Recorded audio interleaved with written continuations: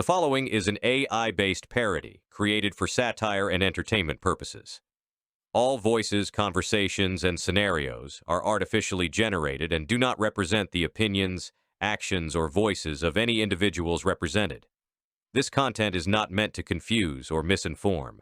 We're back at it with some more Mass Effect. Nah, hold on. We're not starting this like any old episode.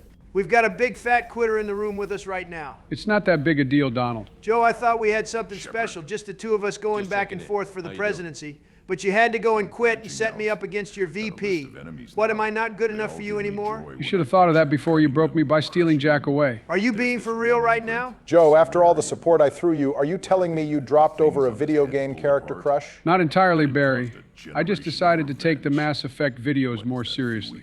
That's why I offered to give you a break and edited the second half of episode 6 for you. And I did greatly appreciate that. I needed the break. I don't believe for 2 seconds you edited. You're right, Jill helped, but that's besides the point. Well, if we're done catching up on other news, today I'll be taking us through Garrus's, Thane's, and Samara's loyalty missions. Bro gave himself by far the easiest episode of the games thus far. I deserve it for carrying you clowns. So I was halfway listening to Grunt here. Did we not fix him?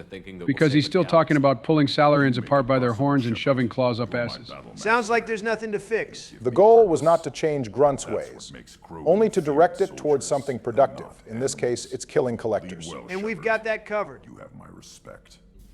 I am glad you came. Oh, thanks, Samara. It's been a while since anyone's congratulated me for that. Donald. I'm just thanking her for her enthusiasm over us coming to see her. Donald, this is not the time for you to be a horn dog. When we met on Samara is opening up about her messed up family life. The only thing unique about Samara's family problems is that it's about her psycho, sex-crazed daughter. Bit of a parallel to be drawn there with Ronald Taylor. I would like to apprehend Both abandoned their families and turned into total sex pests. That is not the kind of analysis I was expecting out of you, Joe. Dropping out the race really made you I know where focus. she is right now.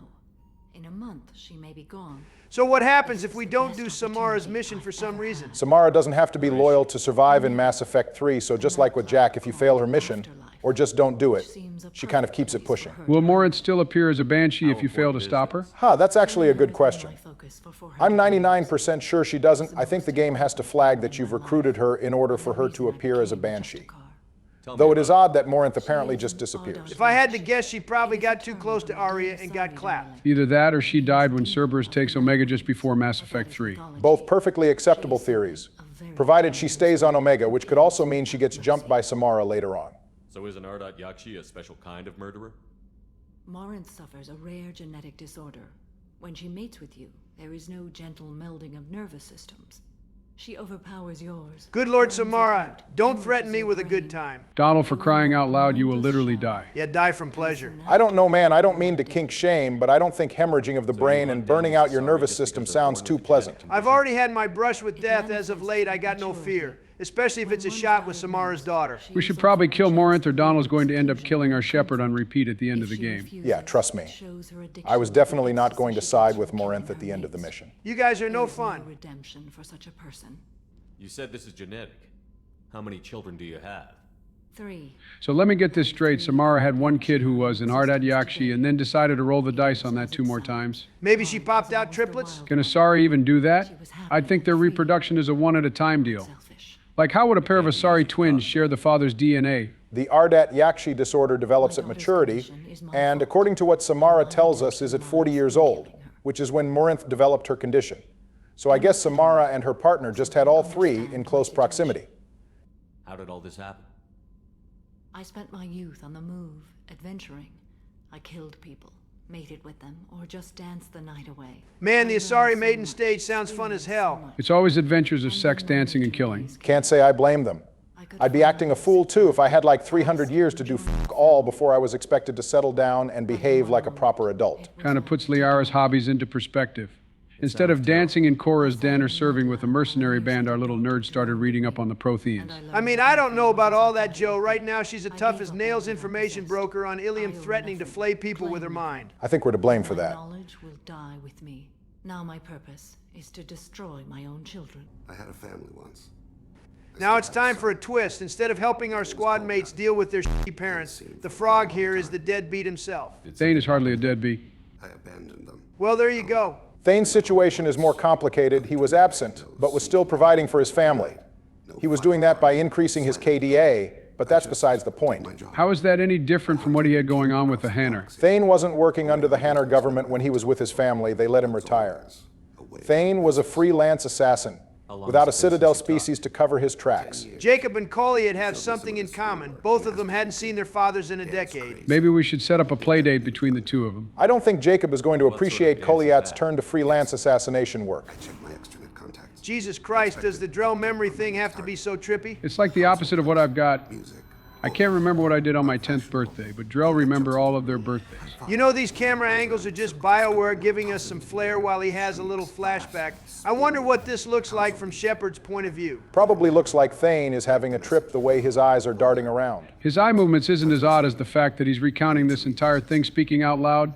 Does he have to vocalize his memories, or is he doing that for our sake? You never mentioned this And we before. carry on the conversation like normal? Just don't draw attention to it. Holy shit, I just realized how clutch the Drell memory thing would be. I left You wouldn't even need the hub anymore. You could watch your favorite video and just keep it stored in your brain with perfect clarity. Good Lord, do you have to turn everything into a tool to help you goon? Honestly, Donald kind of cooked with that one. We're not talking about this while Thane tells us about how his terminal illness is making him want to reconnect with his son. Joe, we'll pick this back up in our own time. I got plenty of time now that I'm not running. He has become disconnected. He does what his body wills. I wish I could justify all my, let's say, controversial actions just by saying I was disconnected from my body. Drell have it good using their spirituality to get around the fact that a lot of them are trained Body and soul assassins. work as one in a whole person. When the soul is weakened by despair or fear, when the body... Interestingly enough, the Citadel DLC seems to imply what Thane is saying here is true. His spirit will appear to Shepard if you've romanced him. Is that confirmation of the Drell religion being true, or is Shepard just fucking schizophrenic? Take it from me, knowing all the things Shepard is going through in Mass Effect 3. I promise you, whatever that spirit of Thane is supposed to be, it isn't real. Far be it from me to say it's not real. It's about one of the few things female Shepard can latch on to, given that her only other good exclusive romance is Garrus. Speaking of which, I'll be meditating until you need me. Shepard, I'm glad you came by. It was good not seeing this guy for the past few episodes. it was good not hearing you badmouth Garrus for no real reason for the past few episodes, but here we are. What do you mean, no real reason? He's a Turian. What exactly was your deal with Turians again? I forgot. Hello, First Contact War? Unprovoked attack on our exploratory starships and then a siege on one of our colonies, which involved protracted orbital bombardment. That was like damn near 30 years ago. I'm not surprised to hear you back in the Turian, Sleepy Joe. You abandoned the presidential race, so I'm sure you'd abandon Earth if the birds ever showed up to attack us. I would not abandon Earth if we were attacked by aliens. Well, I would. The indomitable human spirit and adrenaline is a meme. If aliens show up here, we're cooked. I never took you for a coward, Barry. You humans have a saying, an eye for an eye, a life Well, at least for a this life. mission will let us put another Turian on a t-shirt. We don't have to kill Sedonis. Yes, we do. Betrayal is not to be forgiven. That's how you want to play it? Oh, Barry, you really have a hard line against people who betray you like that? Of course, don't you remember how pissed I got that time you told Michelle about that crush I have on Yoruichi from Bleach? Oh, yeah, I forgot about that. Say, Barry, Thanks, Shepard. what would you do if, hypothetically speaking, someone provided evidence of you simping over a fictional crush directly to Michelle? Depends. If it were, say, one of the people in this room, I'd make the continuation of their life hell. Hypothetically speaking, of course. Yep, hypothetically speaking. It feels like it got heavier in here for some reason. I didn't notice anyway. Let's keep the ball rolling with Miranda. So this is definitely where we lock it in, right? Yup. With Jack ruined, Ashley dead, Liara out of the way, and Samara unattainable, we're set up for Miranda, just the way I always wanted. Feels like you kind of orchestrated this whole thing, Barack, not gonna lie. So, Barry, now that you're getting to lock Miranda in, why don't you finally give us your honest feelings about her? What do you mean? I mean, you've always kept this barrier up in fears that your wife might hear you, but you're among the boys now. Tell us all your intrusive thoughts about Miranda. Oh, and lean in towards me when you do it. Why? You know, my hearing has gotten bad over the years. Just lean in close towards my chest, if you will, so you're picked up loud and clear. It's kind of weird to lean in towards your chest, but what the hell, it'll be nice to cut loose for once. I'm just trying to Listen to me. When I say I want Miranda Lawson to sit on my face, I don't mean I want her to put just 10% of her body weight down. I want her to fucking sit on me like it's a chair, and she better not ask me if I can breathe. I want her to just sit the fuck down. Goddamn, Barack, I didn't know it was like that. That was nice to hear, Barry. I got it loud and clear. What do you mean you got it loud and clear? Sorry, that was my stutter and dementia slurring my words, just some rambling. Don't worry about it. Okay then, well, time to get on with the main events. We're heading back to Omega first. has a job she needs doing. Before we go eliminate Morinth, let's do a little bit of work for Arya. What mission is this? I usually ignore Turians when they try to speak to me. We're going to go help an old Krogan regain his honor. Is this Krogan's name Zuko? Nah, it's just a guy who goes by Patriarch. I'd actually be interested to know what his real name was before Arya knocked him down a peg. Patriarch, you know. He can't keep his damn mouth shut. Some people don't appreciate his stories, especially when he dips into non-fiction. Wait, so they don't like it when he tells the truth? This is Omega, Joe. Loose lips sink ships. They're saying this Patriarch guy talks too much for his own good. It's the Blood Pack who's after him, so I'm guessing Patriarch is saying a bit too much about whatever the Krogan are up to on Omega, and they don't want it reaching Arya or anyone else. You to take the job. If it gets out that Arya's protecting Patriarch, well, that can look like a weakness. Okay, well, maybe we shouldn't be talking about this so loudly in a public club. Man, no one can hear us over the music. Not to mention you'd have to be pretty dumb to be trying to eavesdrop on any deals being made between Bart and Joe Shepard and one of Arya's people. That's an ass-kicking waiting to happen. Back in the old days. Now she keeps what's left of him around as a trophy. Man, I wish Arya would keep me around as a trophy. I don't think being a trophy of Arya is going to be all sunshine and rainbows, Donald. I'll look into it. No, you said he had close family. They'll just want revenge. Kill the family first, then he'll get angry and come at you stupid. And then you kill him. I like the way this fella thinks. Not sure how I want to handle Patriarch this time around. Whatever the renegade option is. Patriarch will die if we do go down the renegade path. Are we supposed to be helping this guy? You could argue convincing Patriarch to go out and fight the Blood Pack is helping him. Bro is a Krogan being leashed by an Asari, gotta be embarrassing for him. Far better to die a death in glory than be someone's trophy. What's the other outcome? If we do the Paragon route, we'll become Patriarch's Krant and fight the hitmen on his behalf. This will empower him. This is something Grunt will suggest himself if you bring him here and have completed his loyalty mission. Oh, you know what? I just remembered you hear something about this in the Citadel DLC. Yeah, if he lives, Patriarch will apparently regain his old glory. A Krogan at the Silver Coast Casino will be glazing him up to an Asari and Batarian. Bro turned his life around just in time for the Reaper invasion. I'm pretty sure Patriarch's empire, if he actually built it, didn't last too long. The Krogan in the casino is kind of speaking in past tense about Patriarch, so it either all fell apart or he died in the Reaper War. You know, I know the lore of Mass Effect tells us that Asari are a match for Krogan. From Rex and his old friend Alina, and now Arya with Patriarch, but I just can't picture it. Pretty sure biotics play a big part in an Asari being able to fight Krogan. In Mass Effect Revelation, a Krogan biotic manages to send a 4-ton ATV flying through the air, so I'm pretty sure an Asari like Arya could absolutely beat the piss out of a Krogan crime boss like Patriarch. I can think of a few. I know things. Old secrets. Maybe stop telling people these old secrets and grudges, you know, so no one wants to silence you. I'm betting Patriarch wants to get the attention of people with old grudges. He's trying to instigate some conflict. He's tired of being a trophy. Interesting interpretation. With that in mind, maybe I'll give Patriarch the fight he wants. Why do they call you Patriarch? It's like an Asari matriarch, only male. Damn, so not only did Arya beat the shit out of him and take his entire criminal empire, she emasculated him. We can't stand for this. We gotta get this man's quad back. And a trophy. A Krogan as old as you must have some great stories. How old is he supposed to be? Hard to say, but fun fact, we know of 3 rulers of Omega. Arya and Patriarch, of course. The guy before our Krogan friend here was a Turian, who Patriarch killed.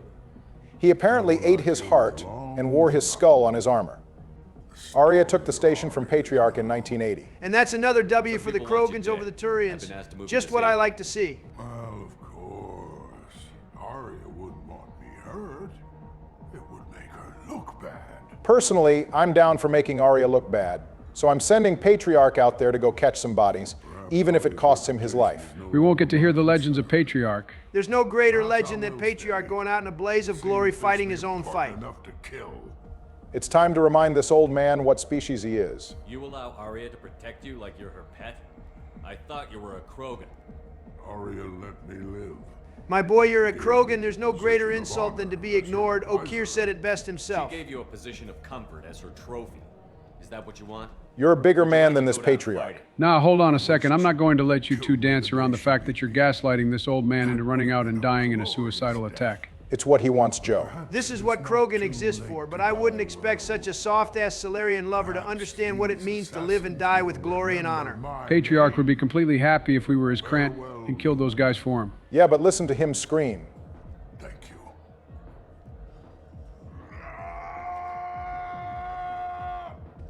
That's what I like to fucking see, brother. Bro died for nothing. He died with his honor restored.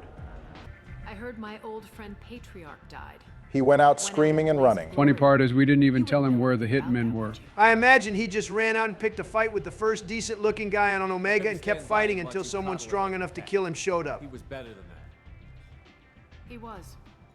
No one has challenged me the way he did centuries ago. Interesting way of wording that, Arya, considering you were the challenger.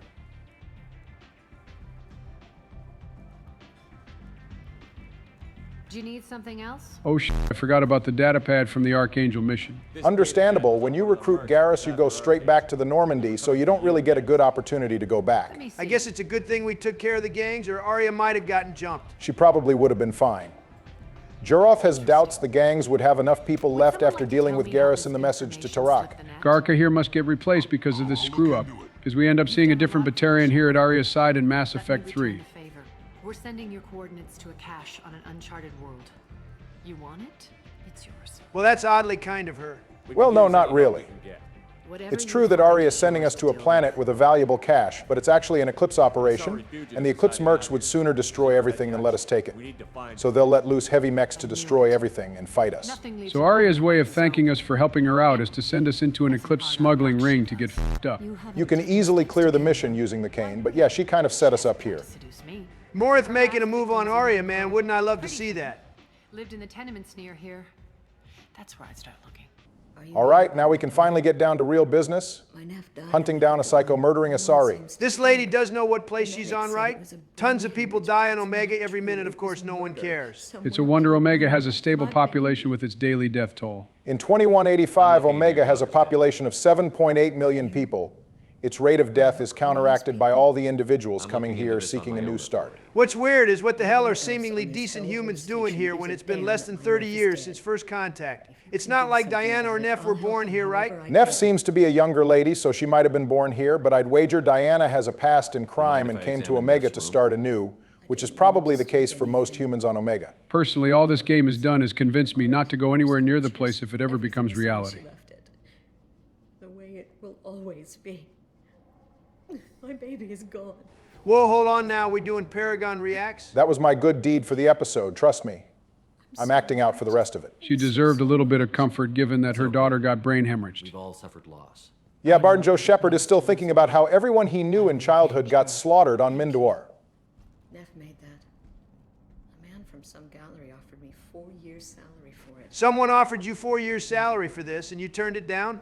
No wonder you're on Omega. You're not focused on the bigger picture. It has sentimental value, Donald. Yeah, sentimental value isn't going to get Diana out of this piss hole of a space station. I agree Diana could use the money so she can move to a colony planet where she doesn't have to worry about getting jumped every living moment. Maybe she doesn't actually make enough to leave, even with 4 years' salary. Then at the very least, she could move to one of the nicer areas on Omega. That way she'll have guards who are paid to keep things under control at the bare minimum. Am I tripping or does Neff look a little different? Yeah, her hair is messier in the original Mass Effect 2 release. Made her look really disheveled like she was losing it. They cleaned her up here. The most beautiful Asari starts dancing near me. She moves like water, form and volume, but shifting, changing. I'm in a trance. This girl acting like she's never seen an Asari before. Like I get it, Morinth is cute, but chill out. There is no way we're hearing this from the guy who started barking when Samara appeared on screen. Okay, but Samara is one of a kind. Samara and Morinth literally have the exact same face model. As expected, you're focused on the superficial aspect of things. I'm talking about what lies within Samara's character. Yeah, I'm calling bullshit. You obliterated any chance of me believing you care about the nuances of Samara's character. If anyone ever looks at you with a hunger, you need to get the f*** out of there ASAP. Read the newest entry. Cycle 42, orbit 66. I'm seeing the crazy inner movements now. It's probably the hallux flowing through her. Whatever happens, I want to be with her forever. Well, we can say for certain that Neff spent her final moments with Morinth. Glamours, like the women in Vanya that Vid Morinth likes. How did this happen to me? I'm just dumb trash from Omega. And the emphasis is on dumb. Donald, chill. Her mom is right there.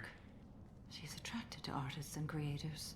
Someone with a spark, slightly isolated from their peers. Damn, introverts need to watch out for R.Yakshi. An actual introvert probably wouldn't have been going to Afterlife in the first place, so they have no need to worry. As much as the conquest. She kills with sex, and I have no plans to sleep with her. Barack doesn't speak for all three of us. Give me one shot with Morinth, and I'm making it happen. Donald, she'll legit kill you if you attempt to mate with her. Even you can't be this horny. No, not me. I'm built different. That girl Neff was too weak-willed. I don't know who the hell you think you are, Donald. But Shepard doesn't survive mating with Morinth. You sure as hell aren't either. Just because Shepard dies doesn't mean I will. I'm Donald J. Trump, goddammit. Dude is completely delusional. So, what's our next step? You must go in alone. The irony of the setup is not lost on me.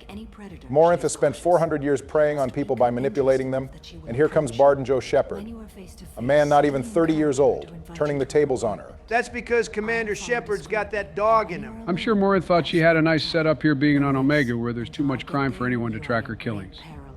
She will be planning to inflict horrors on you. If you are not careful... Samara, you're not doing a good job of deterring me right now. Donald, I'm really worried about you. We haven't even gotten into the club, and you're already acting like you'd let Morinth mind crush you. I'm perfectly fine. It's a good thing I'm the one playing this episode. While on a drug called Hallex. Hey, do you know where to get tickets for Expel 10? Oh God, why did we talk to this guy? Just so we could unlock the Expel 10 dialogue when we meet up with Morinth. Unfortunately for this guy, he doesn't seem like he'd be Morinth's type of food. All right, first order of business, saving this journalist from getting messed up because she's digging too deep. What the hell is a journalist doing on Omega? Being the dumbest reporter we've seen in the games, at least Kalisa is smart enough to question Krogans and Commander Shepard on the Citadel, where she can get immediate medical attention. This Morrow lady is doing pieces on the gangs on Omega. She's cooked. Well, no need to worry.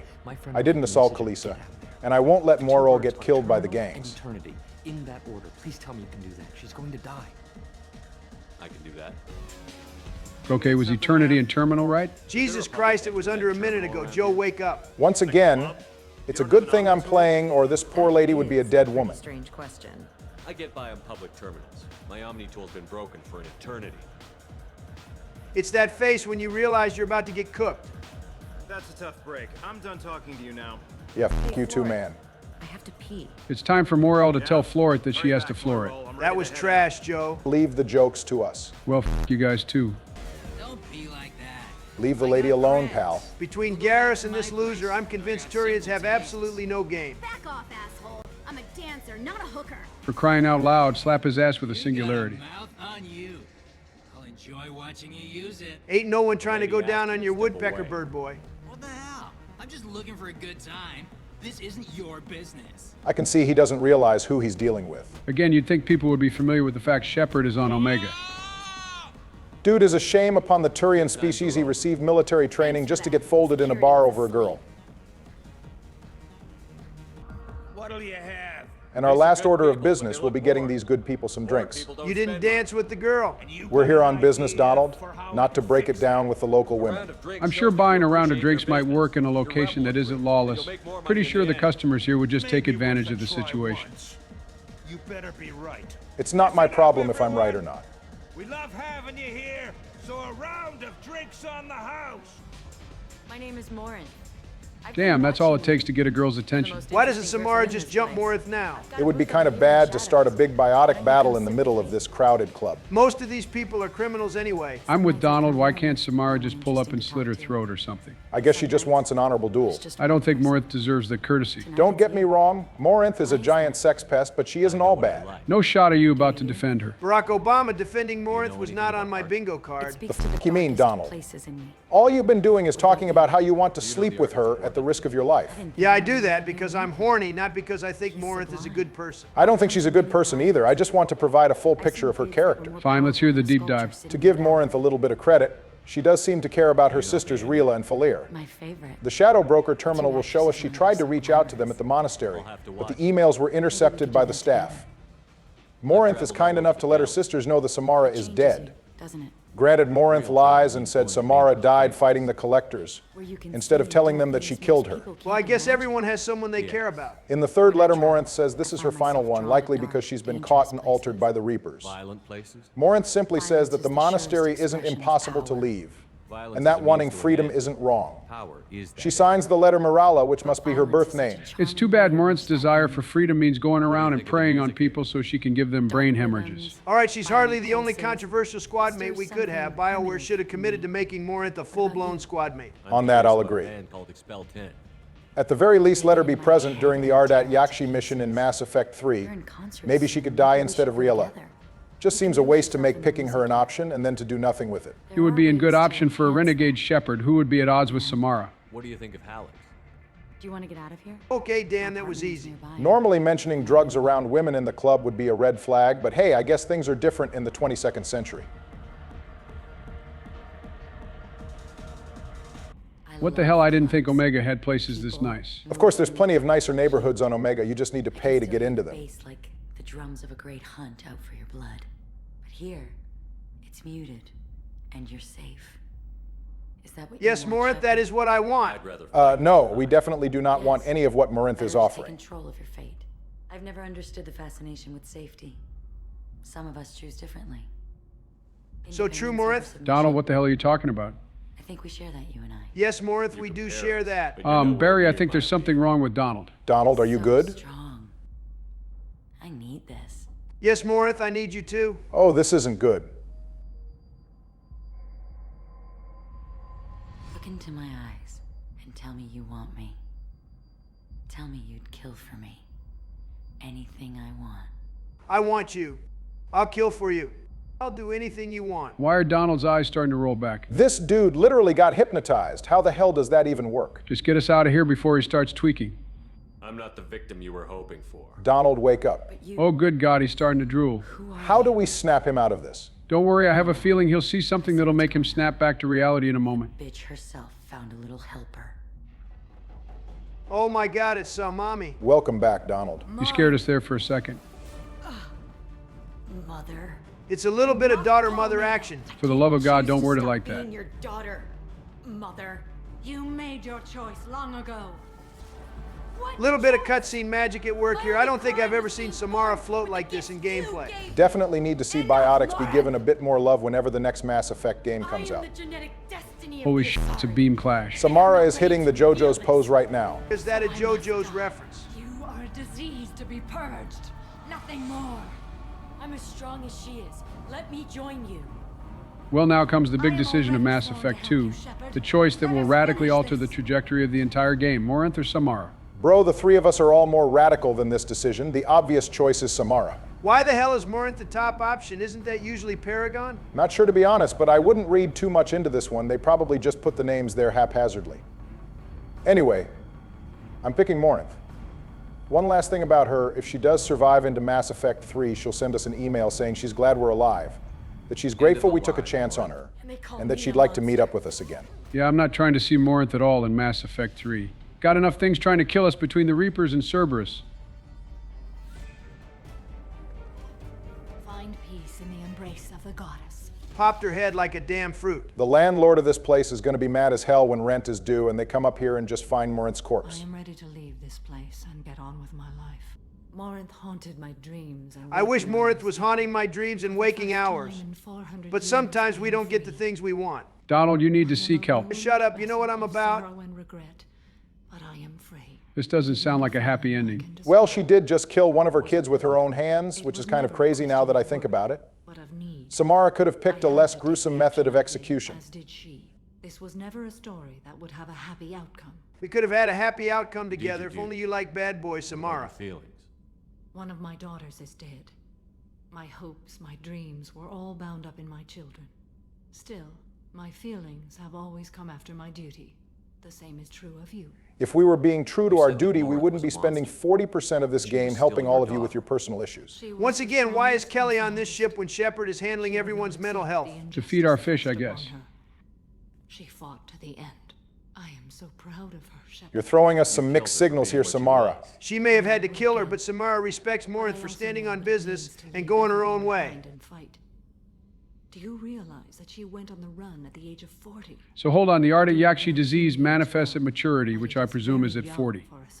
Why does Liara say she's barely more than an adult when she was 106 years old? I feel like that depends heavily on what exactly maturity means to the Asari. Regardless, you got to keep the Asari lifespan in mind. A 100-year-old Asari would probably be like a 20-year-old human. Correct the condition Morinth had? We are an advanced species, but we don't have magic. Don't lie to me, Samara. Biotics are definitely magic. I mean, yes, but Mass Effect at least attempts to provide a scientific link to biotics. I guess that means Liara dodged a bullet. Maybe Liara being 25% Krogan had something to do with it. It's a nice joke, but Asari offspring do not take on any of the DNA other alien species they come from. Genetically speaking, they're 100% Asari. That's just what they want you to think. If that's true, why do Asari Vorcha offspring have an allergy to dairy? I don't know, man. Maybe Morden was just cooking up lines for one of his songs.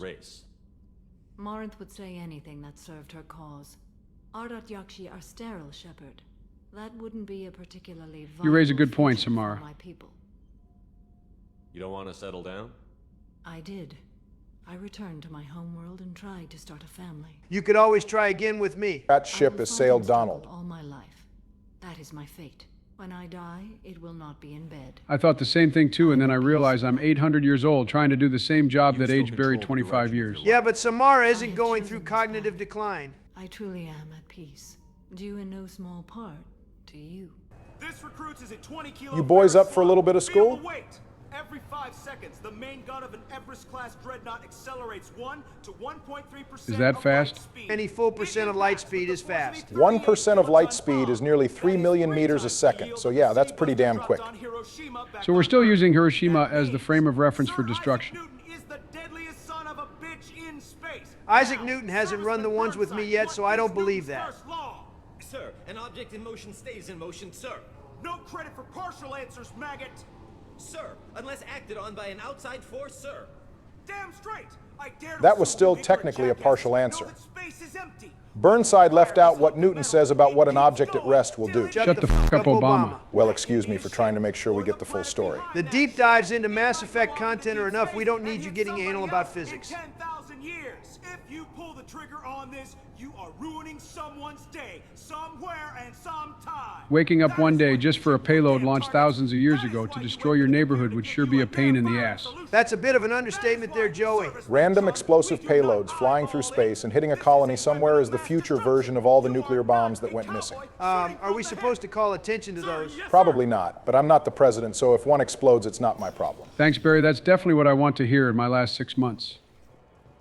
You'd think Citadel security would be the tightest in the galaxy. I know CSEC too well to believe that's true. Man, Garrus really hated his job. That's how you know Garrus is the most relatable squad mate. He worked a job he hated for years. 10 years ago. I'm trying to find a local forger. He goes by the name of Fade.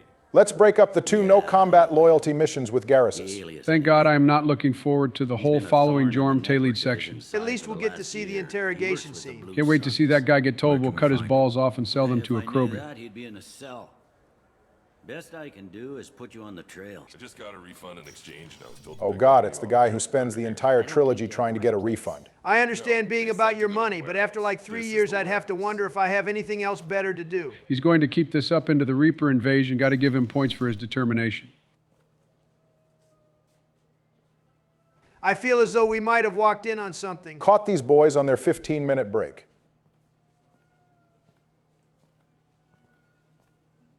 I swear it's always a damn Volus. I definitely would have expected someone a bit, you know, slimmer. Like you have room to talk. Hey, what the f? Yeah, that's right, Joe. I'm in your head. Watch yourself. I know all your next moves. Donald cooked you that time, Joe. Gotta be honest. Which one of you wants to disappear? Actually, I've got this guy I just started working with that I'd like to disappear. I really want to replace him with someone else. Donald, this is neither the time nor the place. We provide. Make an exception. Just this once. That shot would probably go right over his head. Quick, shoot them. Shoot them. Next time you should hire some bodyguards that are smart enough to shoot when one of us pulls out a gun and aims it at you instead of waiting for your command. Those were some piss-poor Krogan fell by a couple of pistols. We need to find a client of yours. I suggest you cooperate. That is a very unfortunate height for him to be at, now that I look at it. I'm not Fade. I knew it. Yeah, I'd imagine a guy specialized in making people disappearing wouldn't breathe so loud. Maybe you'd like to tell us where to find him. The way Garrus kneels down to his level is kind of cute. As cute as having a scarred and angry Turian putting a gun directly in your face can be. I know the place.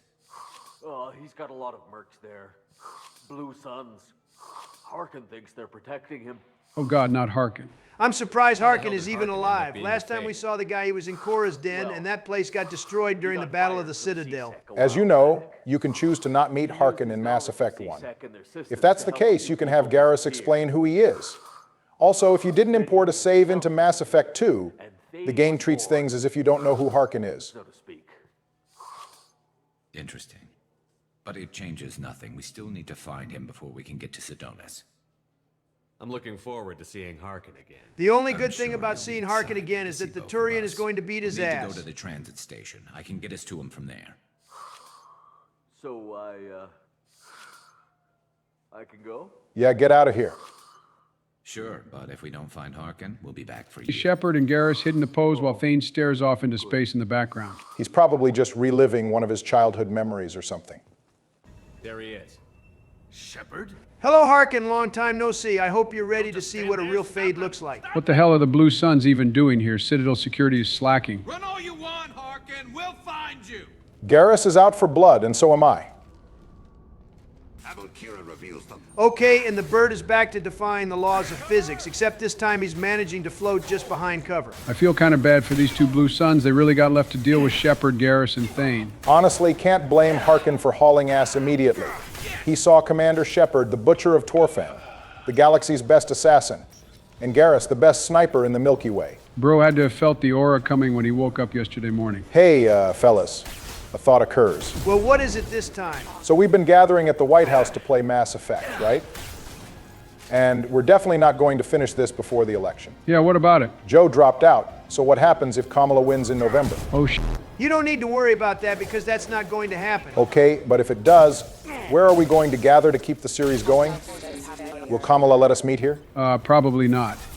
Actually, I think she's kind of pissed I spend all this time making videos instead of, doing president shit or whatever. Well, like I said, that's not something to worry about. Can we perhaps meet at Trump Tower if things go south for you, Donald?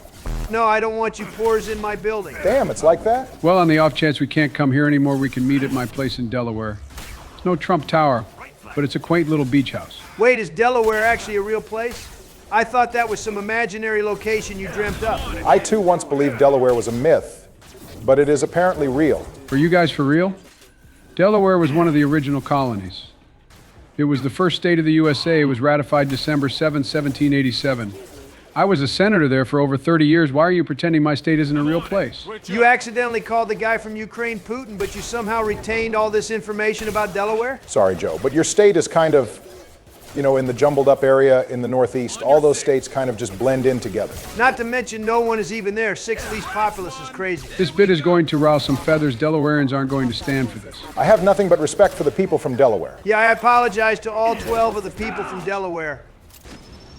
Well, this is a fine predicament I found myself in. Barack, if you die even once when 2 of your 3 missions have no combat, I'm going to have to go in on you. Dying here is exactly what you deserve for bad-mouthing Delaware. Well, it's a good thing I don't believe in karma. All right, boys, you've had enough beauty sleep? You did Thane extremely dirty here. Even I feel kind of bad for him. Bro woke up to a big-ass mech directly over him and got lit up immediately. Well, maybe Thane should use his assassin skills and dodge the bullets or something. I don't know. So, Harkin's finally gone completely bad. This loser finally got out of Cora's den, and instead of starting anew, he just stayed on the Citadel. Are you surprised? Harkin was trash when he was Citadel security, trash when we meet him in Mass Effect 1, and he's still trash now. I kind of feel bad for Sidonis on this one. He paid Harkin good money to make him disappear, and instead of, warning Sidonis right now, he's up there just waiting for us to catch up to him. Good point. Harkin should have contacted Sidonis as soon as he locked eyes with Garrus. Oh, well, too late to ask for a refund. Did you see that? I saw something. He's getting ready for us. What are you going to do to Harkin if he won't cooperate? He's a real criminal now, working for the Blue Suns. I should just shoot him on sight. If we'd shot him on sight, this mission would have ended immediately. Permanent damage. Just enough to loosen his tongue. I'm fine with that. Harkin has it coming for bad-mouthing Anderson last game.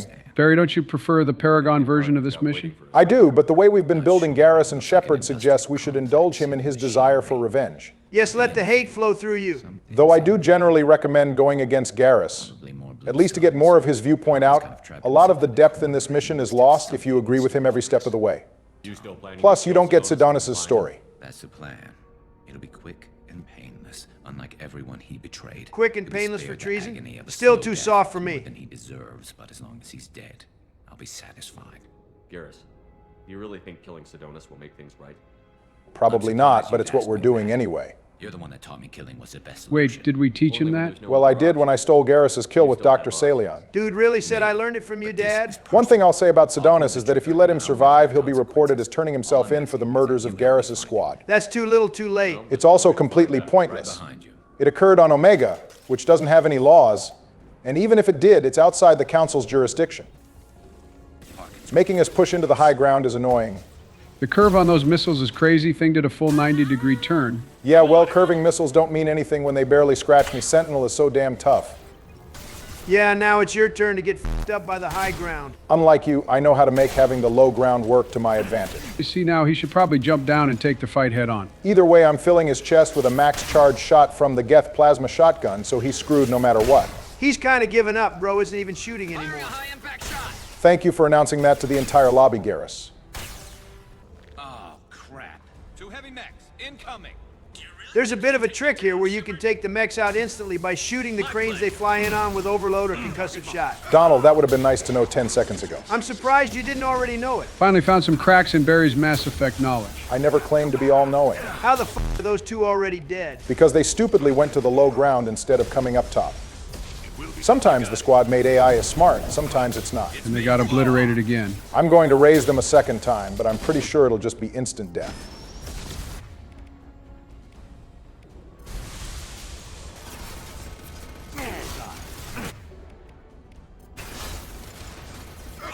That's it. Time to eat the bird, bro. Is fumbling his own loyalty mission. Man, that gun is doing some damage. The high single-shot damage and bonus against armor is pretty good.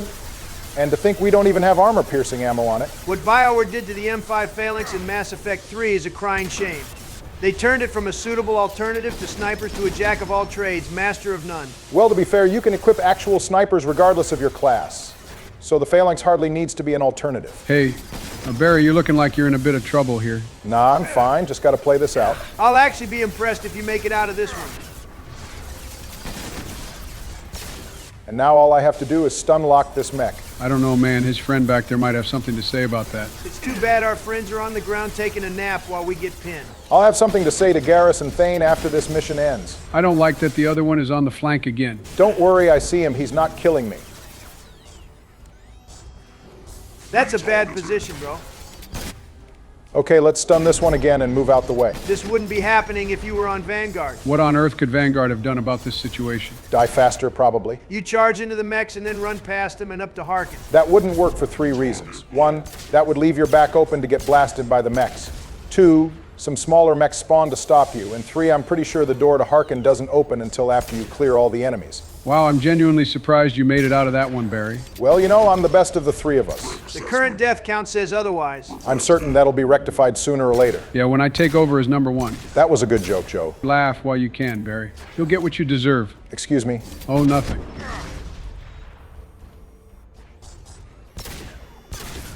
All right, time to move on and get to Harkin. I see these 2 boys enjoyed their naps.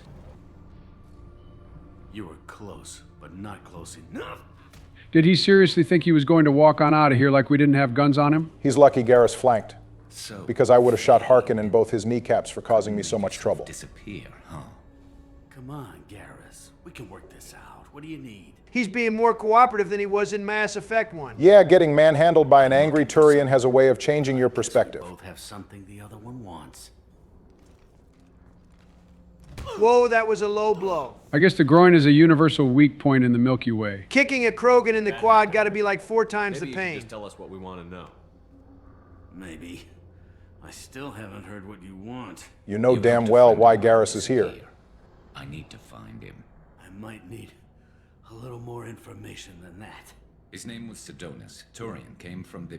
I know who he is, and I'm not telling you squat. I've never understood why motherfuckers in fiction always try to be difficult when they've got other dudes with guns surrounding them. Especially because Harkin isn't some badass, he's just a failed cop. Is the ass kicking he's getting really worth it? Damn, I didn't realize Turian feet were that massive. They really are dinosaurs. Terminus really changed you, huh, Garrus? I mean, not really. Sedona. Garrus was saying he'd have shot down a shuttle full of hostages over a populated area just to stop Dr. Salion. He's always been a bit rough. At least we're going down the path of revenge so Birdman has a little bit of autonomy instead of following Shepard's whims in the Paragon route. Garrus listening to Shepard when we try to steer him away from revenge isn't a bad thing. His statement on the world not being black and white is compelling. It's not bad, but it went a bit too smoothly for my liking. I feel like if you stop Garrus from killing Sedonis, he should be angry with you, and you should have to secure his loyalty through a conversation on the Normandy. Garrus has way too strong a burning desire for vengeance for me to believe he'd be fine with letting Sedonis go, even after hearing his side of the story. It's all good. He wants to meet you in front of Orbital Lounge, middle of the day. So, if our business is done, I'll be going. Now you've still got some things to answer for. You're a criminal now, Harkin. So, what? You're just gonna kill me? That's not your style, Garrus. If he shot Harkin in the head right now, I'd take back every bad thing I've said about him. Well, that's not going to happen. You'll have to settle for a shot to the leg instead. Hugging Diana earlier was a one-time deal, I guess. I did say that was my good deed for the episode, plus Harkin deserved that. He's lucky. If this were Mass Effect 1, we would have killed him. I'm sure Fist is looking up at us mad as hell that Harkin is getting to live another day. What'd I ever do to you? Honestly, Harkin didn't really do anything more than be annoying. I mostly just let Garrus shoot him because I felt like it. Thanks for helping me with this, Shepard. All right, time to show that Donald isn't the only one willing to take out some NPC characters. I wonder what Thane thinks about this operation. We're preparing an assassination. I'm surprised he's not trying to backseat things. I mean, we're definitely visible to some kind of security cameras or something, right? Someone can definitely see us, but whatever, we're Spectres again. Now that I think about it, were we supposed to limit our activities to the Terminus systems or something? Well, Anderson didn't exactly tell us we had to stay out in the Terminus. He only said keeping the Council and Alliance off us would be easier if we stayed out there. The original counselors will reinstate our Spectre status on the condition we stick to the Terminus systems, but we obviously don't stay true to that deal anyway. Thane is probably thinking how he'd already have this assassination wrapped up already. Okay, take the shot already. Why exactly does Garrus need Sedonis to link up with Shepard? He had a clear shot. I don't know, maybe he's worried a civilian will enter his crosshairs. Unlike Zahid, Garrus isn't willing to spill innocent blood for vengeance. Not that I care, but what does Sedonis go on to say if you warn him? He'll mostly just talk about how he feels guilty over betraying Garrus' squad. Some stuff about how he's haunted by their faces, and how food has no taste. Basically, he's dead on the inside. Well, now it's time to make him dead on the outside, too. That's it. Just keep him talking a few more seconds. I was told Harkin was one of the best. You won't have to worry about anything like this happening ever again. Oh, it won't. Don't worry. What? Bro is not moving like he wants to live. Did you miss the part where I said Sedonis was dead on the inside? Jesus fucking Christ. Whoa, Donald, you jumped. Did that scare you? I don't know what came over me. Don't worry about it. Something about this scenario just made me feel odd. Well, whatever. Job well done. My associate is trying to find his son. All right, last loyalty mission of the day is Thane. This is high-key one of the worst missions in the trilogy, and I'm not saying that because I don't like the frog. It's legitimately ass. It has decent plot and character interactions, but I'll concede that the gameplay leaves little to be desired. It wouldn't be so rough on replays if the following tail-lead section wasn't so long. At least with Samara, it's a few short conversations. He's a former duct rat. Runs errands for anyone who'll pay. What was it you called Mouse? Duct rat. It's a local slang for the poor kids who grow up in the station. When they're small, they tend to play in the ventilation ducts where adults can't get to them. That doesn't sound very safe at all. Aren't the ducts dangerous? Every couple of months, we pull a little body out of them. Maybe we start policing the entrances into the ducts on the Citadel so that doesn't happen anymore. Suffocated by vacuum exposure. Those are just the ones we know about. More just disappear. Maybe they get sucked into space. This sounds like a pretty bad way for someone to go, especially a kid. Damn, even Donald feels bad about it. I guess there's no foster home for wayward kids on the Citadel. He was one of the smarter ones, or the luckier ones. What sort of trouble has Mouse been getting himself into? Odd jobs for shifty people. Duct rats take whatever is available to get by. Data running, fencing stolen goods. Well, at least he isn't out here trying to kill people. Personalities. Actually, he was selling one of you. Oh God, this is where the Shepard VI originated. Yeah, when you erased a file, it would say, I delete data like you on the way to real errors. That's pretty extreme, Commander. Laugh it up, Garrus. Very funny, Garrus. Buggy, though. You and Tali are getting way too comfortable with your sly jabs. About how the galaxy was at stake, and you should fix the problem yourself. You, Mouse? This guy is supposed to be pretty young, but he looks as old as any NPC we meet. Their method of letting us know a character is young is giving them a high voice. I thought you died. Holy shit. Someone finally recognizes us. Be still, Mouse. You can change your pants in a moment. Did he actually piss himself? Bold of you to assume it was pee. He didn't... If he didn't say nothing, I ain't either. Good kid, he's loyal and knows how to keep his mouth shut. That's probably how he made it out of life as a duck rat. He and some other children would gather information on my targets. He used child labor? You put Maybe children in Thane and I danger can to get spy for along you? after all. No shot this is what is going to make you switch up on Thane after all these videos of you hating on him. Nothing wrong with a little switch up, especially when you realize you have things in common. You gave another Drell instructions for an assassination. Who's the target? I want a copy of the Shepherd VI, so I'm going to take it easy on Mouse. You said you were going to act out Barack. Don't worry, I'm all about the quality of my renegade options and not the quantity. I'll be making a pretty crazy decision later. Kid, I've made people much more important than you disappear. Whoever you're protecting isn't worth it. You wouldn't hurt me. Oh, yeah? Come on, Mouse, I just complimented your intelligence. Don't make me take it back. Real chocolate. Sweet, sweet chocolate. I wonder if people will still be doing SpongeBob memes in the 22nd century. SpongeBob is timeless, especially the first 3 seasons. About your kid. Your eyes got like that. Like they were someplace else. Sad. The guy I carried for is Elias Kellum. Couple of little fun facts about Elias. The video achieves in the Shadow Broker base shows Elias running over a Turian with his hover car and wiping his hands off as another unconscious Turian is being dragged away. I like the guy already, put him in office. Elias and his lawyer also appear in the file used for the pre-rendered cutscene showing Donovan Hawk's party at the beginning of Kasumi's loyalty mission. But neither of them are actually there.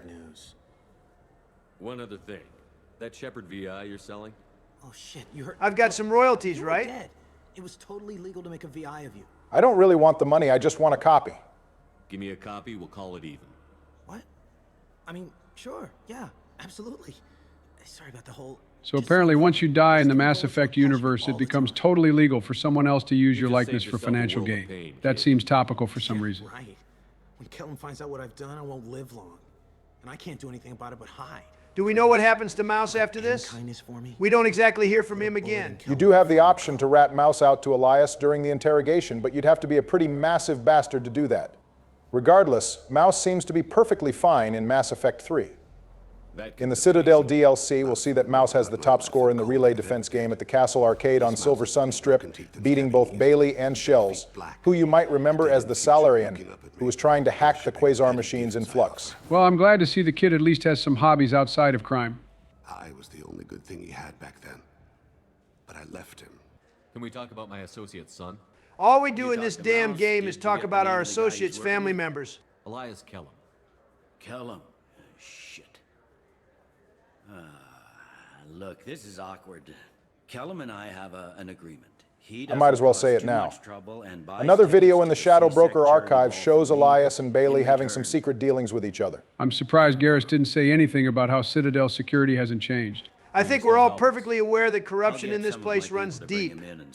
The Council like to make us think things are all under control, but it's not really like that. I'll stay out of sight.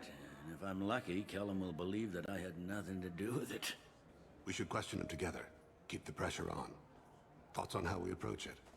The approach is honestly going to be pretty quick and easy. Oh, I think I know why you accepted our Spectre rank back now. Very well. I'll pretend to be on his side. But if we waste too much time negotiating, Bailey won't be able to stall Kellum's advocate. We'll have this done in no time. Get me out of these restraints, Bailey. Pretty funny bringing me down here like this. What kind of freaky-ass holding cell is this?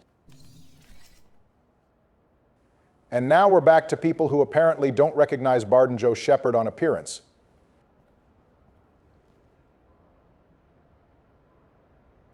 All right, let's get this over with. My name's Shepard. I'm a Spectre. Prove it. My buddy, we just told you our name is Shepard. What do you mean, prove it? This dialogue option is available to you, regardless of whether you accepted your Spectre status back. Now, fortunately, I'm The only thing you need to have is appropriate renegade points. Who's the target? There is another one later on that occurs if you take too long with the interrogation. For that one, you will need to have your authorization back.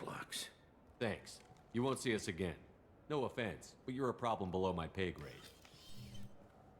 That may go down in history as the shortest interrogation ever. I respect the efficiency, but I kind of wanted to hear the line about cutting his balls off and selling them to a Krogan. It's a funny line, but one I've heard all too often by now. What's the story? Why'd Kellum hire the boy? Assassination. A Turian named Joram to lead. You know him?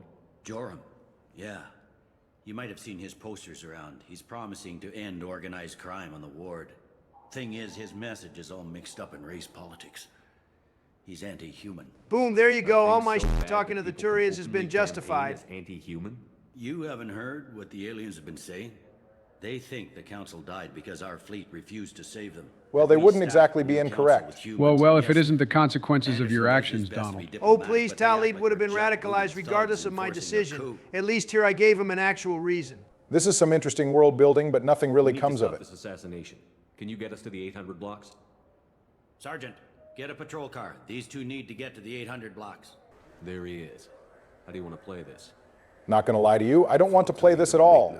This section is only a little more tolerable than the Dead Reaper mission. Well, think about how the two of us feel having to watch you play it. I might just shut my eyes for a few minutes. Well, luckily for you at home, the magic of editing will make this more tolerable. Don't worry, absolutely nothing interesting is going to be discussed here. Amon Kira, Lord of Hunters, grant that my hands be steady, my aim be true, and my feet swift. And should the worst come to pass, grant me forgiveness. Bro can move like that, but still let himself get folded by Kai Lang. Hey. What the hell is that mouse again? I was about to cancel you for that, Joe, but this guy definitely looks identical to Mouse. But no, this guy's name is Jim Reynolds. He's just a stock boy. Do you have any idea how dangerous it is here? Dangerous? Get out of here, now, before it blows. Blows? What the? Run! All right. I can't believe that actually worked. Good old improvising, it never fails. See, that's what I hate about renegade decisions. You never know what you're going to get. 1 second, it's Shepard delivering a clever little quip, and then the next, you're committing a war crime. I can understand that, especially because I would have knocked that poor boy out if I had hit the renegade react that appeared. Kolyat! What the kind of Krogan bodyguards do they have on the Citadel? That one was blood pack too. The gang really didn't send their best. Well, by now there's probably not much of the blood pack left. After we took out most of Clan Weirlock, Rex went and absorbed what remained into Erdnot.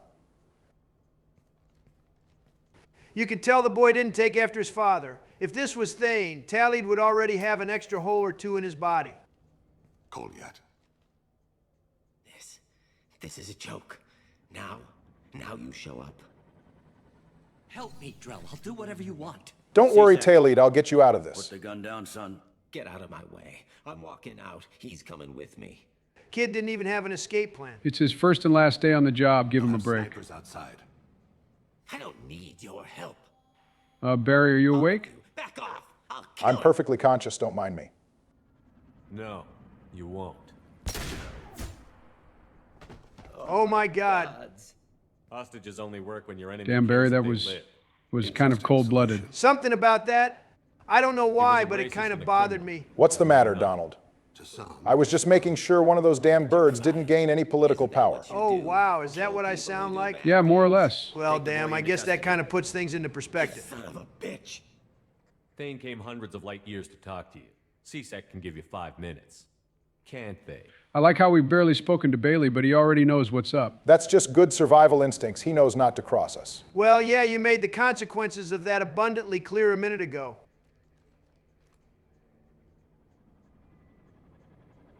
You're angry because I wasn't there when your mother died. You weren't there when she was alive. Why should you be there when she died? This feels like it's a conversation best had in private. Definitely airing out some serious dirty laundry right now. They killed her to get to me. It was my fault. What?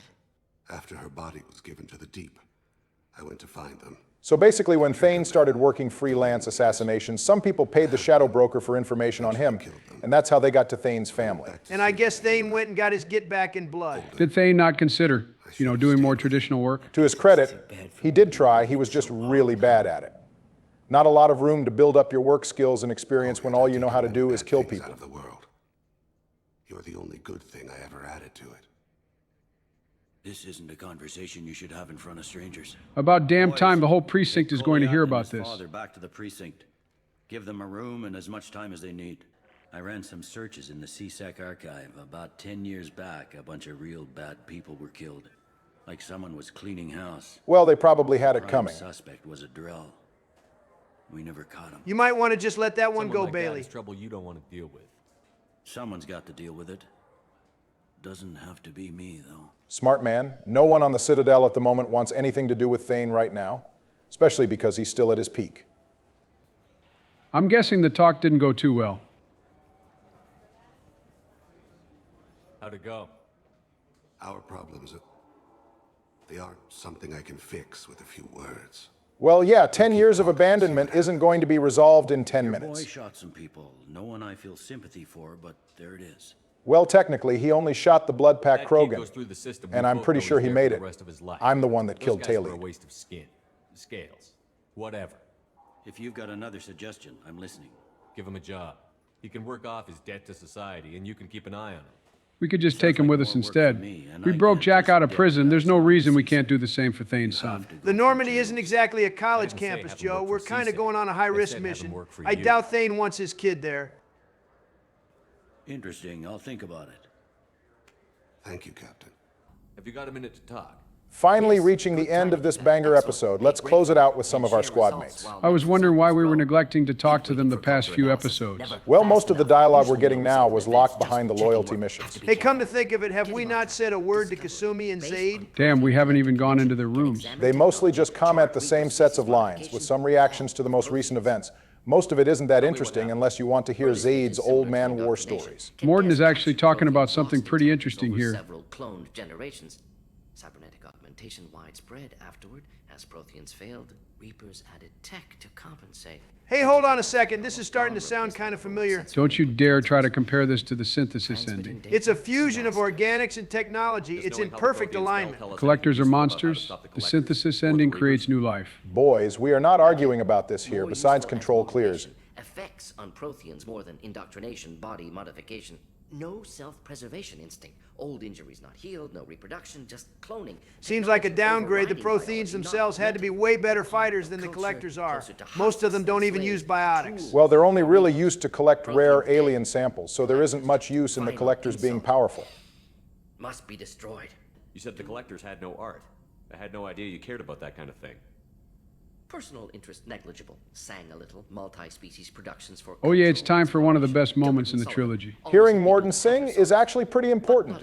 If you don't ever hear it, he won't be humming during the ending of the Priority Tuchanka mission. Perspective, observation, interpretation. Suspect you won't see any art in Collector base. Culturally dead. Tools for Reapers. Worse than the Geth. That's true, even the Geth have their own uniqueness. In the ending of Tali's Mass Effect, one loyalty mission implies they like music.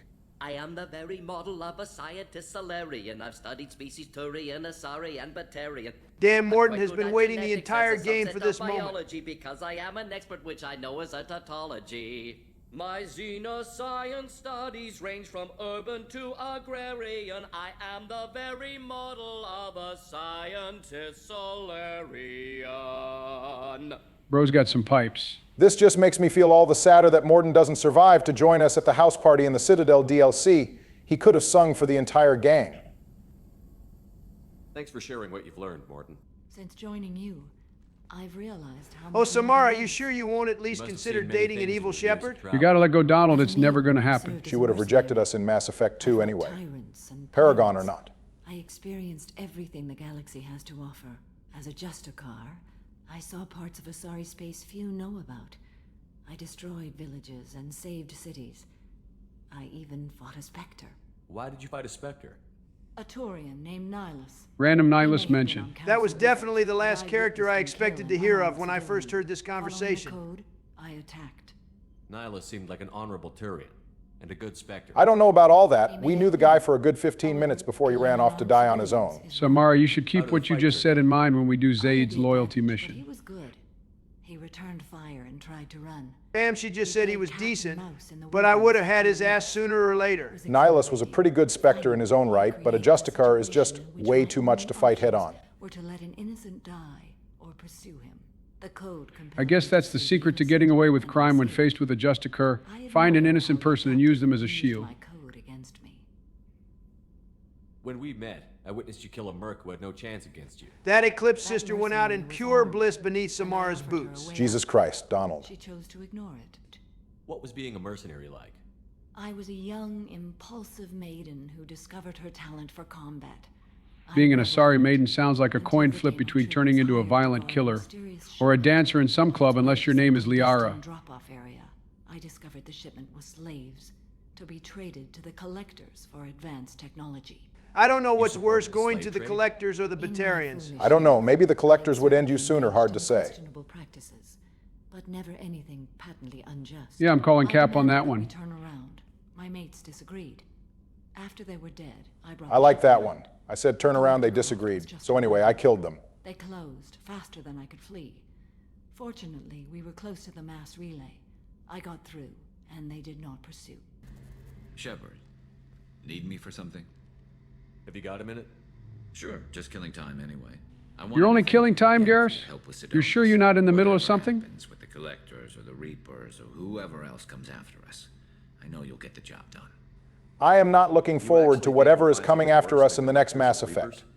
I like to expect the worst. There's a small chance I'll be pleasantly surprised. I couldn't do this without you, Garrus. Sure you could. Not as stylishly, of course. The bird, Garrus is talking about style when half his face is still missing. You try taking a rocket to the face, let's see how you look. I thought you'd be used to high-risk operations on human ships. I mean, think about tracking Sarah into Ilos. Well, Ilos wasn't even really that serious. The most difficult part of the mission was landing in the Mako, and Joker handled that. The galaxy. This time we've got Miranda and Cerberus and that AI all telling us what we're up against. I think I preferred blind optimism. Well, good news, Garrus. It's only going to get worse in the next 6 months. Turian crews get ready for high-risk missions. With violence, usually. Turian ships have more operational discipline than your alliance, but fewer personal restrictions. Our commanders run us tight, and they know we need to blow off steam. Turian ships have training rooms for exercise, combat sims, even full-contact sparring. So basically an American high school, but things are regulated. Hey, seems like a good way to build camaraderie among the crew. Maybe we should start doing that on the Normandy. Grunt would love that. I feel like Grunt might get a little overzealous. He already doesn't like Turians in general, so you know he's going to try to swing on Garrus with all his might. Not to mention someone might end up sticking Thane a little too hard and make him lock in and start snapping necks. Very risky. This recon scout and I had been at each other's throats. Nerves, mostly. She suggested... Whoa, wait a minute, he scrapped with a lady. I forgot you don't like talking to Garrus. Well, listen up, Donald. This one is pretty good. Hand-to-hand specialist on the ship. I had reach, but she had flexibility. It was brutal. After 9 rounds, the judge called it a draw. There were a lot of unhappy bettors in the training room. We ended up holding a tiebreaker in her quarters. I had reach, but she had flexibility. Well, color me surprised. Maybe he can pull after all. 9 rounds of wrestling and straight to the bedroom is crazy. Our boy Garrus Vakarian got that dog in him. So, Gabby, what do you think of our new Quarian boss? Leave her alone, Kenneth. She can't hear us with her head in that bucket. Bro, she's like 100% in earshot of you. The whole suit is lovely. Quite snug in all the right places. You know I can hear you. Can't fault Ken for that, he's right. I'm pretty sure we've reached the end of Grunt's dialogue, but I just want to make sure. How you doing? Battlemaster. Yep, that's it. Man, he's all grown up. He really doesn't need us anymore. Well, that about does it for us here today. Shepard. Next time. Who the hell is that? Oh, that's for me. Come on in. Barack, we need to have a talk. What are you doing here, Michelle? So you want Miranda to sit on your face, do you? How the hell do you know about that? The video isn't even public yet. Hey, Joe, I've been meaning to ask. What's the wire I see coming out from under your clothes? Were you wearing a damn wire? Barack, come with me. We need to talk about how you manipulated both of your friends just so you could get Miranda. You gotta be fucking kidding me. You really ratted him out to his wife? You do know he's not going to take that lying down, right? Look at I'm old, can't have Jack or Kasumi, and I dropped out of the race. I'm going scorched earth on this bitch. Damn Dark Brandon is scary even to me. Well, since Barack is preoccupied, we'll be beginning the DLC missions next episode. Barry, I said I was sorry. You really went and involved my damn wife in this nonsense? You were the one that told Donald I was crying about Kasumi. That was a secret between us as boys. Turnabout is fair play. I hit record, by the way. That was totally unnecessary, Joe. I wasn't even the one you were beefing with. This whole romance drama has been between you and Donald. Oh, don't give me that bullshit. You think I'm too slow to recognize what you've been doing? You said you were staying out of things in Mass Effect 1, and then all of a sudden wanted to involve yourself come Mass Effect 2, so you could get Miranda. You could have done what you always do and helped Donald and I settle things amicably, but no, you were only in it for yourself. You know, it's kind of ironic that I was the only one acting honorably here. Shut the f*** up, Donald. Oh, damn, you two are really pressed about this. Joe, you do realize Michelle talked my ear off about not vocalizing my intrusive thoughts to thousands of people, right? That sounds like a you problem. What exactly is her issue with you being honest about how horny you actually are? Unlike you, we Obamas have an image to keep up to the public. Wait, that's all Michelle was upset about? You thirsting over Miranda publicly? Yeah, of course we have a healthy relationship. She obviously doesn't care what I do in private. Wait, so she didn't tell you to call things off with Miranda? No, and even if she did, I wouldn't have listened. Oh well, time for plan B, I guess. What the hell do you mean, plan B? You better be talking about the pill. I seriously doubt that's something Joe and Jill need these days, if for no reason other than the fact that Sleepy Joe probably fires nothing more than dust. Barack, either we call things off with Miranda, or she dies in Mass Effect 3. You have finally lost what little mind you've managed to maintain over the last 4 years. You know, I kind of understand why you stayed out of things before, Barack. This is extremely entertaining. Joe, you can't possibly guarantee Miranda's death in Mass Effect 3. Are you sure? There's 3 opportunities to get her killed if you romance her. Once if I get the chance to break up with her, and 2 more times if you don't meet with her on the Citadel. Damn, bro, really thought this one out. I'm actually impressed. Are you absolutely certain I won't be playing during an opportunity to compromise Miranda's survival? Joe, you would seriously rather we end the trilogy completely maidenless, all over what happened with Jack. This is what a real dark Brandon f***ing looks like. You know, I feel like we're all forgetting something, like there's another option and we just haven't considered it yet. You know what, Joe? F*** it. This is your episode. You do whatever you want at the end of it.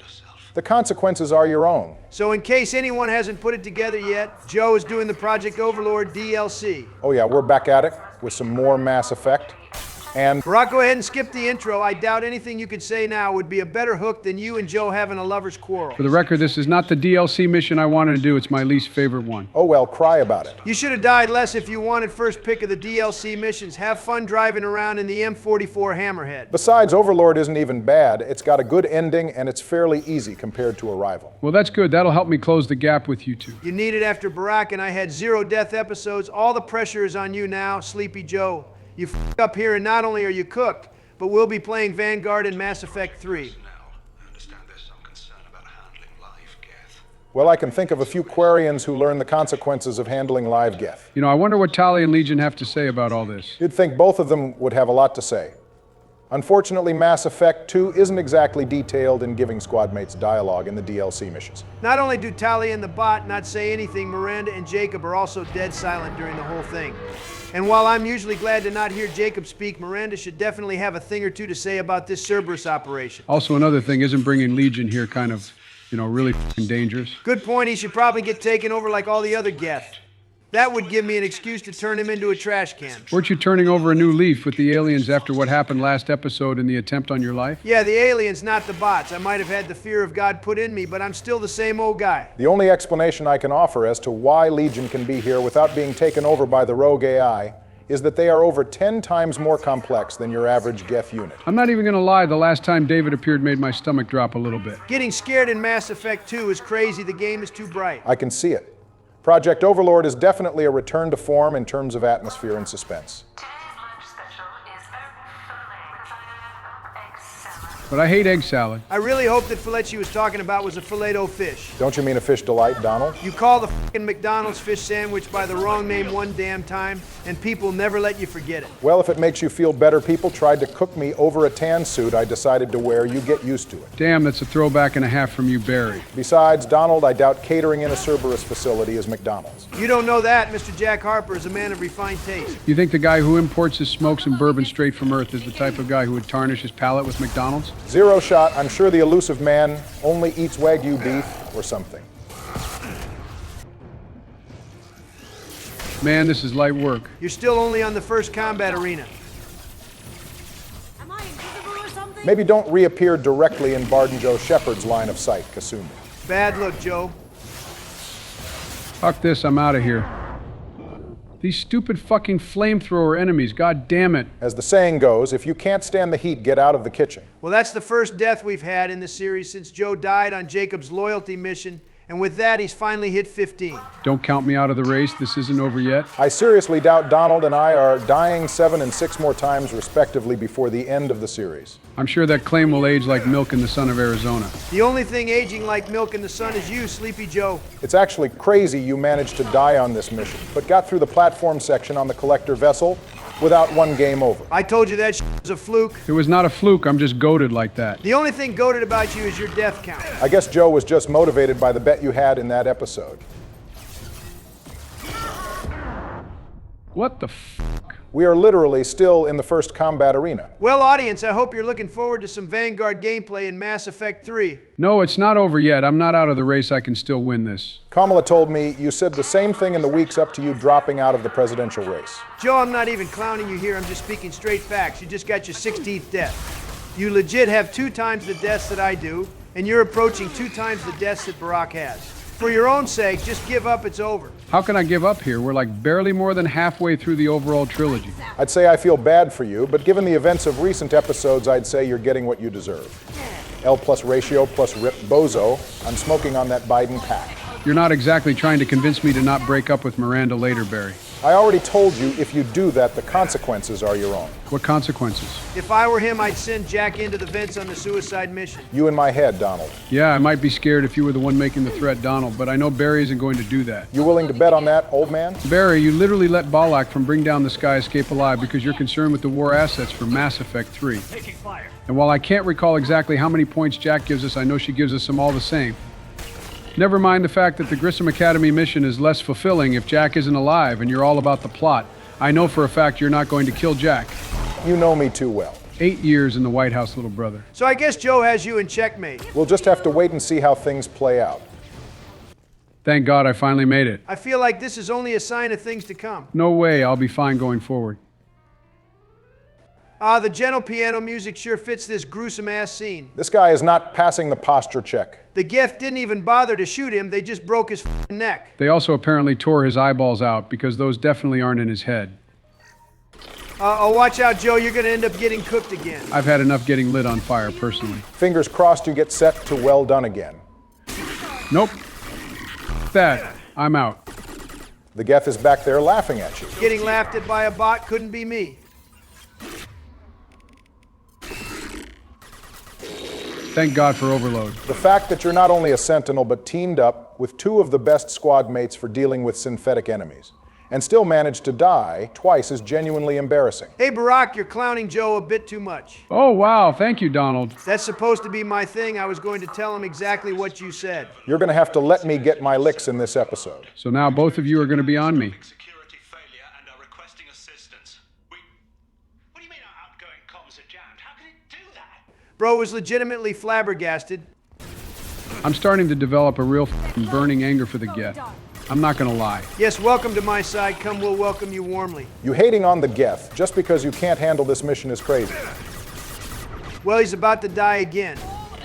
Why the hell did Miranda's slam just fail? Probably because you threatened to kill her for absolutely no goddamn reason. Sabotaging me in combat isn't exactly going to make me change my mind. Well, it looks like she decided to hear you out this time. Oh God, I hear a flamethrower again. Well, this should be good.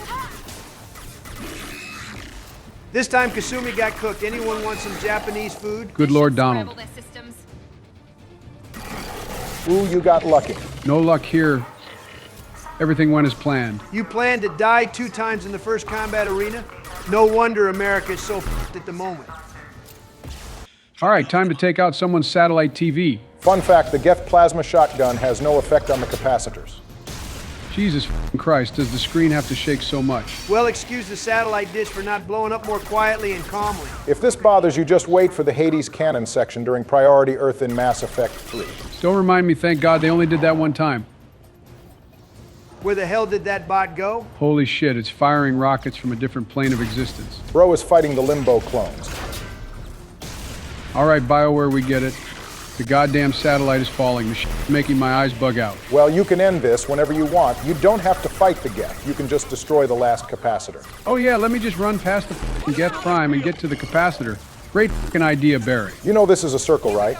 You can run the other way around. Yeah, you can do that if you want to be a pussy, stand your ground, and fight like a man. I'm Joseph Robinette Biden Jr., goddammit. You're not going to spit on my father's name like that. Kasumi dropped like a goddamn plank of wood. She's still twitching, so I guess she must be alive, at least a little bit. Joe, I think the Prime is going to pull up on you. I'm fine. I'm not scared. Those are some famous last words if I've ever heard them. Shut the f up, Donald. Don't call my words into question. Honestly, I'm surprised the Prime isn't able to hit your head from this angle. Oh, sh**. Oh, never mind. There it is. I'm out of here. What the f***? Ooh, that was unlucky. You gotta be motherfucking kidding me. I'm not gonna lie, I don't actually know what happened there. Didn't the tech armor pulse knock the Prime over? It did, but its combat drone shocked Joe just in time to delay his escape, giving the Prime enough time to get back up and finish him off. Joe would have been fine if he had used his tech armor or Medi-Gel, but he was so concerned with escaping he forgot. Thank you for the play-by-play. With that in mind, it is actually completely absurd that you've racked up 3 deaths before we even get into the meat and potatoes of this mission. Shut the f up, Donald. You know, I seem to recall saying something about there being fewer deaths now that we had armor, health and healing upgrades on top of the tech armor. Well, I gotta admit that you proved me wrong on that one, Joe. You've died as many times here as I did in episode 1, except I didn't have any upgrades back then. The both of you guys, let me play the damn game in peace. Watch out, Barack. He's gonna crash out if we keep poking at him like this. Bro's probably going to hit the big red button or something. I know if that Prime kills him again, I'm stepping outside. I'm not trying to be around when Joe loses it. I'm not going to die to the Prime again. Okay, wait, your girlfriend back there sure as hell is. Nah, man, I'm done with this. Bro really used Kasumi as bait so he could skip the rest of the combat. Didn't think you had that in you, Joe. What a massive coward. Didn't get revenge on the Prime for killing you. I guess your father's name isn't worth much after all. At this point, I'm just trying to progress the mission. Good thing that Mist Miranda would have needed to rebuild us again. Spoke too soon there, Donald. You've got to be kidding. This is probably one of the craziest things Shepard has had to survive. The raid on Mindoir, the Battle of the Citadel, like 3 Reaper encounters in Mass Effect 3. Yeah, I'd say this is somewhere in the top 5. It sure would have been a real pain in the ass if we didn't make that jump. That's the understatement of the century there. I'd say this would have definitely killed us, but we didn't get vaporized despite falling through a planet's atmosphere, so we'd probably walk it off, I guess. Man's reach exceeding his grasp. Come on, I'll explain. You bought us some time. Well, it's time to meet one of the worst NPC characters in the trilogy. All my homies hate Gavin Archer. This is how I know Commander Shepard went soft in the transition from Mass Effect 1 and Mass Effect 2. Because in the first game, we would have blown this guy's head off once we get the big reveal. We'll have to settle for pistol whipping him for now. Which I will definitely be doing. Well, make no mistake, as I recall, we'll definitely be able to give Gavin Archer the conclusion he deserves in due time.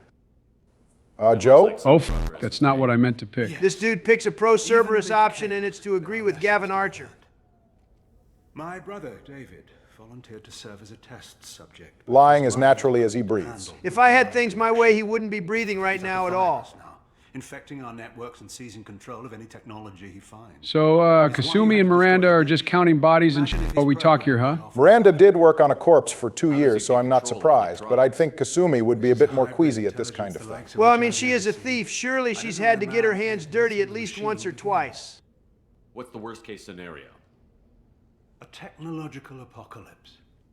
Every machine, every weapon, every computer could be turned against us. So basically Y2K, but in the year 2185. For once, we have a good reason to not call the Normandy down to just blow this place up. If we did, David might take over the ship. Also, you know, we'd be blowing David up too. I don't know if you realize that or not. It would be a worthy sacrifice to prevent a technological apocalypse. Besides, I figure death is preferable to David's current situation. Oh my God. Heavenly Father, have mercy on my soul for what I'm about to do. Brothers, focus. This is Haram. Well, have fun driving in the M44 Hammerhead. Hey, hold on a second. This thing has an onboard VI interface. Shouldn't David take control of it? That's a really good point, Joe. Come to think of it, the VI being able to hack the Normandy, which houses ED, a Reaper-based AI, kind of blows a hole in it not being able to take over Legion. Okay, Project Overlord's plot has some holes in it, I guess. You guys want to hear about the planet we're on? I was just about to ask why such a nice-looking place looks so uninhabited. This planet, known as Aight, has a pretty modest population of 1,540,000 people. As you say, Joe, it's a beautiful location. 2 moons and a system of rings to make a very attractive sky to look at, blessed with a mild climate, very safe wildlife, and land that is amenable to imported plants. The place is seemingly a paradise any species would be happy to colonize. I'm sensing a but at the end of this. But there are 2 reasons Aight goes largely uncolonized. The first and more major reason is that one of its moons has an unstable orbit and is set to collide into the planet within the next 2 centuries, causing an extinction-level event. Shouldn't someone be able to do something about that? The folks on Terra Nova were able to move a surface-wiping asteroid into orbit so they could mine it. I feel like a whole-ass moon is a bit different from an asteroid. Even if it is possible to divert the moon, there is no governing body on Aight to oversee the problem. The planet was originally a part of Citadel space, but broke off and became independent in 2133.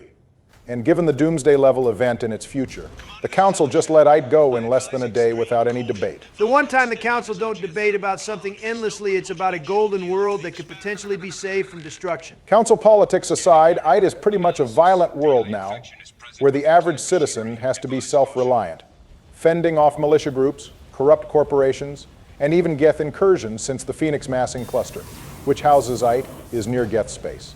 Is the average citizen going to have to be self-reliant when that moon starts breaking up and pelts this place with massive pieces of debris? Probably. If it were me, I would be getting the hell off this place as soon as possible. You go to sleep one night and then boom, huge-ass piece of the moon slams down in your neighborhood and kills your pet pie jack. If all a piece of the moon falling does is kill your pet, I'd think you got off pretty lucky.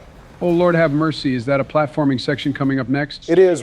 Why do you sound so worried? There's no way you're about to say you find this difficult. We're playing a shooter, for crying out loud. Who the hell asked for some platforming? Joe, this is like the easiest thing you could do all game. For you, maybe this is nerve-wracking. Bro, legit almost lost track of the platform just then. I could see it. Shut up, Donald. I need to focus. Why the hell are you focusing more for this than you were during the combat earlier? Okay, good. Thank God I made it. This dude is legit sweating. That's how nervous he was. You don't understand. I can tolerate getting killed by a Geth Prime on camera, but falling into the lava?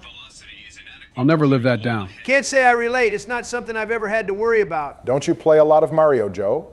You should be #1 at platforming among us. My hand-eye coordination ain't what it used to be, if I'm being honest. By what it used to be, you mean how it was more than 40 years ago? Yeah, f you, Donald. If you win the election, you get to be the oldest person to ever serve as president. So have fun when everyone is scrutinizing your every decision and statement because of your age. I'm just glad I got that out the way when I was still in my 50s. Oh God, I have to go against the flow of the lava now. Okay, bro, just jump from platform to platform. It's not that damn difficult. Oh yeah, just jump from platform to platform. I never thought of that one. Joe, Jesus Christ, you just screwed up. Get up there, you son of a bitch. You're cooked literally this time. Why the hell did you jump without waiting for your booster to recharge? This stupid f***ing vehicle is dog shit. What the hell does it hover for? And that's 4 deaths right there, bro. Legit lost to the environment. Well, by your own words, Joe, you'll never live this one down. I don't want to play anymore. Now, bro is trying to drop out of the Mass Effect trilogy next. No dropping out this time, Joe. You're stuck with your trials here. I really f***ing hate this goddamn thing. Well, now we get to see Joe get another death. This time not to the environment. I'm not going to die to these trash Loki mechs. You're not exactly inspiring much confidence in anyone here right now. That last one wasn't my fault. The Hammerhead handles worse than the Mako. Blaming the Hammerhead for your inability to drive it is total nonsense. I'm not exactly a fan of the Hammerhead either. It is somehow a worse vehicle than the Mako, but what happened earlier definitely wasn't its fault. I'm glad I'm not alone in disliking the Hammerhead. It's just a way worse vehicle. Less durable, less firepower, and the Mako handles extreme temperatures better. The Hammerhead freezes up at -53 Celsius, while the Mako can operate at -131 degrees. For crying out loud, stop using the metric system. Most of the people who watch these videos use Freedom units. Does it really matter when we're talking about temperatures below -50? It's really fucking cold. The exact type of measurement doesn't matter by that point. I feel like some scientists might disagree with that. All right, Joe, let's see if you're going to get cooked by another tall robot. No more deaths for me. If I can fight 2 Ymir mechs while both of my squad mates are dead, you should be able to handle one of them while both of yours are alive. Well, according to the deaths, we're both about 2 times better than Joe, so I wouldn't be too shocked if he can't do it. He did almost die just then. I just forgot to reactivate tech armor. You mean you almost forgot to activate tech armor again? I should be able to curve push around this pillar. Okay, I guess you're serious about not dying here. Thank God I wasn't trying to hear any more clowning.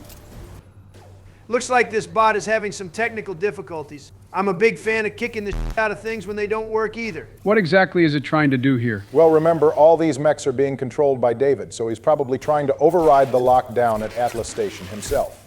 Which would explain why the mech is startled when it sees us. Kinda makes me feel bad about shooting it. Listen, I sympathize with David, but he's been shooting us all damn day. I think he can handle a bit of fire in his direction. I guess pulling this thing out was too hard for the mech. Either the Loki mech's arms were too weak, which wouldn't surprise me, or David just couldn't figure it out. Was that loud-ass noise David's way of thanking us for our help? I hear you, Doctor. We've hit the override at Vulcan Station and are moving on. I guess you didn't really feel that bad about shooting the mech. David isn't in control of it here. I'm really not looking forward to this one. There is no way you're going to get killed by the Geth cannon. What the Why am I on fire? Okay, I guess you don't have to worry about the cannon. You're just going to get cooked on your own. The shields around the generators can damage the hammerhead.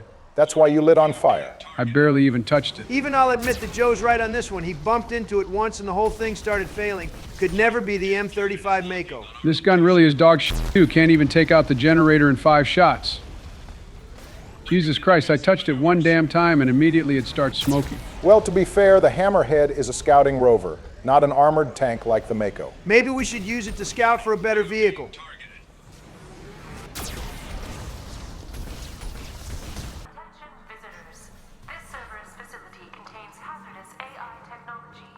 The giant goddamn prime directly in front of you as you come through the front door made that abundantly clear. I'm sure that thing won't be a problem later on, right? Oh no, of course not.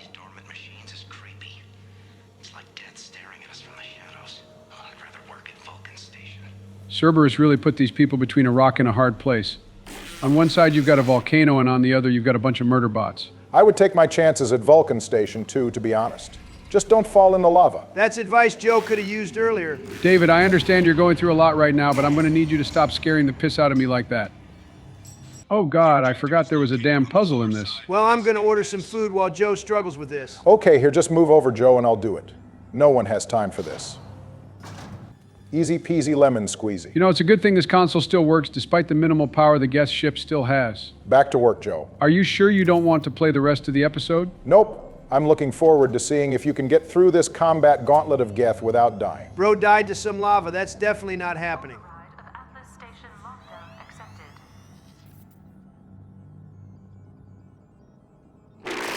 Oh, God damn it, son of a bitch. Don't have a heart attack, Joe. It's pretty funny that David seemed to startle Shepard there a little bit, too. There's the catch. I knew this was too easy. They dropped that one without hesitation. That's what your team should do instead of waiting to be commanded, like those Krogan from Garrus's loyalty mission. Okay, all right, so far so good. Surprisingly, it seems like you've managed to lock in a little bit. I just had a little bit of a slow start, that's all. No, I've seen a slow start from you before. The first half of this episode was just painful from top to bottom. It would be kind of hard to do worse than the first fight of the mission. Hold on a second, that's not a Geth hunter. What do you mean? Oh, well, time to get cooked for a third time. At this point, we're going to have to come up for a term that's beyond well done. Pretty sure it's just burnt by that point. Miranda, get the out of the goddamn way. Well, I guess that's your 5th death this episode. What the was that range? And why does the flamethrower have to stun lock you just long enough for you to get lit up a second time in a row? And why in the did Miranda get her fat ass in my way? Joe, relax and don't blame Miranda for that. I'm definitely dumping her useless ass at the end of the episode. Top squad mate in gameplay my ass. The only thing she's good at is being in the way. Joe, are you sure you want to do that? You can do whatever you want in retribution, Barry. I don't care. I've suffered enough. I can't romance Jack or Kasumi. I've died 19 motherfucking times. I had to drop out the presidential race, and everyone likes that other old bald guy more than they like me. And on top of all that, I caught COVID for a second goddamn time. I think he's finally broken Donald. Yeah, he's not getting any sympathy from me. This whole thing started when he went back on our deal with Ashley. At this point, Sleepy Joe is getting the karmic justice he deserves. It's time for another Geth Prime fight. Thank God they gave us the high ground this time. You're still going to find some way to screw it up? You should be glad that the Geth Prime is too tall to walk up here and fight us at close range. You know, if David is trying to help us get to him, it would sure be nice of him to just let us walk out of here instead of sending masses of Geth to stop us. I'm sure that on some level David isn't in complete control of everything that's happening. There's a combat drone incoming. I have a personal vendetta against these damn things now. If you just shot the one back on the satellite dish, you might not have 5 deaths right now.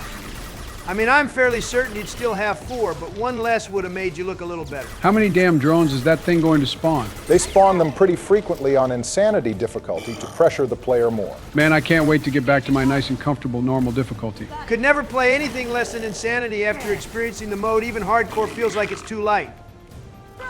Good Lord, it summoned the combat drone again. Combat drones are Joe's biggest ops at the moment. Where the hell did it go anyway? I got a feeling you're about to find out. Stay the f away from me, you knockoff game sphere. Be glad one of the squad mates took that out for you. About time one of them did something useful.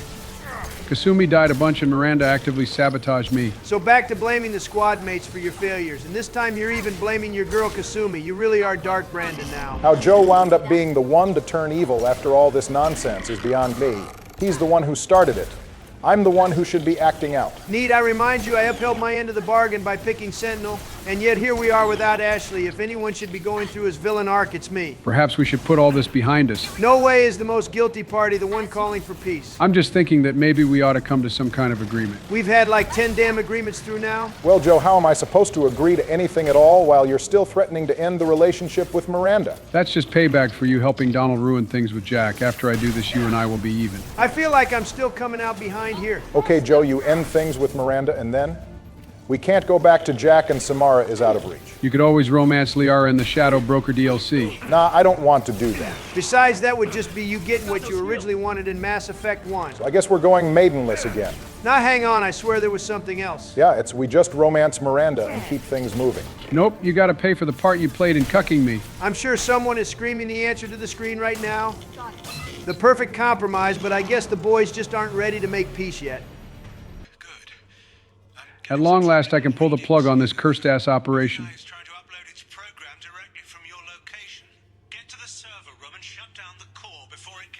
Why don't we just turn the router off or something? If it were that simple, we'd have done it a while ago.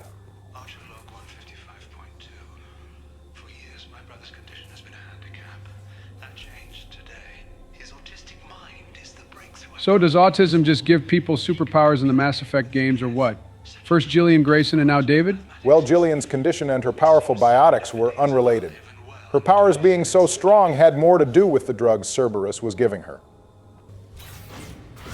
What in the horror house is this? All right, I think David is having a bit too much fun over there. Give him a break. He's got to find some way to entertain himself while he has massive feeding tubes shoved down his throat.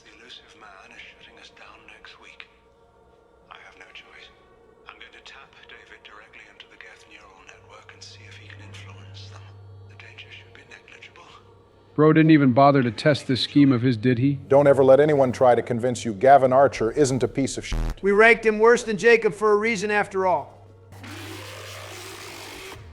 I'm so f***ing scared to unpause this right now. Well, this one should be good. It's time to face your fears, Joe. I feel like I'm in the wrong place for this. Nah, you're fine. Stay right there within 6 feet of the 11-foot-tall murder robot. Everything will work out. Well, me personally, I'd try to get some space. Good idea. I'm out of here.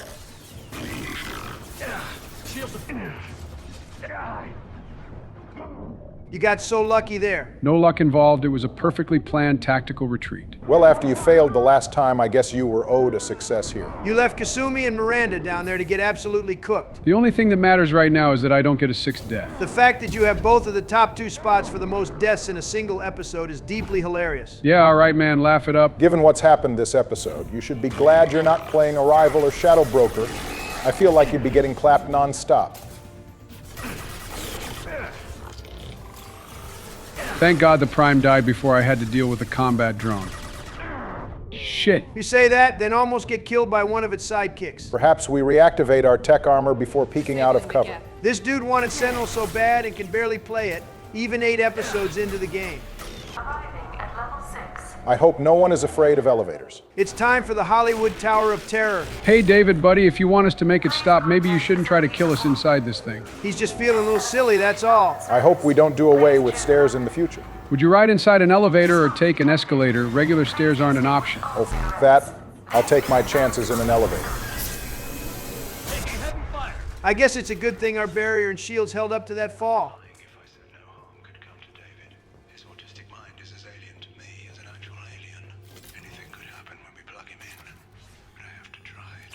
Well, I mean, you don't have to try. I don't think anyone is making you. Gavin would rather torture his brother than just have the Overlord project shut down. How the hell is he even pulling this one off? Forget hacking into the extra net. David is using magic. I guess he's trying to show off a little bit before we unhook him. Get ready. I wouldn't be surprised if this button summoned a Reaper. Tough crowd, Miranda and Kasumi didn't think that was funny at all. Normally, I'd think David taking control of a Reaper would be impossible. But at this point, I'd believe anything. Oh God, he's assuming direct control of us. What the hell is even happening here? I'm guessing David is seizing control of our cybernetics. We are partially synthetic now. Okay, that just raises even more question marks about David not taking over the M44 Hammerheads VI and Legion if he's here. Well, if this isn't what the synthesis ending looks like, then I must be a fool. More evidence it's a bad decision.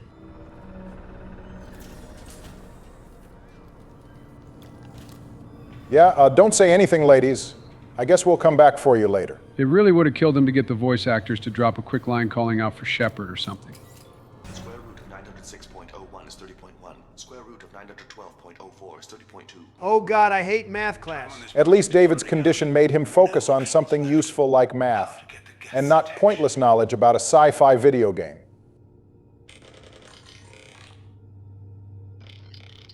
How the hell does that work? Like, I understand the guy is a mathematical genius or something, which is what allows him to understand what the Geths say, but how does he literally make his voice mimic the noises Geth make? Maybe he's like those people who used to make sound effects with their voices for movies and TV shows. Square root of 906.01 is 30.1. Square root of 912.04 is 30.2.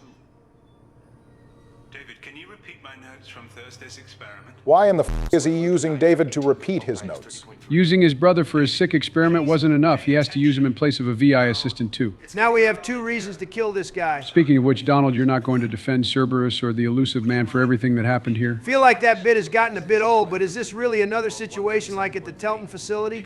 Did the elusive man not know what was happening? In an email following the renegade outcome of this mission, the elusive man will admit that Gavin Archer went too far in his experiments on David.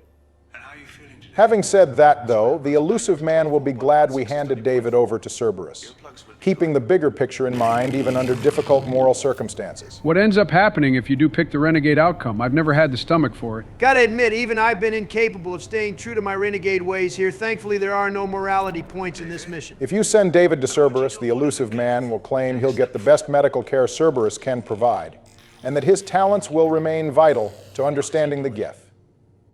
However, when we meet up with Gavin during the ex-Cerberus scientist mission, he'll tell us that David simply stopped responding to anything, leaving little choice but to mercy kill him. Damn, that's kind of dark. Also, if you meet up with Gavin after wiping out the Geth during Priority Rannoch, he'll comment on how David's suffering was all for nothing. Anyway, he'll go off to blow his brains out, which is far too quick an ending for him. I do. Is that even safe, Doctor? I see no harm in finding out. Oh boy, he really ate his words on this one. Don't worry, David, I'm on my way. We would have gotten here a lot sooner if he didn't stick so many damn bots on us. Give him a break. He's literally getting clockwork oranged right now. I think we can overlook him sending hostile Geth and other mechs at us. Perhaps that explains why the Hammerhead and Legion don't get taken over by David. He's at least somewhat in control and aids us in getting to him. Square root of 906.01 is 30.1. How the hell can Gavin listen to David's voice breaking and keep this going? Come to think of it, how long has this been going on for? That's a good question, Donald, but I think I'd rather not know the answer, because that'll make the situation here all the worse. Well, Gavin said something about his funding being pulled within a week, so let's just pray this didn't go on for more than a few days and leave it at that. Gavin is lucky David didn't shoot his ass into dust right here. Bro heard him say, make it stop, and didn't immediately shut everything down. Oh, that's not good. But shouldn't Edie have that covered? Like she should know something is trying to link up. I'm sure she's fighting off the attempts to upload right now, but it's better safe than sorry. David will certainly remember this come Mass Effect 3, as he'll apologize to Edie directly referring to her as the Normandy computer. Damn, after everything he's gone through, and he still feels the need to apologize for the trouble. No trouble at all. If you ask me, in exchange for saving him, David gave us plenty of target practice on some bots. I'd say we came out even. All right, rise and shine, David. Your nightmare is over.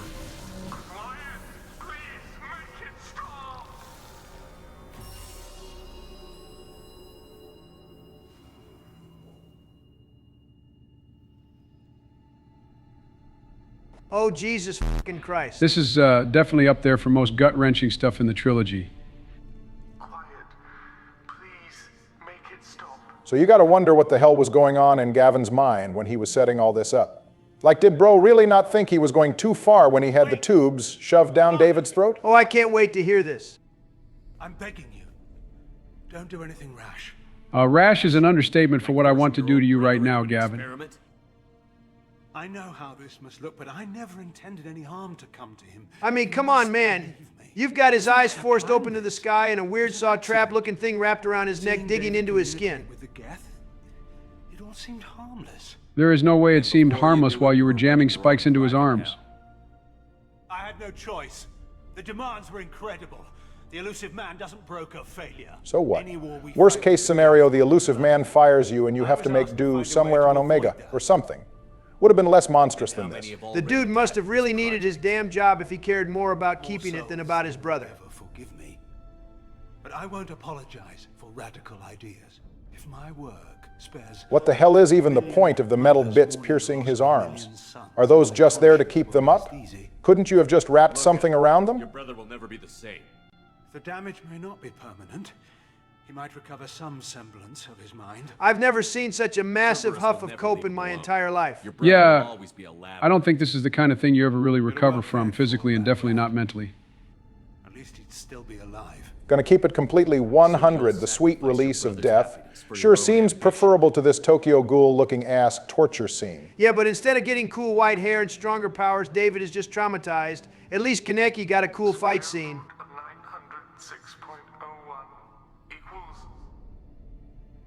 30.1.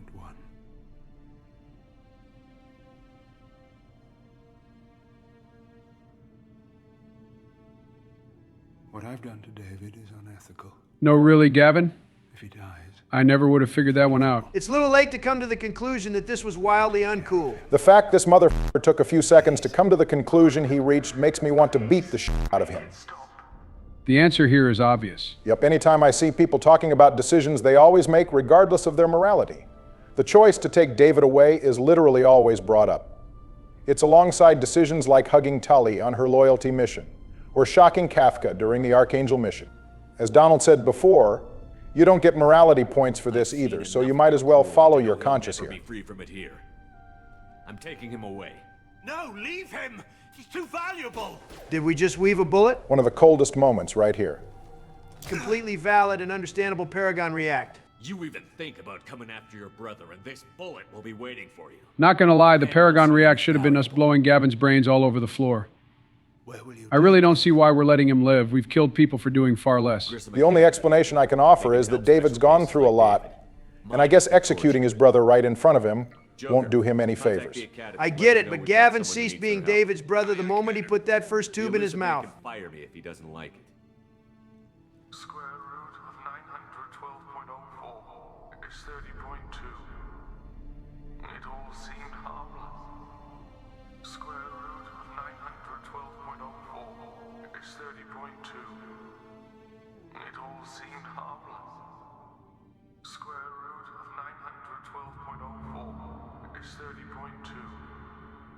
It all seemed harmless. Well, now that the nightmare is over, I have one last thing to do. Oh, for crying out loud, you're really going to ruin that perfect send-off with more romance drama? You said it was my episode, so I might as well do what I want. Well, great, we're totally cooked. We're going to be maidenless for another damn game. God damn it, it's on the tip of my tongue there was someone else we could agree on. Assuming you're still interested. I hope you enjoyed your little flirtations with us, Miranda. This won't work, Miranda. Thank you, Joe. You should be glad I decided to do this here instead of doing it in Mass Effect 3. Would have been way sadder. Okay, but now what are we going to do? Are we doing a sexless run or something? I didn't really think that far ahead, if I'm being honest. Of course you didn't. You never do. Well, I guess that's all she wrote for this episode. Next time, Donald will be the one to tackle the Arrival DLC. Lucky bastard gets to kill a bunch of Batarians. Okay, well, you know the drill. Stay safe out there, drink plenty of water, get some sleep, and we'll see you on the next one.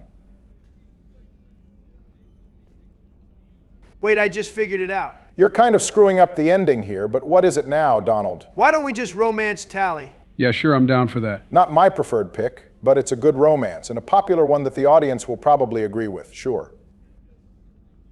Oh my God, was it really that easy this entire time? Well, I guess it was. All this drama when the answer was staring us in the face this entire time, kind of embarrassing. Well, can we finally, for the love of God, make peace on this topic? I'm ready, but I'd be worried about Joe. Don't forget he started this one. All right, look, I apologize for not staying true to the original deal all the way back in Mass Effect 1.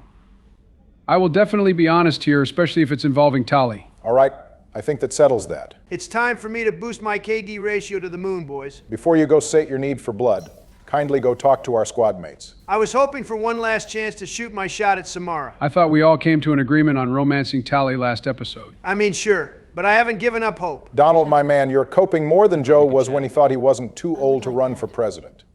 We're so deep into Renegade, there's no way Samara will entertain the idea of a romance. Nah, man, she's just playing hard to get. I feel like you're setting us up to be embarrassed here, Donald. You have been a good friend to me. Bro, she just called us a friend. Just take that and leave it be. Don't push it any further. Save yourself. I'm shooting my shot no matter what. I don't care if I have to do it from the other side of the court. I'm sinking it in anyway. We have a connection. Well, she took our hands. Maybe this is a good sign. I am sorry, Shepard. Okay, never mind. No, my heart has been broken. Well, this is awkward. I've seen you do too many things that would compel me to violence if I were not under oath. I did warn you, Donald. This is the cost of being a renegade. The hot blue space Paladin won't take you. Well, if she won't take me at my most renegade, she doesn't deserve me when I'm Paragon. When the hell are you ever Paragon? Just watch me, I'll be Paragon while I'm talking to Thane right now. Wow, Donald, first name basis? No frog or toad or anything like that? I'm impressed you've come a long way. Don't pat him on the back too hard. He's only cool with Thane because he heard he used kids to help him on his jobs a couple episodes ago. What? No, come on, I'm just finally learning what's so great about this guy. I just realized we're kind of behind on Thane's dialogue. It's difficult to control at times. Some of us disappear into, let's call it solipsism. Solipsism is a real-world philosophical idea that only your own mind is sure to exist. So basically, Thane is saying the Drell lose themselves in their memories, getting trapped within their own consciousness. I've said it before and I'll say it again. Let me get that power and I'm retaining all my favorite adult entertainment in my head. Hey, Barry, help me out here. Don't the Salarians also have really good memories or something? Salarians have photographic memories and can remember basically anything they see or hear, but they don't literally relive those memories like the Drell do. You can remember your first time driving or your first date. Well, you might be able to, but Joe sure can. Thank you, Donald. Like I was trying to say, you can remember your first time driving or your first date, but you don't relive those moments in vivid detail. Interestingly, the Drell adapted their detailed memory because they needed to remember the locations of necessary resources on the deprived Rakana for vast distances. So what you're telling me is they're kind of like elephants. An elephant never forgets. Yeah, except when an elephant remembers the body of water they drank from the day they were born, they don't tweak out about it for 5 minutes. In perfect detail. Every mistake I made, every target's last breath. I wonder if Thane can remember every time Joe died last episode. If Thane doesn't, I sure as hell do. I thought we finally made peace. Why are you guys tag teaming me again? Pause. We might have finally agreed to romance Tali, but you still deserve to get cooked over being the root cause of all the drama for the past 19 goddamn videos. Your mind does. You make the choice to kill. When someone aims a gun at you, you pull your trigger. You don't think. It's reflex. Dan, you hear that? You can get away with anything just by saying it was a reflex. Yeah, it was just a reflex when I smelled that kid. Which one? Which one is insane work? We see our body as a vessel and accept that it is not always under our control. Not even going to get into how problematic that is, Thane. So if I shot you dead right now, a Drell court wouldn't convict me? You'd be guilty because you chose to shoot me. If my reflexes caused me to draw and fire when I saw your gun come up, I would be innocent. Thane kind of stood on business there, not gonna lie. Bro's tweaking if he thinks he's going to outshoot me. I'm all for glazing Barton Joe Shepard, but if Thane wanted to kill us right now, he could do it before anyone could stop him. The last time we talked, you remembered one of your assassinations. Something about sunset-colored eyes? That time. I can't blame him for this one. Have you seen what his wife looked like? Erica Krios was bad as hell, you gotta admit it. I'd turn over a new leaf for her, too. Honestly, it's no wonder Thane tortured her killers. Totally justifiable and understandable crash out. She couldn't see me, but she stared me down. Staring down a laser from a sniper rifle as a civilian has to be some insane aura. I hope we get a female Drell as a squad mate in Mass Effect Epsilon or whatever the next game is called. No. She was a vivid person. I should get back to my duties. Shepard, I appreciate these chats we have. Yeah, well, you're not so bad yourself, Green Man. Who are you and what have you done with Donald? Donald J. Trump, being nice to a male alien? Ain't no way. Okay, calm down. It's not that big a deal. I'm nice to Grunt all the time. Yeah, because he's a Krogan. Thane is a Drell. That guy from July 13th really gave you some life-changing trauma. I haven't gone soft watch. I'm going to go insult Garrus right now. You already f***ed up calling him by his name, instead of referring to him as a damn bird. Next we'll be talking about how you want to date a Turian woman. Okay, we're getting too crazy now. Just because I felt bad about what Barack did to Joram doesn't mean I'm going to be holding hands with those scaly reptilian, feather-brained birds. Have you got a minute? Say the line, Bart. Can it wait for a bit? I'm in the middle of some calibrations. It's a shame there's exactly zero dialogue for you and Garrus going forward if you don't romance him. It's definitely an area where Mass Effect 2 drops the ball. 3 and Andromeda are much better than 1 and 2 in this regard. Well, if we want to talk to some more people, maybe I'll stop by Kasumi and Zaid before I get to go blow up some Batarians. We did say we kind of did them dirty not talking to them. I'm sure Kasumi will have something to say given that she's always spying on everyone. You might want to dial down Jack's biotic implants before you hook up with her again. Oh my God. How does she know about that? I just went over this. Kasumi sees everything. I like the implication that biotics were flying wild during the hookup. That means at least everyone on Deck 4 felt everything that was happening. Ken, Gabby, Tali, Grunt, and Zahid. Oh no, Tali heard us breaking Jack's back. I hope that isn't a deal breaker for her. Can we please stop talking about this? Jack, Subject Zero, whatever you call her. Hell of a girl. Oh, trust me, we're very familiar. God damn it, knock it off. Zahid's exploits fascinate me. It's like the guy has his own personal suicide mission every other week. Given that like half his stories involve him either being betrayed or him being a sole survivor, it's no wonder he isn't a successful fire team leader. Shepard, how can I help? All right, Doc, what you got for me today? Oh, this is going to be good. Wanted to talk. Medical matters. Aware that mission is dangerous. Different species react differently to stress. Aware you come by a great deal. Have had other species become attracted to me before. Excuse me? Morden thinking we're making a move on him is not what I expected. Bro thinks he can pull Shepard of all people? Well, if the Citadel DLC is to be believed, Morden broke Omega's #1 rule in more ways than one, if you catch my meaning. Arya does admit to liking Morden, so I'm not surprised to hear that. There is no fucking way he bagged Arya T-Loke before me. You better put some respect on Morden Solis's name. All right, enough talk. It's time for me to spin back for our family and friends from Mindoir.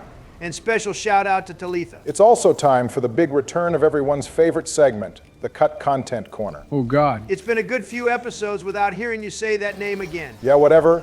You two can stay hating while I do what I do best and enrich the experience for everyone. The arrival situation was originally going to take place in an underwater base built by humans. Shepard would land on an ocean planet and take a submarine down to the main base. Eventually, the idea was scrapped and things were moved to an asteroid. Here's a question for the audience. Would you rather be stranded in space or in the ocean? Assuming we have enough air? Obviously, the ocean. You can actually try to get back to the surface.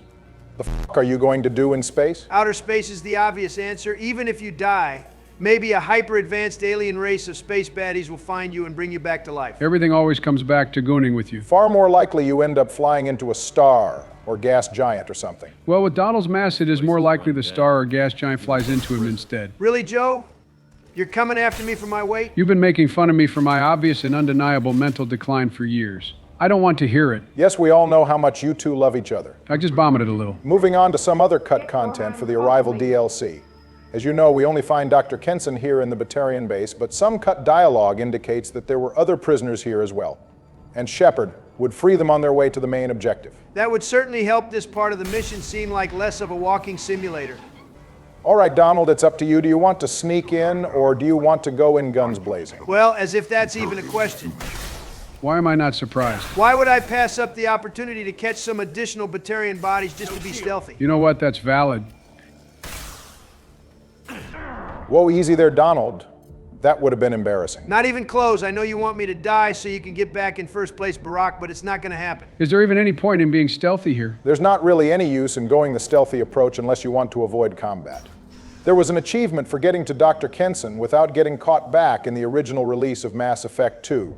But that was removed in the Legendary Edition. It is still endlessly hilarious that the mission where we blow up a goddamn mass relay is more stealthy than Kasumi's loyalty mission. Interestingly enough, activating Tactical Cloak to walk past the guards would still trigger combat. So maybe that's why the stealth component of Kasumi's loyalty mission is missing. Colonel, I'm trying to sneak around, but I'm dummy thick and the clap of my ass cheeks keeps alerting the guards. Ah, yes, some more victims. Damaged, much less destroyed. Those humans will do anything to destroy us, I swear. You're damn right we'll do whatever we can to destroy you. A rare moment where the Reapers and I were in alignment. They came into the Milky Way and throttled the f*** out of the Batarians. My only regret is that they didn't leave any for the rest of us, but I'll settle for the 300,000 in this mission. Not that I care or anything, I'm mostly just playing devil's advocate here, but isn't it kind of messed up we joke about hating Batarians and very happily mass murder them? Who said anything about joking? Normally I'd agree with you, Joe, but there really isn't any way for us to look at the Batarians and not think they aren't giant blights upon the galaxy. Any alien species that wants to beef with humanity can get the smoke for all I care. Even setting aside human and Batarian tensions, they just plain suck.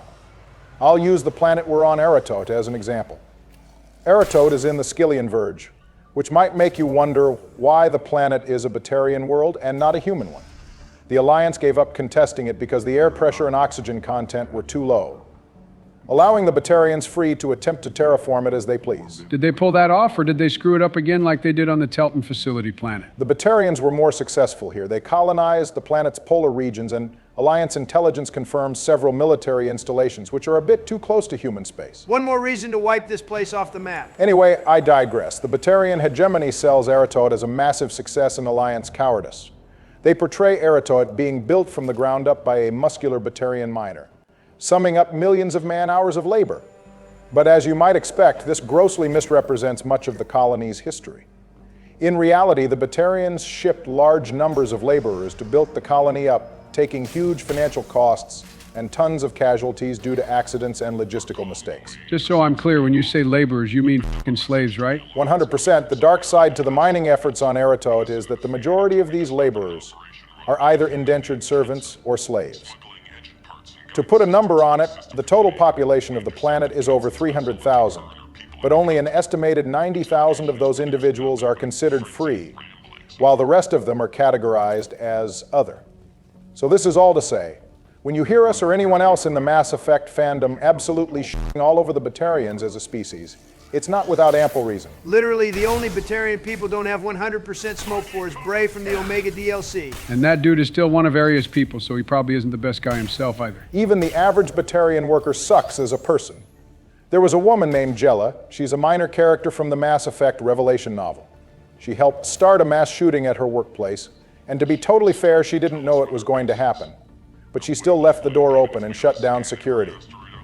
This allowed a Krogan named Scar and a platoon of Blue Suns to enter the facility and shoot everyone dead and blow up the place for good measure. Jella was critically wounded in the fire, and when our old friend Saren shows up to interrogate her in the hospital, he removes her life support and lets her die. That's an extremely rare Saren W. Saren is honestly pretty cold in the novel. You know, I hadn't considered it, but this was originally DLC, right? So what happened if you didn't have it back in the old days? What goes down? If you don't complete Arrival, the Alpha Relay will still be destroyed to stop the Reapers from showing up. Instead of Commander Shepard, the responsibility will be shifted to the Alliance's 103rd Marine Division. Oh, so in that case, Hackett decided he could send more than one person in. The 103rd Division is Earth's largest collection of Special Forces soldiers, including officers from the Skyllian Blitz and the First Contact War. While the teams they sent to rescue Kenson do still destroy the relay, they will unfortunately be killed in the explosion. This will be a crippling blow to the 103rd, resulting in losing 50 points to our military strength in Mass Effect 3. Wait, so you're telling me the 103rd Division actually believed in the Reaper threat? Well, Hackett made it clear that he believes in it, and Kenson probably convinced them before she gave in to indoctrination. It kind of just makes Shepard's exploits here all the more impressive. We have to go. Not only do we manage to rescue Kenson solo, we destroy the relay and live to tell the tale. One of the most annoying things about this is that the Batarian helmets only have one pair of eyes. Even BioWare didn't care enough about the Batarians to give them appropriate armor. Even setting aside the obvious inconsistency here, this also conflicts with Batarian culture. They strongly believe that other species with fewer than 4 eyes are less intelligent. They believe they get an upper hand in interspecies arguments because other races find it difficult to know what eyes to focus on when speaking. If they're so great at winning arguments, they wouldn't have had such a hard time getting the Council to back them when the Alliance started settling the Verge. We'll see who's really intelligent after I shoot them in 3 of their eyes. Only 3, Donald? I'm shocked. I'd only let them keep 1 just so they can see the look in my face as I get ready to make them bite the curb in 4K 60 frames per second. Kenson, sweetheart, We didn't come all the way out here for you to die by Batarian hands anyway. Get your ass into cover. You know it's bad when Joe's out here telling you to get in cover. Don't be too hard on her. She might be in the Alliance, but she's a scientist, so even if she got training, she rarely gets to put it into practice. Not to mention that Reaper artifact probably fried her brain. Is that what happened to you? And he got upset because I called him fat earlier. Here are some fun facts about our friend Amanda here. She went to the University of Arcturus, where she published the paper that suggests the mass relays predate the Protheans. Kenson's team tested dust trapped in the gravity wells around the mass relay and compared it to the dust clouds in the same system, concluding that most of the relays are older than 50,000 years. Another scholar named Arana T. Mells of the University of Ceres was skeptical of Kenson's findings, as she tried the same method and discounted it due to a lack of supporting evidence. Well, I guess Kenson won that one. Donald, you're really taking your time with that last one. Shut the f*** up. I want him to peek me so I can blast him and he's cowering behind the wall. So you decided to beat the hell out of him instead. As long as it gets the job done. Did you hear that? That was one of those prisoners we would have been rescuing in the cut events for this mission. Wait, so we're just going to leave these people here to be tortured by Batarians? Of course not, Joe. We're going to leave them here to get nuked. When we blow up the relay, they won't have to worry about being tortured. Well, if I have to go out, I'd rather it be in a massive solar system destroying explosion than slowly and painfully at the hands of a Batarian. Other side, go! God damn it, Kenson. How many f***ing instructions are you going to give me? What direction are they coming from? They should be coming up on one of the elevators right now. Hey, Amanda, why don't you stick to writing papers on things Shepard figured out casually on one of their adventures and leave the combat to me? This bit of combat looks like it would be difficult. Yeah, I'm sure you would have racked up 3 or more deaths by now, but me? I'm on cruise control right now. Arrival can be a real pain in the ass if you take it on early in the game, just like with Kasumi's loyalty mission. I don't even want to know what the section would be like if we didn't have any upgrades, a worse gun, and weaker talents. Why would you even do Arrival early anyway? It's a perfect transition to Mass Effect 3. Honestly, even this is a bit earlier than I'd like. Normally I'd do Arrival last, but we're running a production here. And let's be honest, we all want things to come to a close on the suicide mission. It's time for my last bit of Batarian meat until I press the big red button. It is kind of funny this mission is iconic for us blowing up 300,000 Batarians when we personally end up killing a bunch of Alliance personnel, including the person we came here to save. In our defense, Amanda Kenson kind of blows herself up regardless of whether or not you choose to shoot her. She just couldn't wait for the relay to explode. Was that Incinerate? Amanda has some pretty decent powers. Kenson has Incinerate and Overload. She seems to be some kind of tech specialist, which is consistent with her role as a scientist. And just like that, she's more useful in gameplay than Jack is. We should have recruited her instead. Hey, Layoff, Jack is great against the husks on lower difficulties, and she has a decent use case on the harder modes, too. The only use case she's had in this entire series of videos thus far is for a nice little one-night stand. I hate you so much. Why are you complaining? At least you got to sleep with your romance option. I got left with a pile of ashes. Yeah, at the cost of the actual romance, Jack won't even talk to us anymore. Okay, settle down, boys. We buried the hatchet on this one. We're all in on Tali now. Besides, Jack will be over all of this by the time we see her in Mass Effect 3. She's got to have a pretty short memory to just forget she wants nothing to do with us later. It's all because we bonded as a unit during the suicide mission.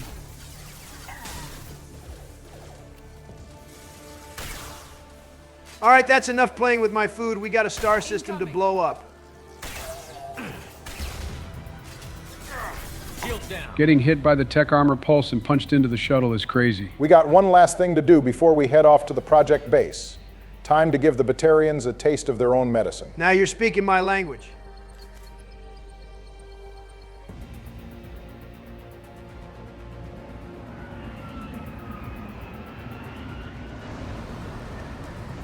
Burn, baby, burn. I wish we could have gotten more of them. Don't worry, all the more for you to blow up later on. Do you think they'll come after you? I'm not taking any chances. Batarians don't take kindly to humans who plan to destroy their mass relays. Batarians don't take kindly to humans at all. Well, to be fair, that's about half the story. My people and I were here investigating rumors of Reaper technology. You know, it sure would be nice if people would start sharing their rumors of Reaper technology with the one guy in the galaxy who actually knows about them personally. Maybe they couldn't reach us, you know, because we're with Cerberus at the moment. Being with Cerberus didn't stop Hackett from reaching us. From here, the Reapers can invade anywhere in the galaxy. Hey boys, I think we need to have a talk about the events of the Arrival DLC. What about it? So the big reveal later on in the mission is that Amanda Kenson and the rest of her team is indoctrinated, right? So why in the hell is she telling Shepard exactly how to stop the Reapers? Maybe it's not affecting her at the moment. Nah, it don't work like that. Once you're indoctrinated, you're cooked. Sure, the Reapers can ease off the gas a little and give you some autonomy like they did with Saren, but there's no way they wouldn't lock in when Kenson starts telling Shepard how to stop them from reaching the Alpha Relay. The situation with Rana Thanoptis shows us that once you've gotten even a taste of indoctrination, the Reapers have free reign to do whatever they want. It could be that this is all for show. The Reapers want Shepard, and telling us the truth will get us to come along. Maybe.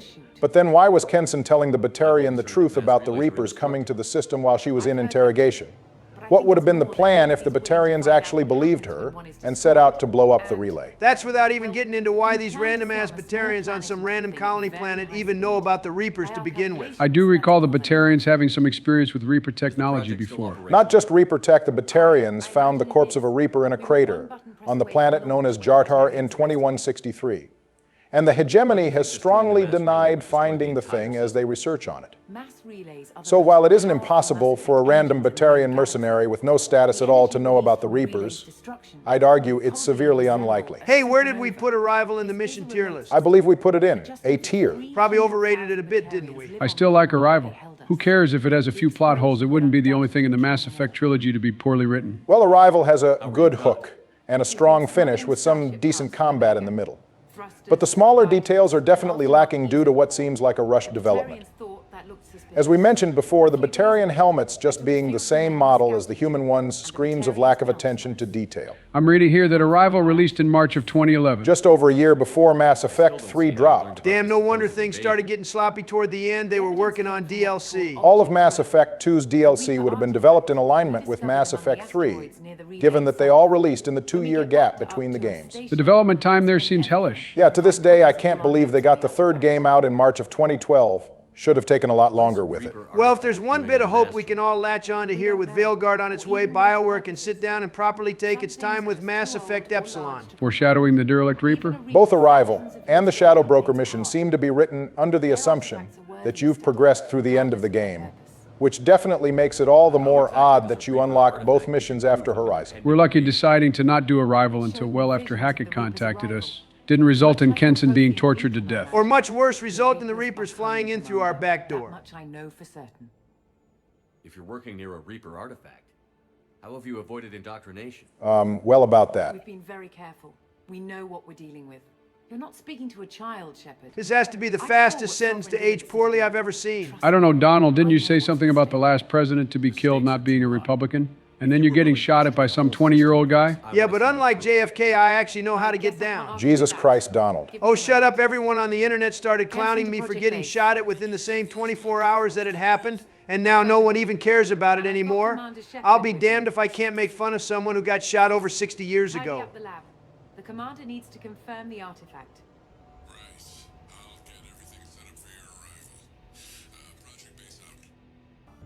Welcome to Project Base. What's this? That's our countdown to arrival. When that gets to 0... So I'm sure most of you are aware of this, but if you do actually sit here and wait for that timer to count down to 0, the Reapers will in fact show up, and you'll get a pretty haunting cutscene, which includes Kelly's face melting. Why is it always Kelly? I guess the Reapers really don't like psychology students. So you're telling me the Reapers are, at this very moment, 2 days away from flying into the Milky Way? Aren't we kind of cooked? Yes, but the entire point of blowing up the relay is to buy some more time. As Kenson explained earlier, we're more than a few months away from the next mass relay, even flying at faster than light, which does check out, as there's a time skip of 6 months between the end of Mass Effect 2 and the beginning of the Reaper invasion. You know, it never really hit me, but just how much faster than light are the Reapers moving? So we throw around the term FTL, and that's mainly because the exact speed starships travel at is largely unknown. However, the Codex does clue us in on how fast the Reapers can move. By estimating their location in dark space, we can suggest the Reapers can travel nearly 30 light years in a 24-hour period. Am I supposed to be surprised? That would put the Reapers' travel speed at 10,957 times the speed of light. For you power scalers out there, That would make the Reapers massively FTL+. Okay, but mind you, this is only when they're actually using their FTL drives. In comparison, according to Mass Effect Revelations, human starships in 2165 are capable of flying 50 times the speed of light, or 0.14 light years in 24 hours, though I'm sure we've leveled up since then. Another interesting note, despite traveling to an entirely different galaxy, the Andromeda Initiative arcs are still much slower than the Reapers. It took them 634 years to travel 2.5 million light years, putting their speed at 3,900 times the speed of light. The Tempest, Ryder's ship, can do 13 light years a day. My head is starting to hurt from all these numbers. I'm pretty sure that's just the giant f***ing Reaper artifact that these dumbasses have out in the open.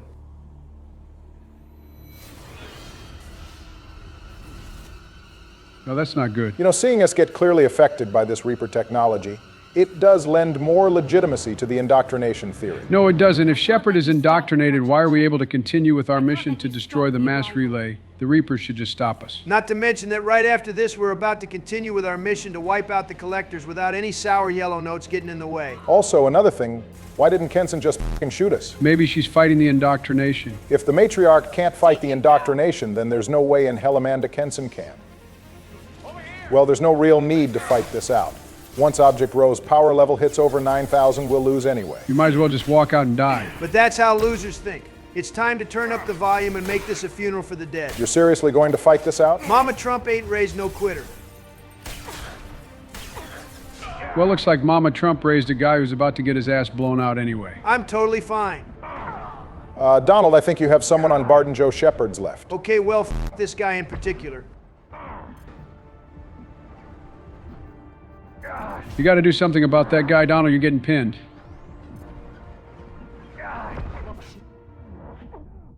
God f***ing damn it. Congrats, Donald. You lasted about 40 seconds. We should count that against him. Hell no, that's an unwinnable situation. We didn't even go to a game over screen. I'd love nothing more than to count that against Donald. It would be to my benefit.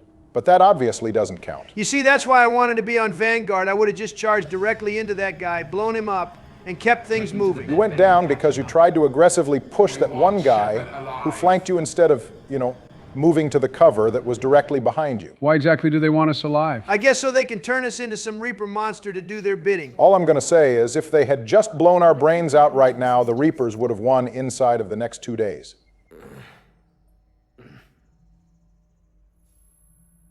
No glitch. The sedatives aren't working. You really are built different. This is consistent with what we saw after drinking the poison in Afterlife. It seems Shepard's body can process substances quickly. These Project Base guys are sorry as hell. They had assault rifles and helmets and still got dropped by single punches from us. Step away from the terminal. So, why is the mech control console inside this room? Also, we didn't even have to hack it. It was just unlocked right away. Getting outgunned by a Loki mech has got to be the most embarrassing thing I've seen in this entire game. Like, this is worse than when Joe fell into the lava during Project Overlord. Well, I'm glad someone is worse than I am. Why the hell are the security mechs even in the med bay to begin with? Shouldn't they be, in the security section of the base? At the very least, the console should be on the outside of the room that is seemingly designed to be locked down. Also, hang on a second. They may have taken our body armor and our guns, but we still have our Omni tool and biotic amp, right? Why are we messing with the mechs? Why don't we just slap on our tech armor and body these bots ourselves? I guess being sedated has messed with our judgment skills a little. We're back in our fit, ready to slaughter everyone on this base. I have to get this asteroid moving. Wait, what the f***? How long were we out? When we arrived at the base, there were over 51 hours left before the Reapers arrived. So we were out for about 49 hours. You're telling me that we were out for 2 days and no one came looking for us? Well, damn, I guess no one on the Normandy really cares about us. Even if you want to say Shepard didn't go around telling anyone about this mission because Hackett wanted things kept on the down low, there's still no way to hide our location from the rest of the team. We took the Normandy shuttle down and it returned to the ship, which means the Normandy is somewhere in the star system. Someone on the crew should know we dropped on Eritol. Not to mention that Edie and Joker should have an idea of where we went. Plus, Miranda should have an idea. She does monitor everything that's happening. And that information should be getting relayed to the elusive man. And even if no one else knew what Shepard was up to, why didn't we call anyone after we secured Kenson? The Normandy could have met with us at Project Base. This whole thing is a mess. Well, I guess it's a good thing we don't have any other time-sensitive events happening right now. All right, I think we get the point. The Arrival DLC has more holes than the inside of Joe's skull. Yeah, okay, whatever, dude. Now, enough talk. It's time for me to devastate these Project Base guys. Oh man, we're gonna have to deliver bad news to a bunch of families after this one. At least the dialogue is nice enough to give us their names. Rest in peace to Thomas and Maxwell. Don't worry, the rest of your friends will join you soon. This must be a terrifying event for these guys. Can you blame them? They're on the wrong side of the Butcher of Torfin's gun. I'd be shitting myself too. Well, damn, now I kind of feel bad. We interrupted these guys during lunchtime. You were gleeful as hell about getting to slaughter these guys, and now you feel bad because you might have caught them while they're eating shitty military meals? There's no time more sacred than one's time to eat. Watch the flamethrower, Donald. I see him. I don't need you to warn me. Who do you think I am, Sleepy Joe? If there is a god in this world, you'll get cooked. The only one too slow to blow up the pyro enemies is you, buddy. God, seeing them just erupt like that never gets old. That's just a preview of what's coming for the Batarians later on. Let's get through here, Shepard. Those are brave words for a scientist. Pretty sure the indoctrination is making them fearless. Gotta admit, there are definitely a lot of guys in the base that came packing heat. Makes sense. They are in Batarian space after all. Gotta be ready for slavers or pirates. Well, unfortunately for them, they prepared for pirates and not Commander Shepard cutting through their forces. How the hell would you even prepare for Commander Shepard to begin with? Well, if it's you, you just load up a bunch of pyros and let them take care of things. Okay, does anyone have a not smart-ass answer? Well, the collectors felt the need to send their vessel to kill Shepard. So I guess anything less than that and you're playing with fire. God damn it. Those project engineers can be a real pain. God, please let him burn to death, I'm begging you. Joe, even if I died right now, you'd still be in dead last by a huge gap. It only takes one spark to begin the fires of demise. I don't fucking think so, you damn pyromaniac. What's the matter, Donald? You scared? Get your ass back in there. Not about to cook me, you little bitch. This world isn't fair. Joe, you can't be mad that Donald actually knows what to do. Yes, I can. Let him throw his hissy fit. It's about all he's got left these days. Well, that's interesting. I never really noticed it before, but it only takes us 6 minutes from when we suit up to get to this console. It's not surprising these guys are light work. Oh, baby, keep going. I'm almost there. Whoa, Donald, what the fuck? Oh, hell nah. I'm not trying to be in the same space as you right now. Oh, relax. I'm just keeping my edge streak going. We'll do that shit somewhere else, definitely not in the White House. You're about 8 years too late to stop that from happening. Oh, gross. Come on, man. I have my wife in here. Thank God I was number 44. In other news, I guess Donald has the record for the most amount of kills in the videos. Well, yeah, as if things could end any other way. I didn't hear that last part. Man, sure was weird how that dialogue wheel only had one option on the bottom. I guess they didn't have time to come up with a second option. It's understandable, as we said before, Arrival likely had a rushed development. So there can't have been enough time. In other news, it seems Joker actually got a voice line in this one. I'm 90% sure that was a repurposed line from some other mission. I just can't remember where.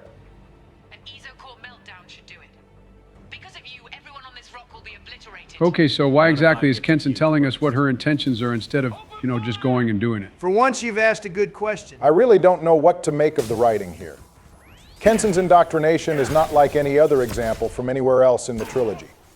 Even Shepard's supposed indoctrination in the theory makes more sense than this. If blowing up the asteroid using an element zero core meltdown was an option, why didn't the Reapers just make her do it in the first place? Like as soon as she was indoctrinated. Honestly, man, the longer this goes on, the more convinced I am we screwed up during the mission video. Well, you live and learn. Let's focus on the bright side of things, like the 304,942 Batarians we're about to wipe out. Be careful, Barack. You keep talking about dead Batarians like that, and you're going to have a mess to clean up. Will you please stop talking about that? No one needs that visual. Though we say we're killing 300,000 Batarians, there are a bunch of poor slaves on Aratote that will unfortunately meet a fiery end. It's a sad but very necessary sacrifice to reduce the number of Batarians in the galaxy. Besides, from what we know of Batarian slave camps, we're probably doing these people a favor. Friend or not, I will kill you. Kenson, my dear, I'm looking to increase my NPC kill count, and you're quite the target. All the game has to do is just give me the react and I'll do it. There is no escape. There's no redemption for what you've done. I don't think we need to be redeemed for what we're doing to the Batarians. I think she means stopping the Reapers. Who said anything about Reapers? You know what? You're right. Carry on, Donald. Damn it, Kenson. God, I love blowing these guys up. What in the hell is that noise? Where the hell did they find that guy? I hope Project Guard number 1337 enjoyed his little 5 seconds of fame.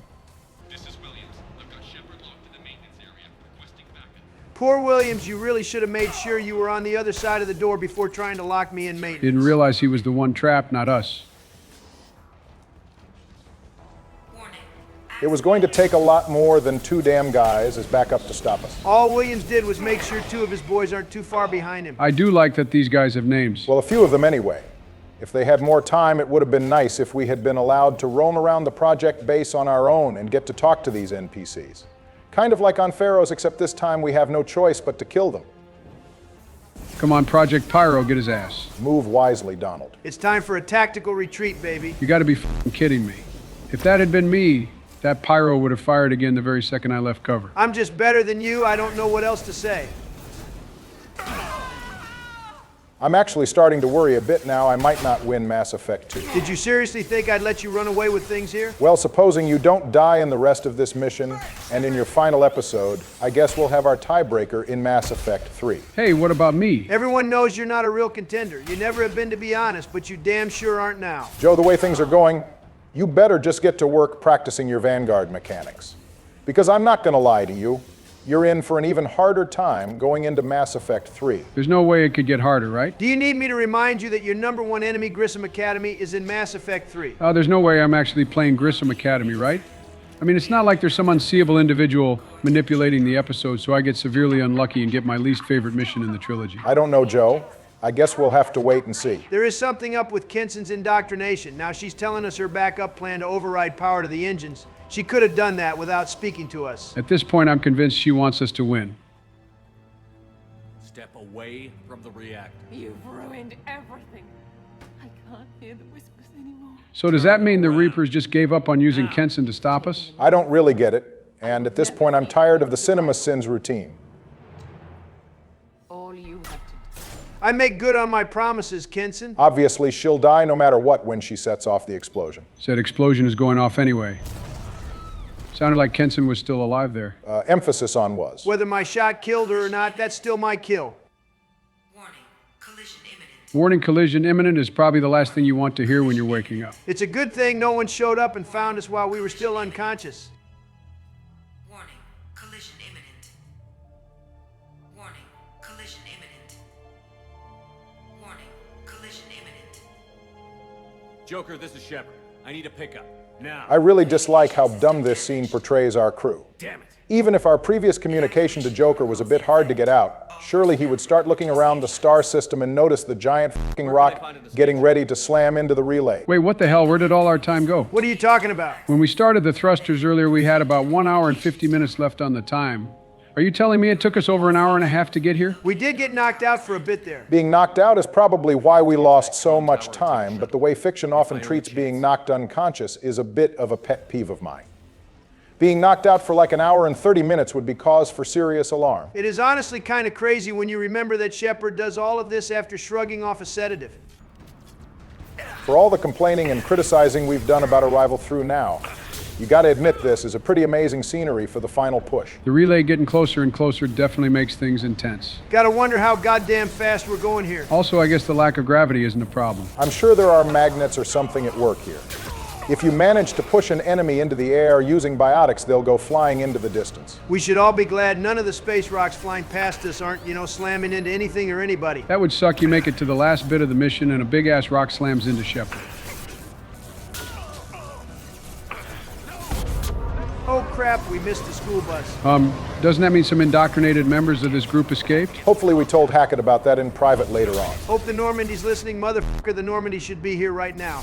How do they not see this massive rock flying towards the only way out of the star system? Maybe they left the star system? Okay, 1, why would they do that? 2, we're going to see later on why they definitely didn't leave this system after dropping Shepard off. All right, let's get the hell out of here so we can see the fireworks. You boys got your snacks? You gotta have something good to eat for what's about to happen. I think this is one moment where we can all put our differences aside and bond as boys over this wondrous scene we're about to see. You're right, let's truly bury the hatchet here. Donald, I'm truly sorry for going back on our original deal. That was my bad. You know what? I'll let it slide from here. In honor of the Batarians we're about to watch get annihilated on this glorious day. This is the kind of thing that brings the Paragon and Renegade players together as one. Oh look, it's a giant bug. If you do arrival before the suicide mission, you'll be greeted by the Collector General. If you do it after, you'll see Harbinger in its Reaper form. Against inevitability, dust struggling against cosmic winds. This seems a victory to you. You see, that's your problem, Harbinger. You're as dumb as the rest of the bots. Your programming doesn't understand the sheer joy destroying Batarians can bring. This is the greatest victory of my life. It's time for arguably the best speech in the game. Yes. People will die. Maybe we'll lose half the galaxy. Maybe more. But I will do whatever it takes to rid the galaxy of the Reaper threat. However insignificant we might be. We will fight, we will sacrifice, and we will find a way. That's what humans do. The indomitable will of the human spirit, baby. Put some respect on it. My boy Simon from Gurren Logan knows what that's all about. Row, row, fight the power. Prepare yourselves for the arrival. How about you prepare yourself for the L you're going to get on the suicide mission? Commander Shepard, Normandy inbound for pickup. Who in the hell is that supposed to be? I guess some random Normandy crew member. See, there's no way the Normandy left the star system. They got here way too quick. They had to be around here somewhere. They definitely didn't come out of the mass relay either. Barry, man, we hear you, but you're kind of spoiling the mood. You're right, that's my bad.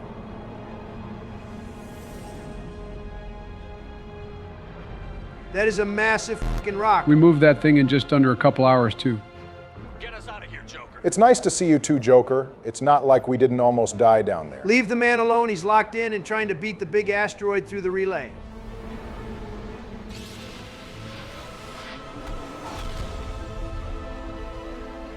Man, it would really suck if the relay had been able to warp the asteroid away before it crashed. Oh man, this is going to be good.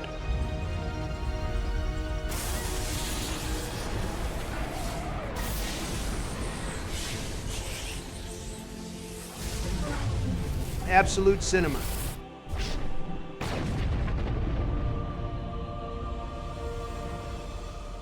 As I've said before, f***ing immaculate. Good work, we delayed the Reapers and absolutely nothing of value was lost. We should find another Batarian star system with a mass relay and do it again. If only we were so lucky. But something this amazing could only be done once. Huh. Looks like you've recovered. Sorry you have to see me in this Cerberus fit, Admiral. It wasn't my decision. Kind of crazy that we heard Admiral Hackett's voice throughout all of Mass Effect 1 from the very beginning of the game through the side missions. But this is the first time we're actually getting to see him. It would be even crazier if you didn't have the Arrival DLC back in the day. Your first time seeing Hackett wouldn't have been until all the way in Mass Effect 3. And destroyed an entire Batarian system. What the hell happened out there, Commander? We were having a little fun, that's all. Tell about what happened? All I know is I sent you out there to break Amanda Kenson out of prison. And now an entire system is destroyed. I hope you could fill in the leap of logic between those two events. Well, I can't blame him for his confusion. How a simple rescue mission turned into us blowing up a damn mass relay is honestly pretty insane. Then she captured and sedated me and held me against my will. She wasn't willing to stop the invasion. So I did what had to be done. And by that we mean destroying the Batarian world of Aratot, which was sitting way too close to human space. Damn shame. And there's still no real explanation as to why Kenson and her team went for a Reaper artifact without any countermeasures for indoctrination. Barry, come on. Okay, sorry, my bad. That's the last one. Had minutes to spare.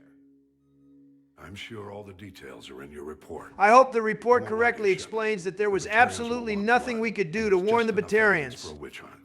We don't want war with the Batarians. Speak for yourself. This war has been a long time coming. Attaboy, Joe. What are you saying? You did what you did for the best of reasons, but there were more than 300,000 Batarians in that system.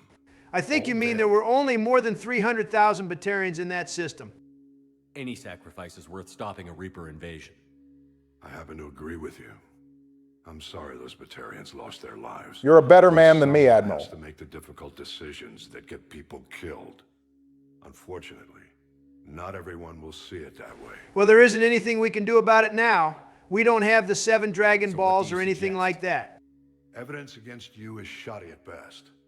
But at some point, you'll have to go to Earth and face the music. And here we have the transition into the next game when Shepard goes to Earth. It's a good thing they were willing to wait for us to finish our business.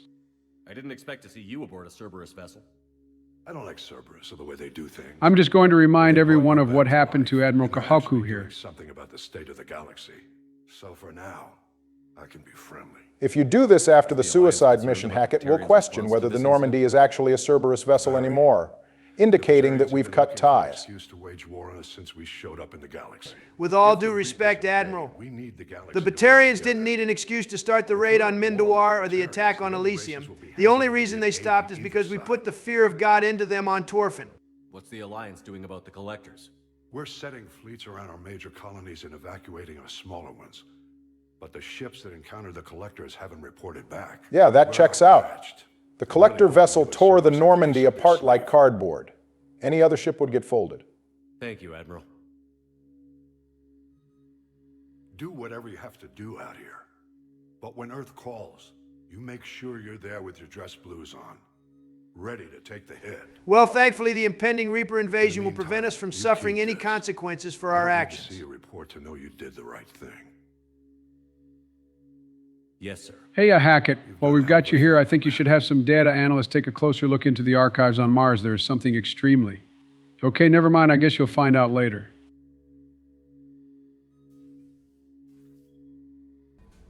Well, that does it for the Arrival DLC. Oh man, I'm feeling fulfilled after that one. Definitely a nice palate cleanser after the horrors we witnessed during the Overlord mission. Well, we're nearing the end of Mass Effect 2 here, but we've still got plenty of work to do.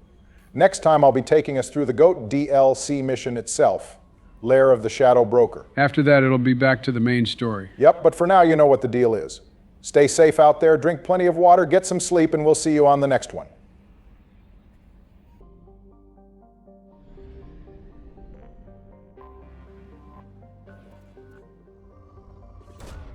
Really, Commander? Probing Uranus. Ah, that never gets old. It's time to wrap up the DLC missions with one of the best, Lair of the Shadow Broker. I'm still riding the high of wiping out tons of Batarians. Nothing that happens this episode is going to top that. Nice of you to spare a little time to help Thane with his family counseling. I'm patient enough. I can always make time for one of the boys. You know, I've always thought it was kind of odd that female shepherd can romance a man with a terminal illness who is estranged from his son. And on top of that, going on and on about his dead wife. Be careful, Joe. You're going to upset some folks if you talk about how undesirable Thane's situation is. Well, I don't have a whole lot of room to talk being a Jack simp and all. I was just curious. I asked Melania about this once, and she just kept telling me that she could fix him over and over again. That's pretty tame coming from her, all things considered. She also said she wants to see what the hallucinations caused by oral contact is all about. Okay, now that sounds more like her. You should tell her that human to Drell skin contact can cause a small rash and itching. I'm not going to lie to you, brother. I'm 95% sure that wouldn't stop her. That kind of puts us shaking Thane's hand upon meeting him in a new perspective. I hope we didn't get a rash. Well, we would have been wearing our armor at the time. Bailey, on the other hand, probably felt an itch. The memory possessed and endowed me. I fell on my knees before her, begged her pardon. Damn, you see Shepard lean forward? We're really into the story. I suppose I can provide some more insight into Thane's wife, Erica. As seen in the Mass Effect Foundation comics, Erica was a lab researcher working on a vaccine to some rare Hanar disease.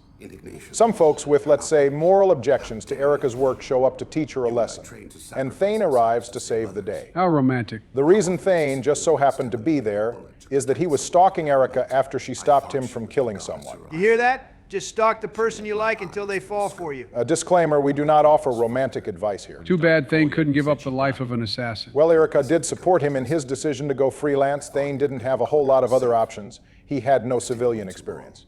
And my enemies came for her. Who came for her?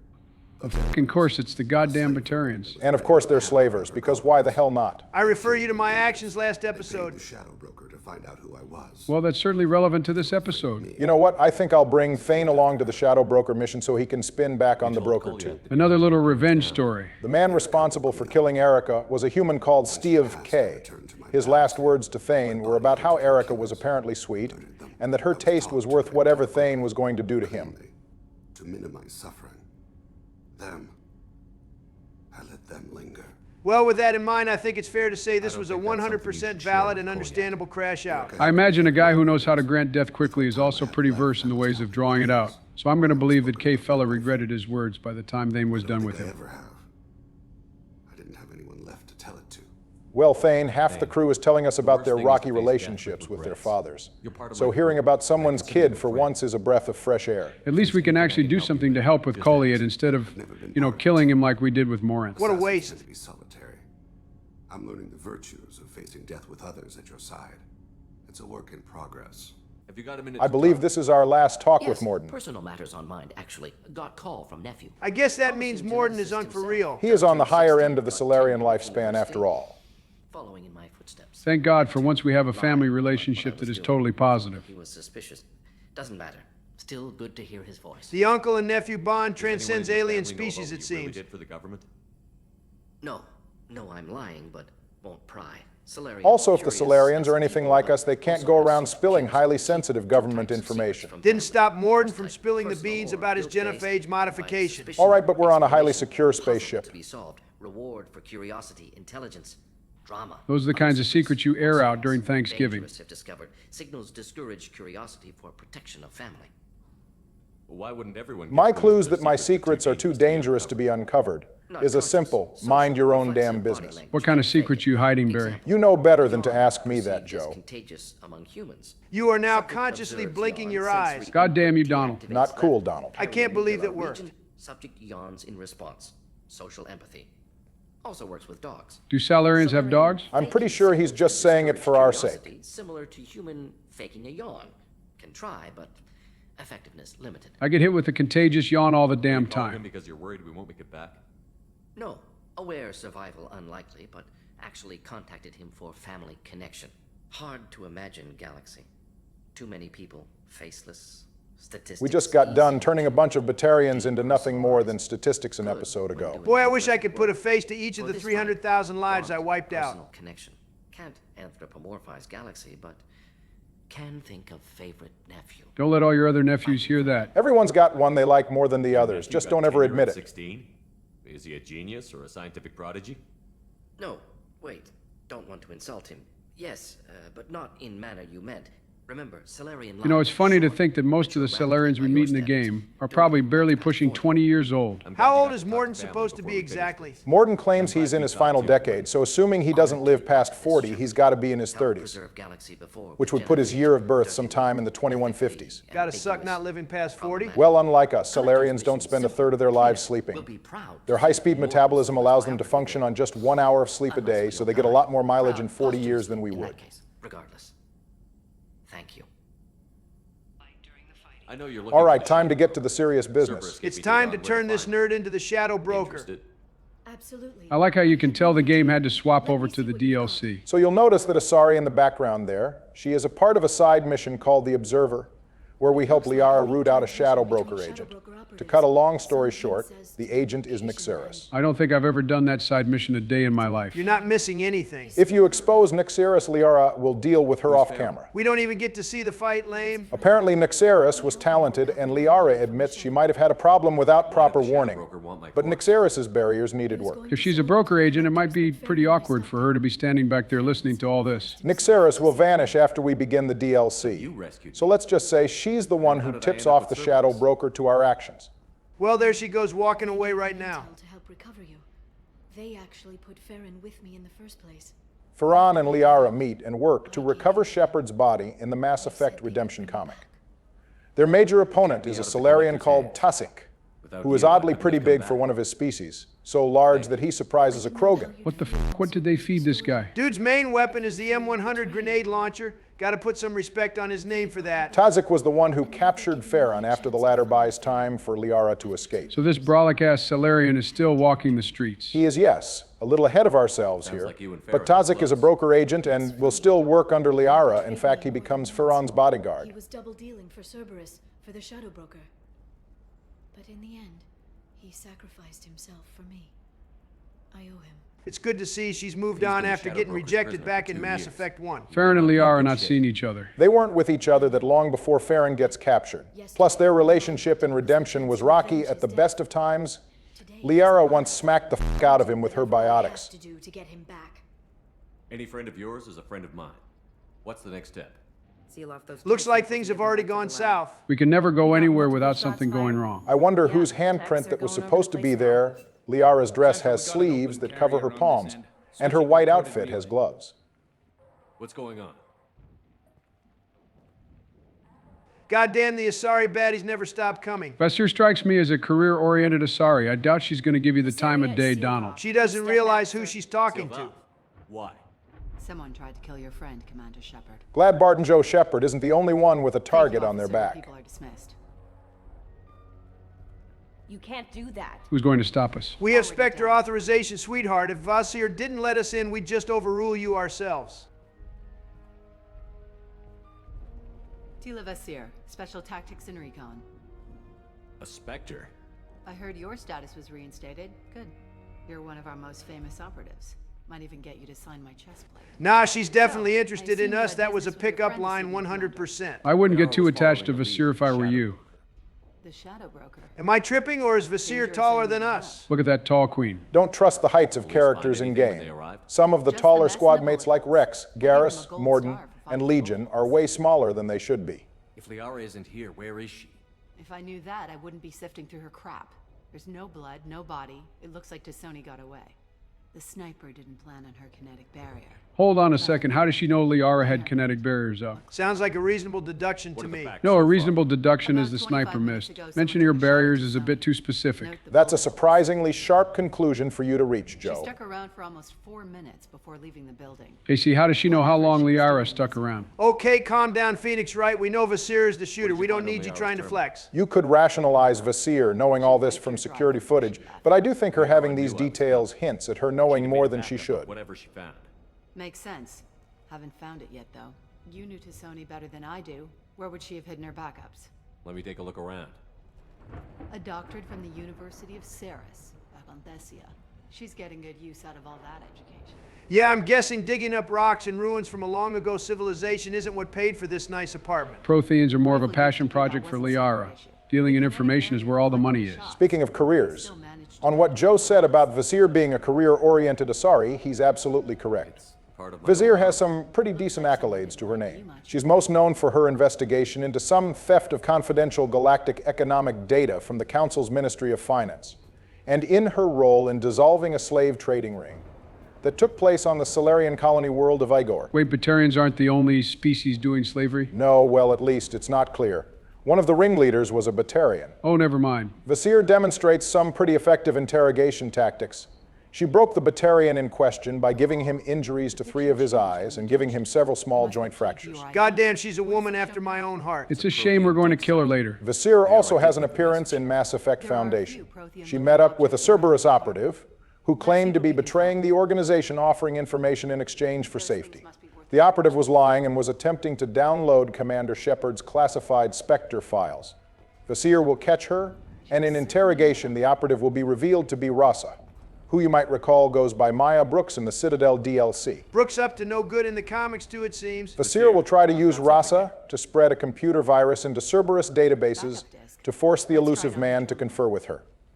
My beloved Miranda Lawson will end up counteracting the virus, thwarting Vassir's plans. That's Humanity 1, Beautiful Blue Beauty 0. Seket's markings look like he's crying. Well, he's going to be crying after what happens to him later.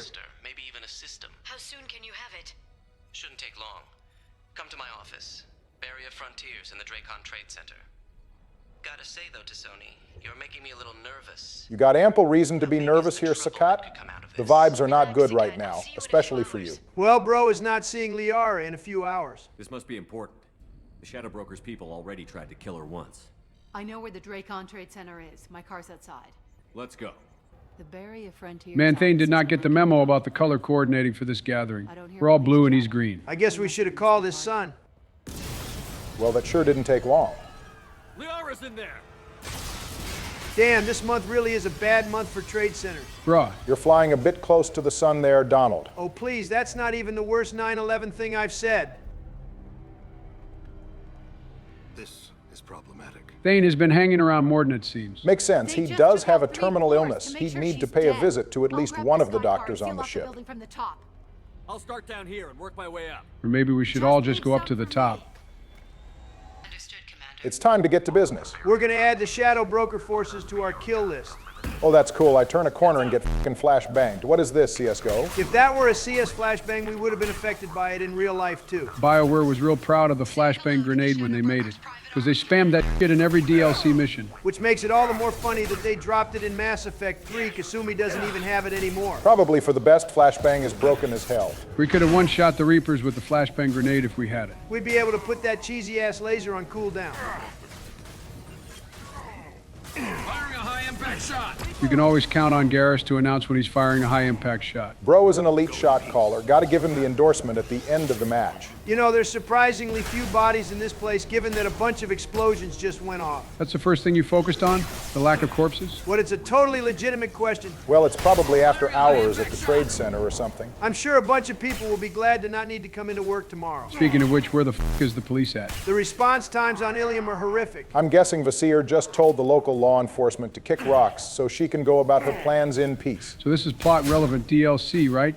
How did things play out if you didn't have the Shadow Broker mission back in the day? Okay, well, for one thing, you'd be really f***ing confused when you started Mass Effect 3 and Liara all of a sudden drops that she killed the broker and took his place. Was definitely a bit of whiplash seeing Liara go from a shy Prothean researcher to an information broker, to her being at the top of the entire information network in under 3 years without any context. How does she manage to kill the broker without Shepard? Several dozen mercenaries is what it took Liara to storm the lair. I like how Shepard doesn't help Hackett and Liara. Their solution is to have entire platoons do the job instead. Shepard really is a one-person army. Come to think of it, what happens to Vasir if Shepard isn't involved? That's a good question that has no canon answer. I think it's safe to say the broker still sends Vasir after Liara, and she plus her squad of mercenaries managed to take Vasir out. I like to imagine Vasir didn't end up getting involved, and when Liara takes over things, she has no idea she's under new employment. That is also possible.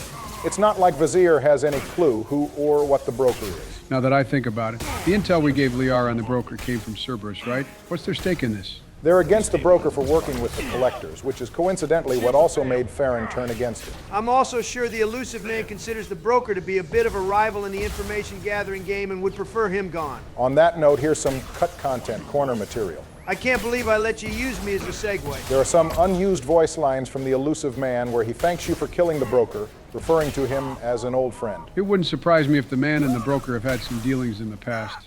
They're the two biggest players. The elusive man also approves of Shepard installing Liara as the new broker, viewing her as an invaluable asset. And yet he tries to take her out in Mass Effect 3. You know how it goes, things change. Should be clear now.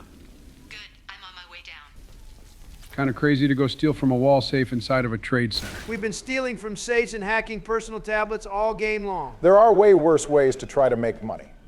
At least we aren't doing anything stupid, you know, like going up to a certain bank in our cars with our license plates fully visible and our faces on camera and writing fake checks. Surely no one in big 2024 would be dumb enough to do that. Also, I guess Liara's friend got smoked. Poor guy was probably only like 20 years old at most. He had a whole 2 decades left to live his life. Damn shame. Vasir should really work on her acting. Must have been. Suspicious ass camera angle right here. Looks like a dead end.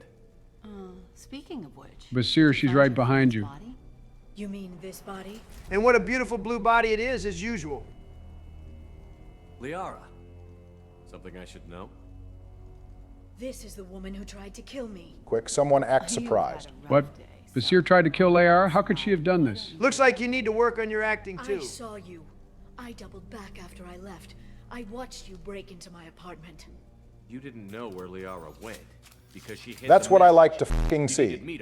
Everyone locked in all at once without missing a beat. Once she had my location, she signaled the Shadow Broker's forces. They bombed. Be careful, Vasir. You keep rolling your eyes and your head is going to be rolling too. And killed him. I'm guessing she's still got the disc on her. Good guess. Not that you'll ever see what's on it. You pure blood bitch! Whoa, chill out. She called her the P word. Hey, Liara, have you considered doing this biotic bubble thing in combat? It would sure help considering we're always under fire. Little bit of cutscenes, not matching gameplay here. Technically, any biotic, including Bard and Joe Shepard, should be able to do that whenever they want, supposing they're well-trained enough. They can also just float to the ground all majestic and shit. I actually think that level of control might be exclusive to Asari. I don't recall any other species doing that. Man, Liara just ran right by us without giving a damn. She really is done with us after the whole drama in Mass Effect 1. Liara's personality change in Mass Effect 2 is definitely a sore spot for a lot of people in the fandom. I miss my geeky, socially awkward, century-old archaeologist girl. I don't know, I like Liara more here. She's cold. Just because she's willing to kill people now doesn't mean she's better. Yeah, tell that to all the people going crazy for that Jane Doe girl. Being violent is sex appeal. Donald, are you playing Zenless Zone Zero? No, I've just grown very familiar with that rat girl from it. Well, that aside, people generally enjoy the Shadow Broker DLC mission, but they aren't a fan of Liara's behavior in it, and I can understand why. It is a very sudden character change. The later dialogue in the mission kind of tries to justify things by having Liara say she grew colder because of all her trials in trying to get Shepard back, as well as her losing Farron to the broker. My issue with that is it kind of relies on the idea that Shepard and Liara were particularly close in Mass Effect 1. Don't get me wrong, I like my blue beauties as much as the other person, but we weren't that tight with her at all. We would have been if we had just romanced her. Joe, don't open that can of worms again. I suppose one thing I'm confused about is why didn't Liara call on any of the crew from Mass Effect 1? Setting aside the need to keep things discreet, probably the eventual involvement of Cerberus. There is no goddamn way Kaidan or Ashley would be down to confer with the elusive man. Rex and Tully, definitely not. And she probably couldn't even find Garrus. Gotta give Liara points for keeping her eyes on the prize and getting Shepard back. I guess being obsessive can be a positive trait. We're still not romancing her, though. I'd argue that we should, but the Liara that I liked in Mass Effect 1 is long gone. Your lack of unconditional love for the Asari is deeply disappointing, Joe. Sorry, it takes more than being a shade of blue and having psychic powers to impress me. Yeah, Joe prefers his women to have buzz cuts with their psychic powers instead. Hey, you respect my taste and I'll respect yours. A nice leisurely jog here. We got 3 of the most fit dudes in the galaxy and they're not moving with any kind of urgency. Give them a break, the body armor and guns probably weigh a ton. That might work for Garrus and Barton Joe Shepard. But Thane is packing little in the way of body armor. Funniest thing about this cutscene is Liara and Vasir fighting each other as if they're limited by the confines of the gameplay. Throw your fucking biotics around. Liara didn't even try to throw a singularity to stun Vasir. I'm fine, by the way. Thanks for asking. We're lucky the nuke on our back didn't go off when we landed. I promised Thane to get back at the Shadow Broker, so you're good here, Garrus. Go back to your calibrations or whatever. Poor guy doesn't get to go on the field trip. I actually feel a little bad. Imagine walking back to the Normandy all alone. You know Joker probably clowned Garrus for not being picked. What's the matter, Garrus? Commander didn't want to use the broom up your ass? There she is. Nothing like a good old high-speed chase scene.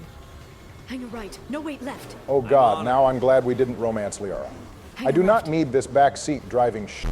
I guess we're just ignoring all types of traffic laws here. The police on Ilium actually don't give a fuck about around anything. The corner. Liara, shut the hell up. We're not going into the construction site, are? Oh shit. Goddamn Barack. Remind me not to ever ride with you anywhere. Joe, I'm not hearing that from the guy who can't drive the M44 Hammerhead worth a damn. Okay, I have to ask, what exactly are the traffic laws here? Like outside of the tunnels, there are no lanes, no lights, no signs, nothing at all. I wish I had an answer for you, Donald, but I don't. I'm going. Just seems like everyone drives between buildings. I've always believed that we're better off not being in the timeline where we have flying cars. I'm guessing there's some level of autopilot in the sky cars to keep people from flying all over the place.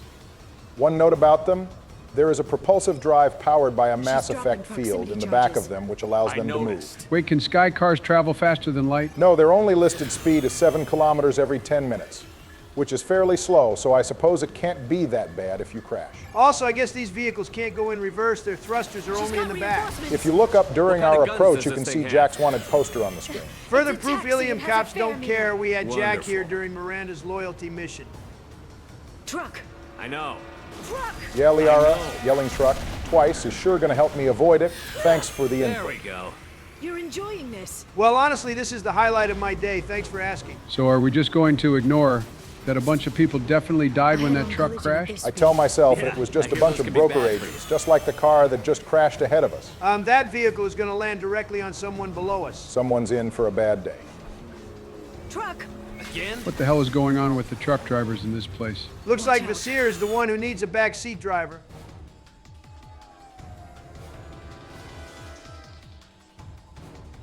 I hope everyone watching Ilium News is enjoying the car chase. We're really putting on a show for these people. I imagine the other people in the sky aren't too happy about it.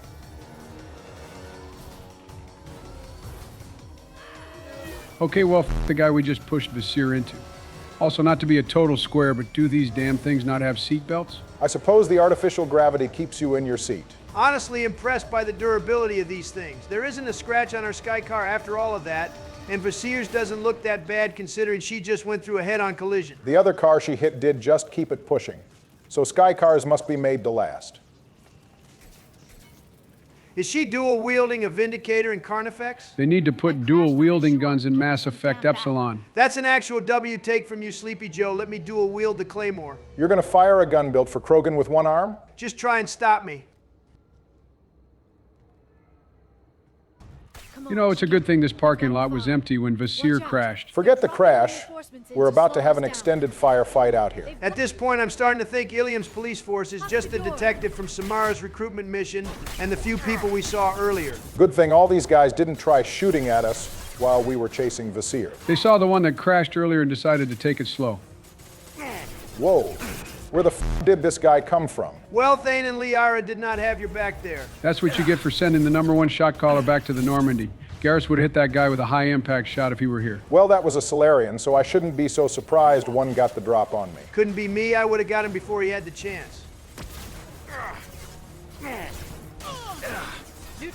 I can see why he flanked with how quickly he got blown up. Thane, move over, please.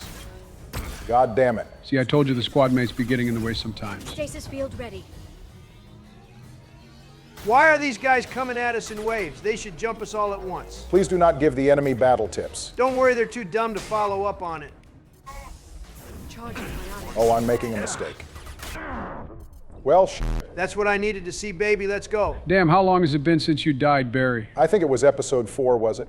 When we were recruiting Thane. God damn, that was months ago. Ilium is really eating you up, and I'm thankful for it. My victory in Mass Effect 2 is secured. Settle down there. You still have another episode left. Barry, what even happened to you back there? You said you made a mistake and then kind of planked. Well, I was trying to back into the cover, but I got stuck on the corner.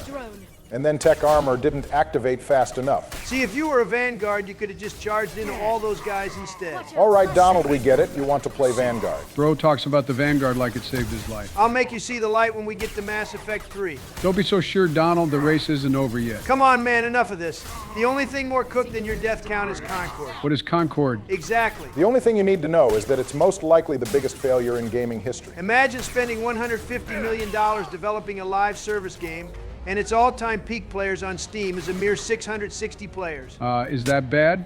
I don't typically play live service, though. So to put it into perspective, the current 24-hour peak for the Mass Effect Legendary Edition typically hits between 3,000 and 4,000 players on a daily basis. Mind you, this is a single-player game that released in 2021 and is really a remaster of a decade-old franchise. Bro, Mass Effect Andromeda pulled a higher all-time peak than Conquer did. They got me out here praising Mass Effect Andromeda right now. Damn, that sucks. Well, surely they can make the game better, right? It could be a No Man's Sky type situation. Well, the game came out August 23rd, 2024, and was shut down on September 6th, so it's less of a No Man's Sky and more of an Anthem type situation. I can't believe I'm about to say this, but that comparison is an insult to Anthem, that actually made a good deal of money before its development ceased. Damn, Sony really caught an L. Well, there's also the fact that the PS5 Pro is launching for $700 USD and doesn't even come with a disk drive. Excuse me? I'll say it again, $700 USD. That's a 7 and 2 zeros. They've lost their goddamn minds. I'm not even going to call you broke if you don't want to buy it. It's just a bad deal all the way around. I don't know what they're thinking.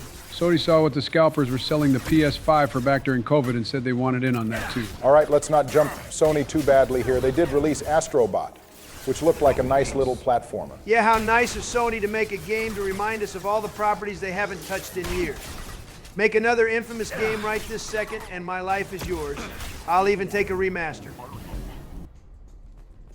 Now, this is my kind of place. I guess there's a lot more than just trading to be done here on Ilium. Of course, nothing like a nice night with an Asari escort after a day of scamming people. Azure is slang for a part of the Asari body in some areas of Ilium. Where? Mainly the lower reaches, near the bottom. I meant where on the Asari body. So did I. You're making romancing you seem mighty appealing, Liara. Nope. It takes more than a sexy little pickup line to get me. Well, I'm glad to see she upped her game since Mass Effect 1. She's not looking too good right now. None of these people see the armed Asari leaking her Kool-Aid all over the place. Vasir, It's over. They literally aren't reacting to anything. Gotta be the purest example of NPCs I've ever seen. Hey you! Come here. How the hell did she teleport like that? Oh, now they're all reacting to her. It checks out. NPCs only do anything when you interact with them. Mariana, you want to live, don't you? Tell those people that you want to live. Vasir, have you heard of a Turian politician named Joram Talib perchance? No way are you going to shoot another hostage. I don't know. I might or I might not. You think so? I think maybe Cerberus terrorists did that. Which story do you think the council will... Too bad for you, Vasir. We were recording this conversation using our Omni tools. You're cooked. If only it were that easy. I have a son. Well, look on the bright side, Mariana. Your son might be getting the opportunity to become Batman. That's some insane work, Barry. Scars them for life. He'll be fine. He's just getting the starting point of most shonen anime protagonists. The usual way. What the hell is the usual way? Have we been in this situation before? So you can shoot the hostage, which is mighty tempting on this renegade run. But I'll just pick the morality option. You had me worried for a second. No stomach for a real fight. Just like an Asari. Liara is standing right there. Drop the thermal clips, Shepard. You girls should really just stick to dancing. You know, play to your strengths. Well, she doesn't seem to care. It's actually too bad we had to go the renegade route here. The Paragon dialogue is so much better. Shepard reminds Vasir of our decisions in Mass Effect 1, making it clear that we'll shoot if we have to. Look at Vasir, not even table level. All right, Mariana, be glad I didn't need to kill you to prove a point. Get out of here. What the hell kind of charge ability is that, and where can I get it? They must have pulled Vasir out of Andromeda. That's the only way she can leap and dash like that. All right, I've had enough waiting time to bring out the pocket nuke. I don't think that's going to kill her. Also, we're in close quarters. Don't care. We only got 4 episodes with the cane, and I'm trying to get some mileage out of it. It's dust. Oh, my shields. I told you we were too close. Barry got the cane and lost all his game sense because he's so horny to see an explosion. Listen, there are some things worth dying for. And being the first one to fire the cane is definitely one of those things. Well, I won't stop you from self-destructing your death count.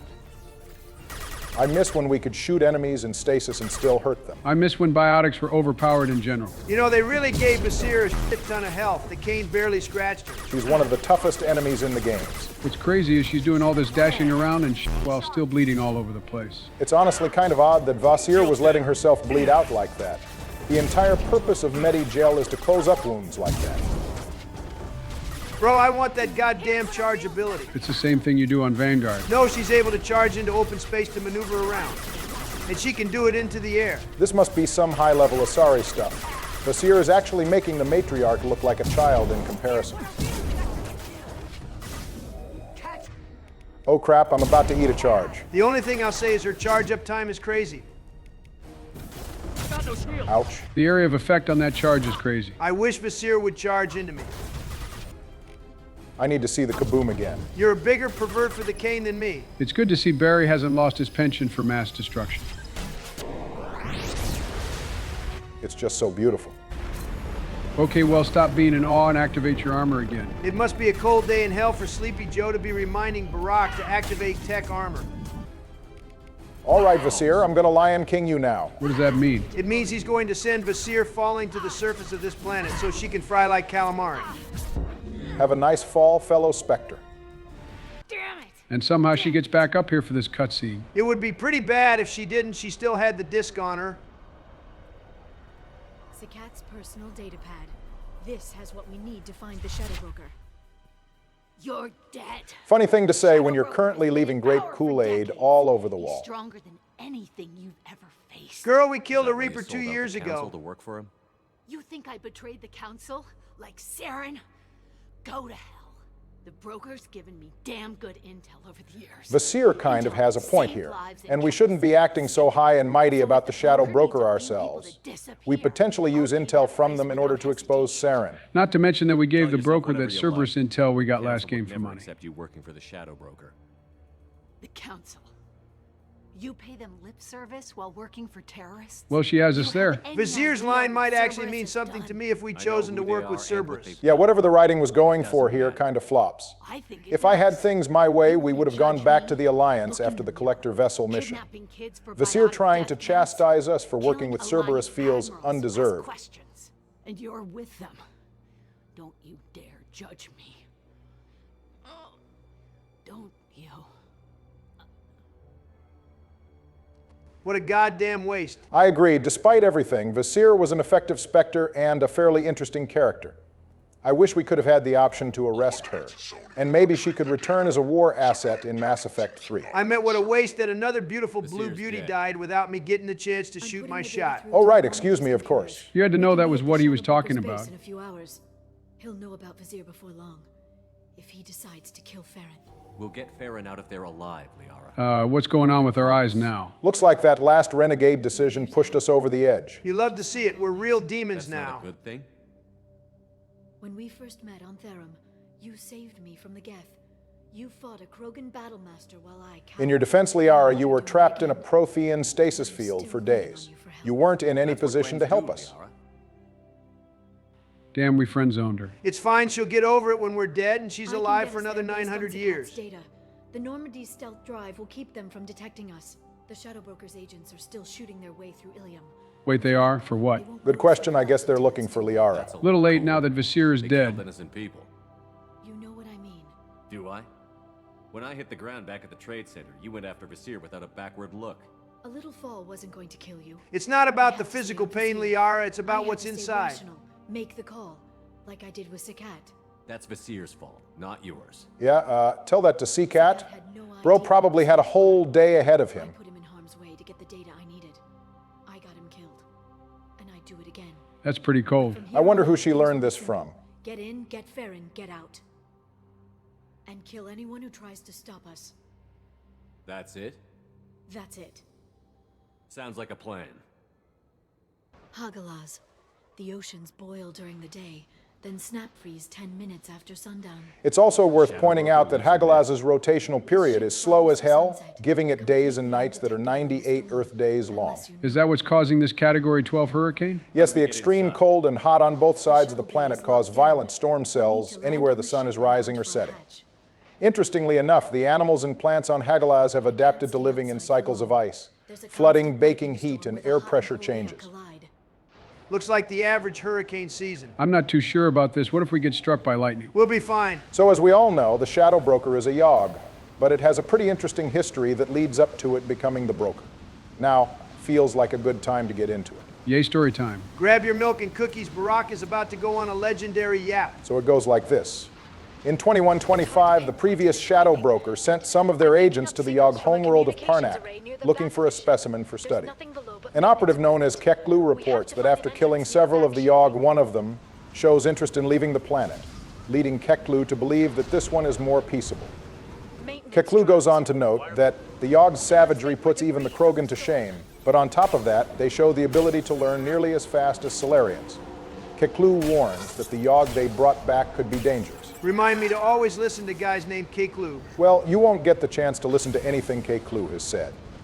In the next email, we'll learn that the Shadow Broker's new friend has eliminated the former operative Keklu and taken his place. Okay, never mind. Even I can see where this is going. The Yogg is put in charge of command strike teams to gather intelligence and neutralize potential threats. Apparently, the previous Shadow Broker actually liked his Yogg friend quite a bit, going as far as to say that they're proud of it. How sweet. You're gonna make my heart grow a few sizes bigger. In the very next email, the previous Shadow Broker is warning all of their operatives to remove operative Keklu immediately. Remember that Keklu is the Yogg now. The broker goes on about how their operatives should only engage with numerical superiority, and to change all access codes and provide Keklu with no additional information. They go on to say that Keklu must not be allowed further access to. Further access to what? That's it. The email ends abruptly. I got a feeling the Shadow Broker agents are under new employment. The final email goes out to all operatives. The Shadow Broker, who is most definitely the Yogg we're familiar with, reports that operative Keklu is no longer a problem. It countermands the previous broker's orders and wants a status report on all operations by the end of the next solar day. Riveting yap session, Barack, one of your best. So this happened back in 2125? How long has the Yogg we know been in control? Vasir seems to be aware that the current broker is not the previous one, as she says he's been in control for decades. I assume the Yogg took control of things pretty quickly after leaving Karnak, which would be consistent with its quick learning. Any guesses as to what species the original broker was? Seems pretty obvious to me. It had to be a slimy, wiggly-ass amphibian. We know it couldn't have been a human. This event most likely predates the First Contact War. So out of the major aliens, I would agree with Donald and say it's a Solarian. They are the ones who deal with intelligence the most. Not to mention they're the only aliens stupid enough to try to have long-term involvement with the Yogg, even when the Council did the right thing for once and isolated them to their homeworld. Really, everything that happened was a foregone conclusion. The Yogg are apex predators with a society built around pack mentality. They do not cooperate until a single leader has attained dominance. It was either the Yogg takes control of operations, or it dies trying. The most interesting thing is that despite their brutish strength, the Yogg are capable of social maneuvering as well. The Shadow Broker apparently demonstrated keen political predictions, better than some of the previous broker's best agents. Evidently, it was smarter than the previous broker, too, given that they couldn't predict that they'd be usurped by their new friend. The broker we know now also had some dealing with Alec Ryder from Mass Effect Andromeda. It apparently helped with the development of Sam. Damn, the broker has his hands in everything. I guess the moral of the story here is to leave the Yogg the hell alone. Oh, I know this is something that doesn't happen until Mass Effect 3, but didn't the Yogg get loose on Surkesh? That's not good. If the Solarians are smart, they'll track it down and kill it immediately. Like I already said, if they were smart, they would have left it on Parnik where it belongs. That about does it for story time. Back to the mission at hand, getting into the Shadow Broker's ship. Honestly, this part of the mission kind of drags, doesn't it? If there's any complaint to be launched at the DLC, it's definitely the Hagalaz section. It makes up way too much of the mission. I also don't see why we didn't just land our shuttle right at the door. Things are never that simple, you know that. Oh, f***. You're gonna die to a Loki mech. Not today, I'm not. Ain't no way. No f***ing shot you survived that. I'm not even gonna bullshit you. I got incredibly lucky just now. The redundant shield generator upgrade activated and bought me just enough time. Your gameplay's been looking a bit sloppy today, Barry. Normally I'd call you out as you have no place to talk, Joe, but you're right. Barack is looking a little washed. Everyone has off days. Besides, one of my deaths this episode was pretty much intentional. Whatever helps you sleep at night. Me personally, I never have off days. We're getting close to the final area. About damn time walking outside this ship is starting to put me to sleep. Oh, please, everything puts you to sleep. Oh my f***ing God. How the hell? I swear your health went all the way to 0. Bro just defied death right before our eyes on some Sans Undertale last breath type stuff. Damn, I'm really not having the best day right now. Is the Shadow Broker DLC really that much harder? Not really, no. I'd say Arrival is definitely the hardest DLC in 2. I just need to lock in. I guess I went soft in between now and my last episode. Not even a guardrail. I bet the broker's agents love patrolling the hull. It would take a lot more than a flimsy guardrail to make crossing this thing safe. We're not even going to talk about how a stray bullet causes the lightning rods to dispel their built-up electricity. I'm not sure what would be worse, getting blasted by electricity because a piece of debris flew into the lightning rods, or accidentally falling off this thing and plummeting to the surface where you'll either freeze or boil to death. You know, a well-placed explosive might be more effective. I really don't know why we don't blow doors up more often. The Shadow Broker's base before. Well, not this one anyway. All right, time to hold the line here while Lyra's little toy does its trick. You sure that shunt is working? It's illegal, even on Ilium. It didn't come with a warranty. But you tested it, right? Here come more of them. Oh God, she didn't test it. To be fair, how exactly would she test it? The Shadow Broker's vessel is probably one of the most secure ships in the galaxy. I'm just saying it would be really bad if this thing didn't work. This is the worst hacking device in the trilogy. I'm sure it won't be much longer. Remember the old days when you could just slap Omnigel on everything? Those were the good days. That security upgrade made a lot of people unhappy. How the hell did that even work anyway? I can probably provide some insight into this. Omnigel is a technological material composed of common, reusable industrial plastics, ceramics, and light alloys that are kept in a semi-molten state. In 2183, during the events of Mass Effect 1, Omnigel was designed for use with Omni tools to do electronics or decryption work. It was also used to repair vehicles like the Mako. It's here where the security issue probably existed. I imagine you slap Omnigel on a secure crate or door or something, use your Omni tool, and it would fix it by hacking the lock. So is the issue there the door, the Omnigel, or the Omni tool? It was probably the tool, if I had to guess. Well, like everyone in the Mass Effect universe. That security upgrade made me angry. Their attacks are disorganized. They'd be more effective if they all attacked at once. You see, Liara and I have the same idea. Just because Liara wants to give the mercs ideas doesn't mean you have to.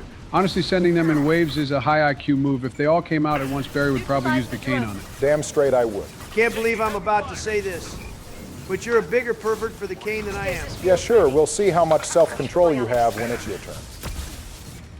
The next wave looks like a big one. The tower defense game is coming to an end. At this point, the broker is just throwing its people into a meat grinder. Liara, you wish killing all these guys out here would result in fewer enemies on the inside. You do have to ask, how many men should you commit to trying to kill Commander Shepard when they keep slaughtering them left and right? Well, the merc groups didn't learn their lesson. I doubt the broker cares. I'm just trying to figure out where they get all these damn people. I mean, I know the galaxy is big, but are they all really willing to die for a paycheck? Maybe the Shadow Broker has pretty good benefits for its agents. Benefits worth dying for? Hey, you never know. I just know the broker seems like the type to command its men with fear, not with good PTO and pay. I mean, look at the Frieza Force. In Fighter Z, they said members of the Force get premium health care and a personal planet if they do well in battle. Ain't no way that was canon. I guess it makes sense. Frieza isn't a dumbass. He would want his forces to be well maintained.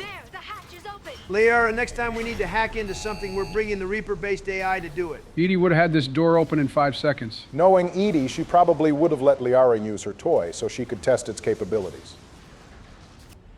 I'm surprised they didn't lay any traps at the door. The broker would prefer to throw more men at the problem. Fine by me. They're all going to die as fast as the rest of them. The glowing red eyes is really selling the murderous intent. You see, that's the benefit to going renegade. We get cool cosmetics to our looks. Is there no Paragon alternative to this? The Paragon alternative is your scars disappear. You don't get any cool glowing bits. That's lame. If you're Paragon, your eyes and scars should start glowing blue or something. How many guards do the Shadow Broker have? Televisir did say it was a private army, and this ship is massive. It figures there would be a lot of people. I'm guessing the broker was building up its forces for the impending Reaper invasion. Damn, that kind of puts slaughtering them in a different context. It's fine. Liara's going to have what's left of them after all this is done. Hey, Farron, you alive? Bro doesn't look alive. No, he's good. So if we don't help Liara do this, Farron will die, probably because she doesn't get the intel she needs in time to save him. No. Oops, that's our bad. Well, there are worse ways to be tortured. I thought this looked too easy. This chair plugs into the broker's info network. You have to shut off the power. Pull me out now, and my brain cooks. It's like Sword Art Online. If you die in the game, you die for real. What exactly is the game supposed to be here? I'm sure Farron is using his Drell memory thing to escape to better, less painful times. So that's the game. Oh, damn, that looks like it hurt. The medical equipment is to make sure he doesn't expire. Good on Farron for surviving torture for 2 damn years and not spilling the beans. Raised his own private force. They're completely loyal. Okay, perhaps we should stop asking him questions. But we gotta clear all the dialogue options. No, we don't. Your insatiable need to hear every line of dialogue knows no bounds, even when it clearly tortures someone. Yeah, you know, like us. The guards are terrified of him. A Krogan? Speaking of which, it's kind of odd for the broker to not employ any Krogans. Nah, it makes sense.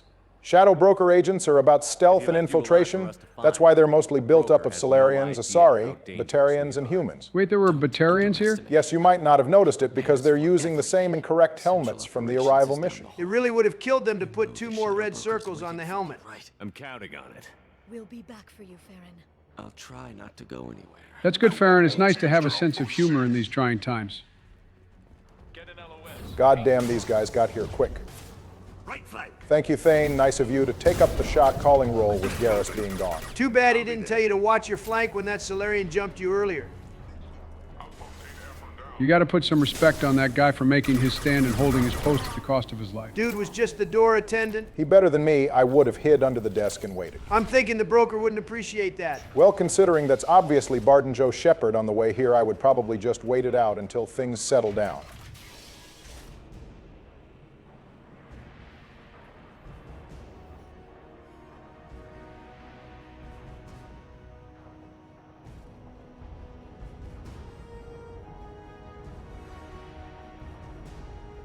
Wait, we were holding the Locust before the gun just switched to the Phalanx. Here for the drill. Holy f*** that voice. Reckless, even for you, Commander. Oh, please, this isn't even the 5th most reckless thing we've done. We did literally take a fucking Mako through a mass relay. But necessary. No, it wasn't. Neither was caging Farron for 2 years. I don't even really understand why he kept Farron for so long. Seems like a waste of resources to keep him if he won't talk. He was definitely just doing it for fun after the first 2 months of torture. It'll be pretty hard to run a base this size with no crew. They're replaceable. Your arrival is barely an interruption. Well, there's the answer for why he just kept sending people at us. To come after you for working with the collectors. So what did the collectors want Shepard for specifically? Do they really think we're that special? This is from cut voice lines for the DLC. But Liara will tell us that killing Saren actually didn't matter to the collectors. They were instead intrigued by Shepard's exposure to the Prothean beacon and the Thorian on Feros. They wanted to look at Shepard for genetic abnormalities. Bringing an assassin was shrewd to Sony. I'll give Mr. Krios' son my regards. Oh, we didn't bring Thane for his assassin work. This is for his wife. I still can't believe the broker will say that killing Jacob Taylor will cripple Cerberus if you bring him here. The broker was just being polite. It is quite politically savvy after all. A pre-spaceflight species quarantined to their homeworld from massacring the Council's first contact teams. This base is older than your planet's discovery. Which probably means you killed the original Shadow Broker 60 years ago, then took over. I'm guessing you were taken from your world by a trophy hunter who wanted a slave. Or a pet. How am I doing? Goddamn, she just cooked you, bro. You're a big guy. For you. See, this is what happens when you let your homegirl run her mouth. Jesus Christ, Thane, what the hell happened? The master assassin over here couldn't dodge a fucking table. This scene is kind of awkward if you happen to be romancing someone and brought them here. Yeah, I imagine there would be a long talk from Tally if we'd been pursuing her and she witnessed us save Liara over her. This boss fight isn't exactly difficult, but damn if it isn't menacing having the broker pull up on you while continuously shooting a damn revenant. Damn bro is walking like a level 100 crime boss. What do you think the broker does to people who come into this room and never exit? It definitely eats them. Always thinking with your stomach, Donald? Nah, Donald's definitely right here. That giant maw of a mouth has to be for something. Plus, look at the guy. He's going to need the caloric intake. Maybe that's another reason why there are no Krogan here. There wouldn't be enough food to go around. Damn, that pistol is doing numbers. I keep telling you to put some respect on the M5 phalanx. Liara wasn't even doing anything back there. Well, she didn't get knocked the fuck out like Thane, so she's still managing to pull some amount of weight. Give the man a break. He has a terminal illness.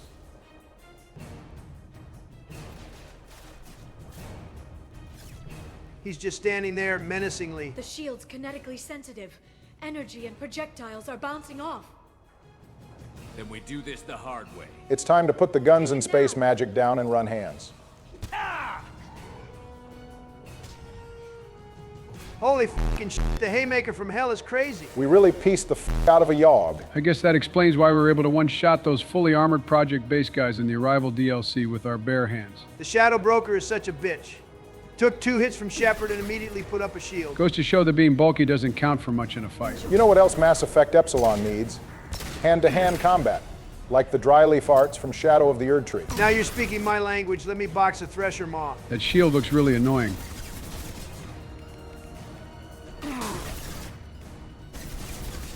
You know what? I'm hitting him with the cane. Bro, this room is even smaller than the last one you used it in. Don't care. Barry, I think this might be a bad idea. Well, that's a death I can respect at least. Okay, in my defense, if my tech armor hadn't broken, I would have tanked that. Hear me out, maybe we don't launch the nuclear warhead at an enemy that's standing like 10 feet away from us. The cane is not a nuclear weapon. Those radiation trefoils are just for decoration. Barry, man, that doesn't really change my point. Barack got his hands on the cane and lost all his sense for this game. All right, I won't fire the cane again for this episode. I'm thinking you shouldn't use it at all the way you're acting with it. Leave me alone. I've been researching and noting Mass Effect lore for the past 20 episodes. I earned the right to clown around a little. You're right, my bad, boss man Barry. You can fire it as many times as you want. Self-destructs count as deaths, so all you've done is widen my lead. Go ahead and take Mass Effect 2 if you want it. The record will be set straight come Mass Effect 3. Don't you guys count me out of things yet? We're well past counting. We've already got the solution, and you're totally cooked, Joe. Doesn't look like shooting the cover is doing much for him.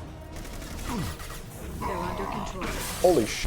You want to say that again, Joe? Nah, I'm good. I'm just gonna keep my mouth shut. Why'd you run away? Just hit him with a haymaker again. Nah, it doesn't work the same way when we're in actual gameplay and not a cutscene. You came for nothing. Jesus Christ, his voice lines are menacing. Fun fact about the broker, it can speak 17 languages without translator assistance. Okay, we need to keep those things confined to their planet. They're way too damn smart. It would be genuinely devastating if the Yogg found themselves on the galactic stage. We would have a massive f***ing problem. You know, Epsilon being about us dealing with an invasion of the Yogg doesn't sound too bad. All right, time for round 2. Despite its size, the Yogg has absolutely zero skill in close quarters. Goddamn, how strong is Shepard supposed to be? Yogg are supposed to be even stronger than Krogan. This is genuinely insane. The only reason the broker isn't getting completely f***ed up is because of that cheesy ass shield. If you can get him to bring up that shield again, I've got an idea. Okay, Liara, I'll do it a third goddamn time. I guess it was too much to ask she think of this plan a little sooner. Hey, at least she's doing something. Thane is over there taking a fucking nap. And to think I brought him here so he could get revenge on the broker for the part it played in killing his wife. Also, I think Joe might have been onto something with the Yogg being the primary enemy in the next game. Why, you actually like one of my ideas? I can always respect a good idea, even if it's coming from you. I've seen people say they want the next game to be about a smaller scale conflict. So stopping the Yogg does sound mighty appealing. It sounds like untapped potential. We have a species of alien with the intelligence of Solarians, the might of Krogans, and the ambitions of humans. They would be great antagonists for the Milky Way to face. Well, if the Solarians keep up their meddling, we'll definitely be looking at a repeat of the Krogan rebellion on steroids. A genophage wouldn't even work. The Yogg would probably cure it themselves. Well, thankfully, we don't need a genophage to kill this one.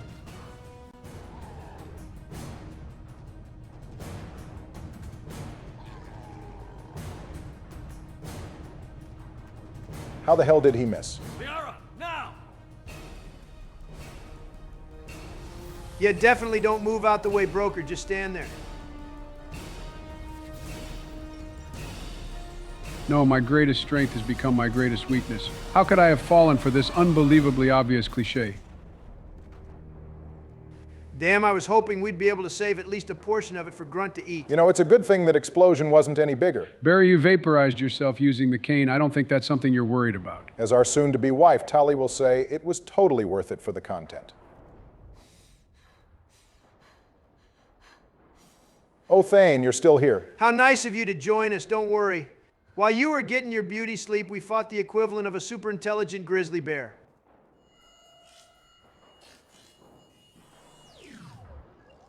How the hell did he do that? I guess vanishing from sight is just something all Drell can do. We've had a momentary connection failure. Can you confirm status? Operative Shore requesting update. Are we still online? Shadow Broker, I've lost our feed. This is probably exactly how things went down when the Yogg killed the previous Shadow Broker.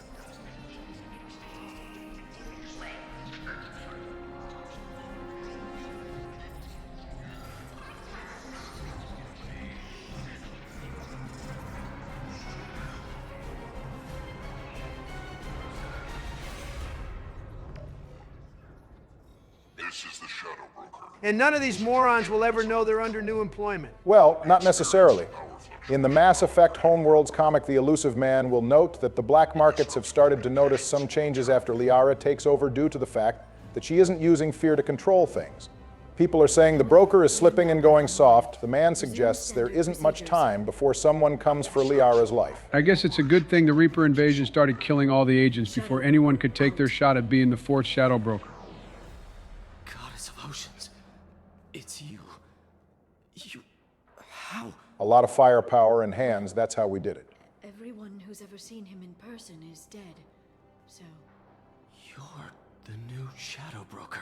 Now Liara will use her position to find the Deus Ex Machina we need to defeat the Reapers in Mass Effect 3. It'll be nice to have access to information I can trust. Broker. I'm not sure I'm ready for you to call me that. I'm not sure about any of this, but I had to do it. Well, it was either you take over as broker or we blow this place up. I can give you... I can... Well, here come the waterworks. Check the power systems.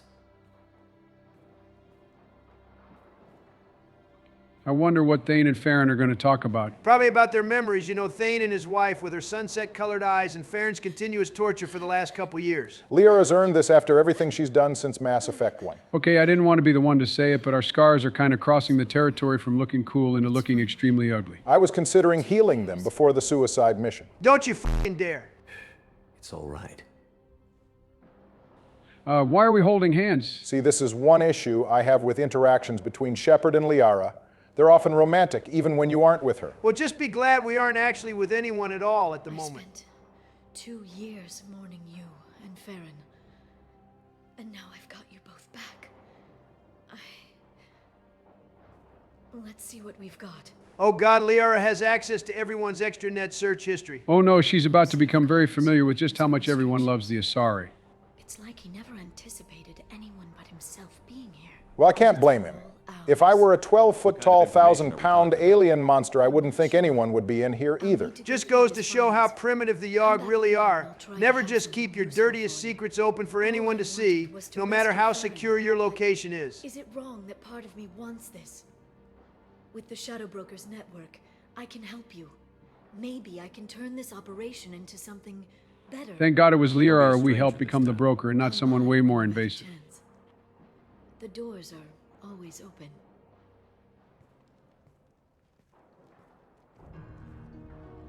Thank you, Shepard, for everything. We're literally going to walk back in here, so you can skip the sad goodbye music.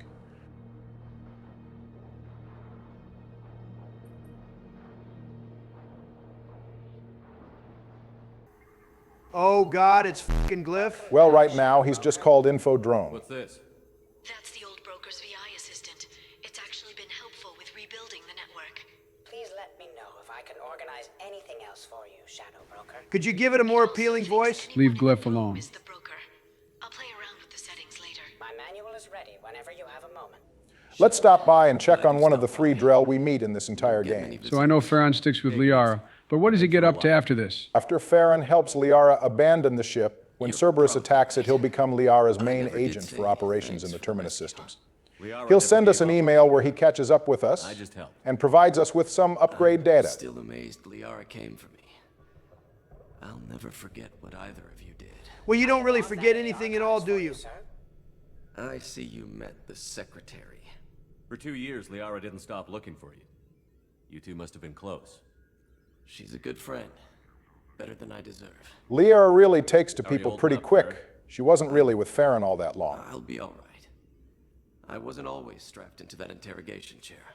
Drell can mentally escape into old memories. It came in handy on the bad days. How many times did the Shadow Broker hook you up to that contraption? A lot. It gets I wonder what other means of torture there were. I think we're better off not knowing. I'm not trying to make Farron relive the last 2 years, so we'll leave it at that. What will you do now that you're a free man? I want to help Liara rebuild this place. But after that... That damn thing has to be like a flashbang when it gets that close. It probably has the most annoying alarm sound in the galaxy. I imagine it's just Glyph loudly announcing that it's time for whatever is on the schedule. Cerberus headhunted me and Liara to steal your body from the Shadow Broker. I was working for the broker at the time, and he's the one who scraped up your remains in the first place. How did the broker find our remains before the collectors? They were right there after blowing up the first Normandy. Good question. I guess the collectors just didn't think Shepard would make it down after burning up in an atmosphere. An information trader, not a slaver. Is that so hard for Batarians? You can still be a criminal, just don't be a slaver. Follows everyone. Shoot it, it'll vanish like all the other ones. Come on, Glyph isn't that bad. For a specialized data processing VI, custom built to your specifications, Shadow Broker. It helps coordinate the network's massive information feeds, but it could use a different interface tone. See? Even Farron agrees with me on the voice. At least make it sound like Sam from Andromeda. I wish it would stop calling me that. How are you doing, Liara? I'm a bit overwhelmed, to be honest. One thing about Liara staying here on the Shadow Broker ship, she was originally supposed to go back to her office on Ilium. That seems like it would be a really bad idea given that she's supposed to be, living in secrecy as the broker. The whole living in secrecy as the broker kind of went out the window by the time we got to Mass Effect 3. Damn near everyone knows. Well, not really. Besides Shepard's direct allies, the Elusive Man, and the major leaders in Citadel space, Hardly anyone knows. You know, I wonder if we have access to the broker's finances right now. There are indeed investment opportunities in the Shadow Broker's base. You can invest in certain events like a smear campaign on a politician attempting to raise taxes on all Earth manufactured goods. There are some unused investment opportunities within the DLC's files.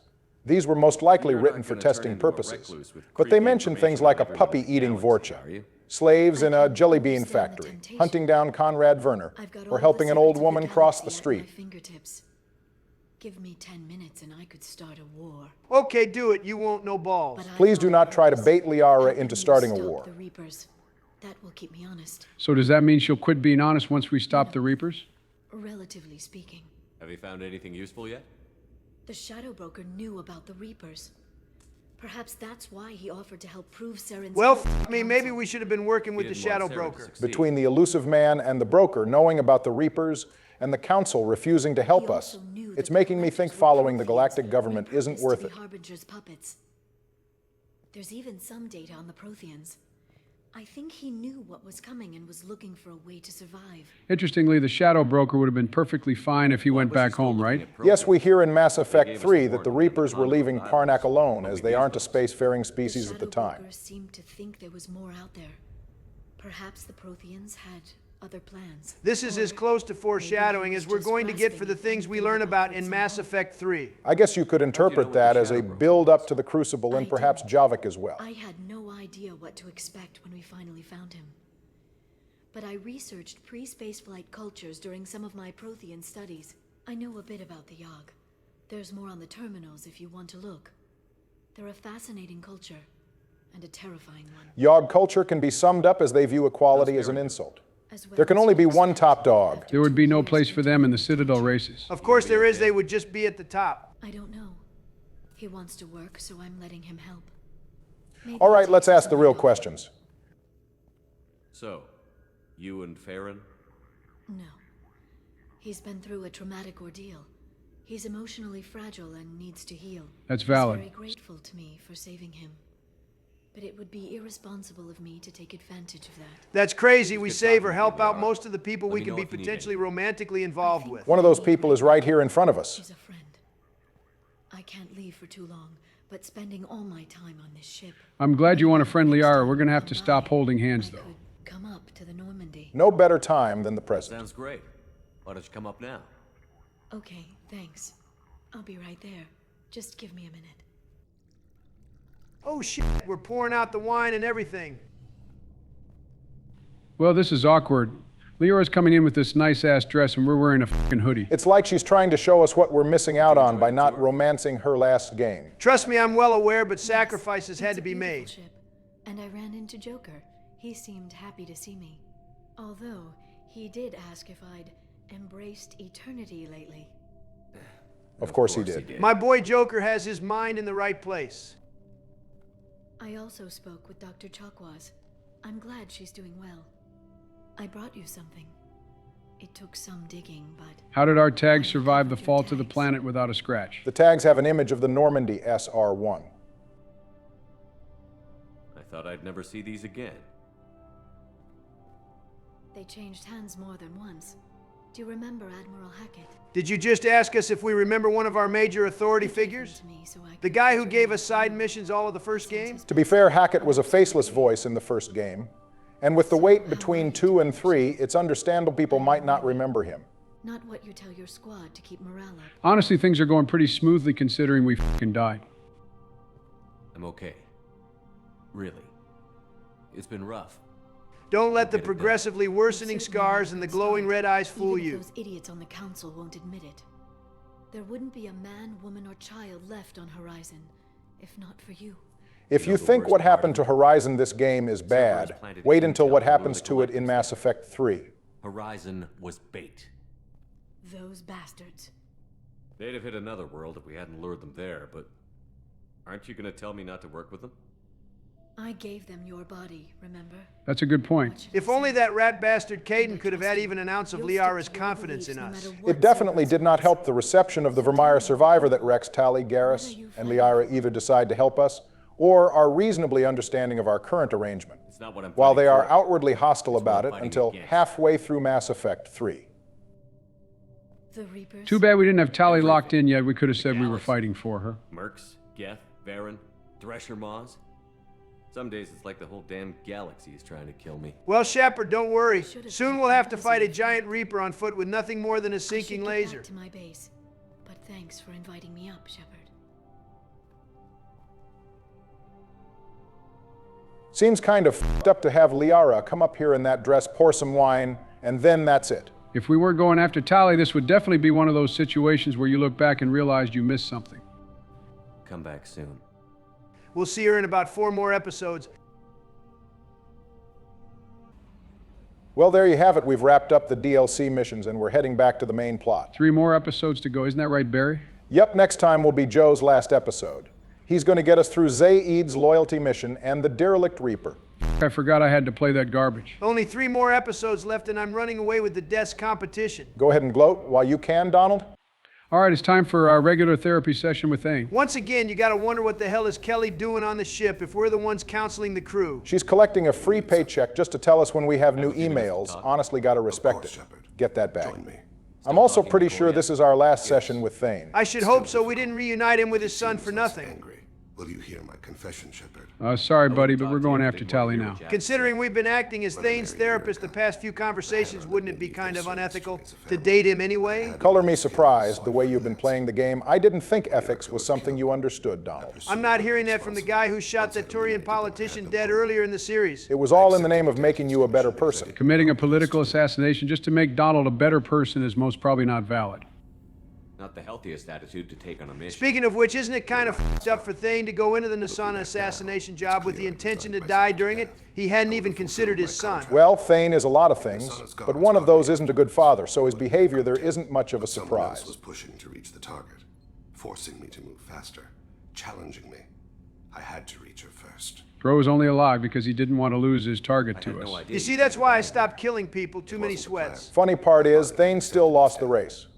We got to Nasana with minutes to spare, and the only reason Thane got her is because we weren't actually there to put her down. It also helped that Nasana offered a bag if we cooperated with her. I'm still mad as hell Thane killed her before those credits could hit our account. You deserve some peace. Whatever may happen, my gun is yours. Oh, that's a gun here. I thought he was happy to see us.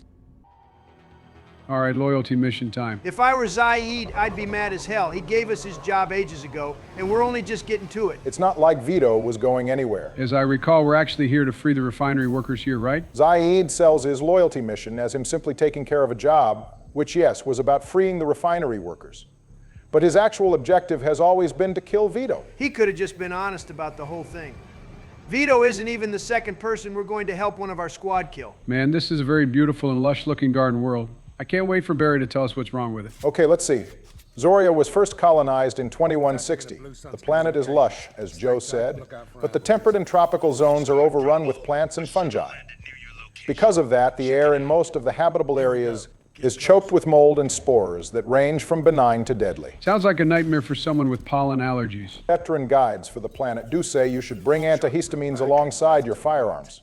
Now, carrying on, the scattered colonies on Zoria resort to clearing out the vegetation to create habitable urban areas, while the rural areas, where spores are the thickest, are populated by the Vorcha, who can adapt to any environment. Doesn't sound that bad. At least it isn't a garden world awaiting a doomsday collision with one of its moons. Zoria is also home to the Blue Suns Mercenary Company, who are the dominant security force for all the colonies. They enjoy unlimited influence with local governments, and no other military contractors can compete with them. Most of the colonies have Suns recruiting stations and training camps, though the planet is still home to tons of piracy, drug usage, and political violence. So when we're touring the Milky Way, it's best to skip Zoria, right? If you want to avoid getting fleeced by the Suns, yeah, I would advise against it. Is that what's happening to the refinery workers here? As far as the events of the game goes, we don't know why the Suns have taken over the Eldfell Ashland refinery, but some cut content would have clued us in. A cut conversation at the start of the mission would have had us talk with some refinery workers that escaped. They would reveal to us that the Suns took over the refinery to force the workers to produce fuel for them. This hostile takeover seems unnecessary. If what you told us about Zoria is true, the Suns should already have full control over basically anything that happens here. They have control over Zoria, but not every corporation that does business on it. Eldfell Ashland Energy is a powerful and influential human mining company known for extracting helium-3 from Saturn's atmosphere in 2137. So it's not the kind of company to just bow to the whims of some mercenary group. I guess that's why we saw a few bodies back there. Vito had to make some examples. Those guys got off lucky. They got a quick death. The rest of the workers are going to die in a fiery inferno. Who said I was going to let the workers die? If you want Zaid to survive and be with us at the Citadel DLC, you're going to let the people burn. But I know you can save the workers and convince Zaid to be loyal. Yeah, if you're Paragon, save the workers and Zaid dies later on in Mass Effect 3. Well, letting the refinery workers burn pales in comparison to some of the other terrible things we've done here in Mass Effect 2. Oh, no. It's time to burn some more. I am not going down to pyro enemies like this, not again. Goddamn, bro, did you just whiff 3 shots on a stationary down target? Shut up, man, I was nervous. This is my last chance to have a zero-death episode in Mass Effect 2. Well, you're already handling things better than you did during the Overlord DLC. While you continue on, here's some more cut content material. Some cut journal entries reveal a different concept for Zaid's loyalty mission. Instead of going after Vito, we would help Zaid fake his death after the second-best bounty hunter in the Milky Way comes after him on a job. In doing so, we would earn Zaid's loyalty. It seems kind of mid. Why fake his death instead of helping him kill the guy?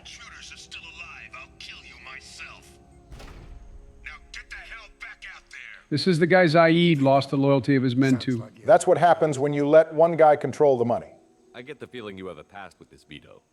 I knew he was a sadistic bastard back when we started the Blue Suns. Still crazy how Zaid founding the Suns makes absolutely no sense in the continuity. We talked about this in episode 2. What did we decide again? We decided things would make more sense had Zaid been born no later than 2139. Vito wiped me out of the records. He ran the books, I led the men. I wonder what Garrus thinks about Zaid being the founder of one of the gangs he tried to wipe out. I imagine he's just pretending he didn't hear any of this. The Blue Suns were never a particularly good group. They did commit a violent raid on an Alliance facility on Sidon in Mass Effect Revelation. But the version of the Suns Garrus has a problem with isn't the version of it that Zaid founded. I guess Thanos would have been wrong about aiming for the head in this case. Every time I sighted down on a target, every time I heard a gunshot. Damn, he must see Vito in his mind all the time then. Goddamn grudge. You survived a gunshot to the head? Yeah. And you survived your ship getting disintegrated. Zaid. We did not survive the destruction of the Normandy. I believe Jacob described it as meat and tubes. It's okay, we got better. The glowing lines on our face say otherwise. We better get moving. Pull-up game is on point. Zaid Masani, you finally tracked me down. We could have gotten here sooner, but you're like bottom 5 on our list of priorities, Vito. Bastards behind me. Yeah, well, we have a shepherd. Killed on my command. Actually, take your shot. Give my men a reason to put you down like the mad dog you are. Again. He's talking all that good shit right now. Can't wait to hear what he has to say when both his knees are blown out. What was that? Gone nearsighted old friend. I guess Vito's men ain't worth a damn if Zaid was able to get that many shots off without them lighting us up. You just signed your death warrant, Masani. Yeah, okay, he says this, and then hauls ass to the nearest helicopter.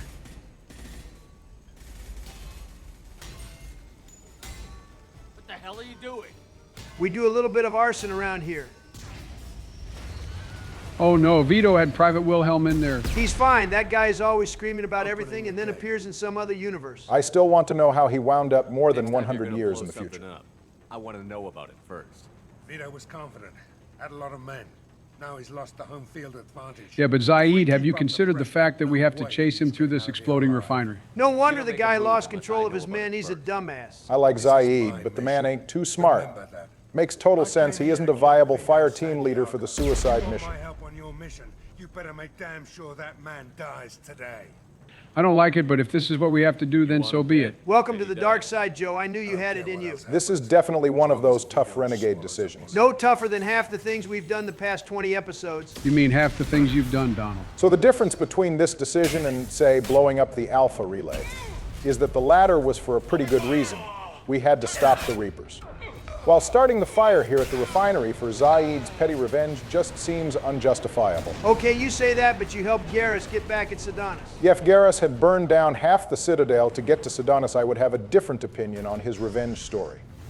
The only people who suffered in Garrus's loyalty mission were some Blue Suns and Harkin. I just can't help but think about how this looks if you bring Samara here. If it weren't for the oath she swore to us, she'd try to kill us on the spot. No wonder she doesn't take Zaid up on his offer to hook up during the Citadel DLC. I don't think anyone on our squad would approve of our actions here. If this were Baldur's Gate, I'd think everyone except for Zaid, Grunt, Legion, and maybe Jack would disapprove of letting these people burn. I'm not sticking around to watch. We stop to help these people and Vito gets away. And if he gets away, I'm blaming you. Is Zaid the most renegade squad mate across the games? He's definitely up there. It's between him, Rex, and Grunt, I'd think. No! Help! No! Well, sucks to be that guy. The other issue with this loyalty mission is that it's not too far removed from what Saren did during his mission with Anderson.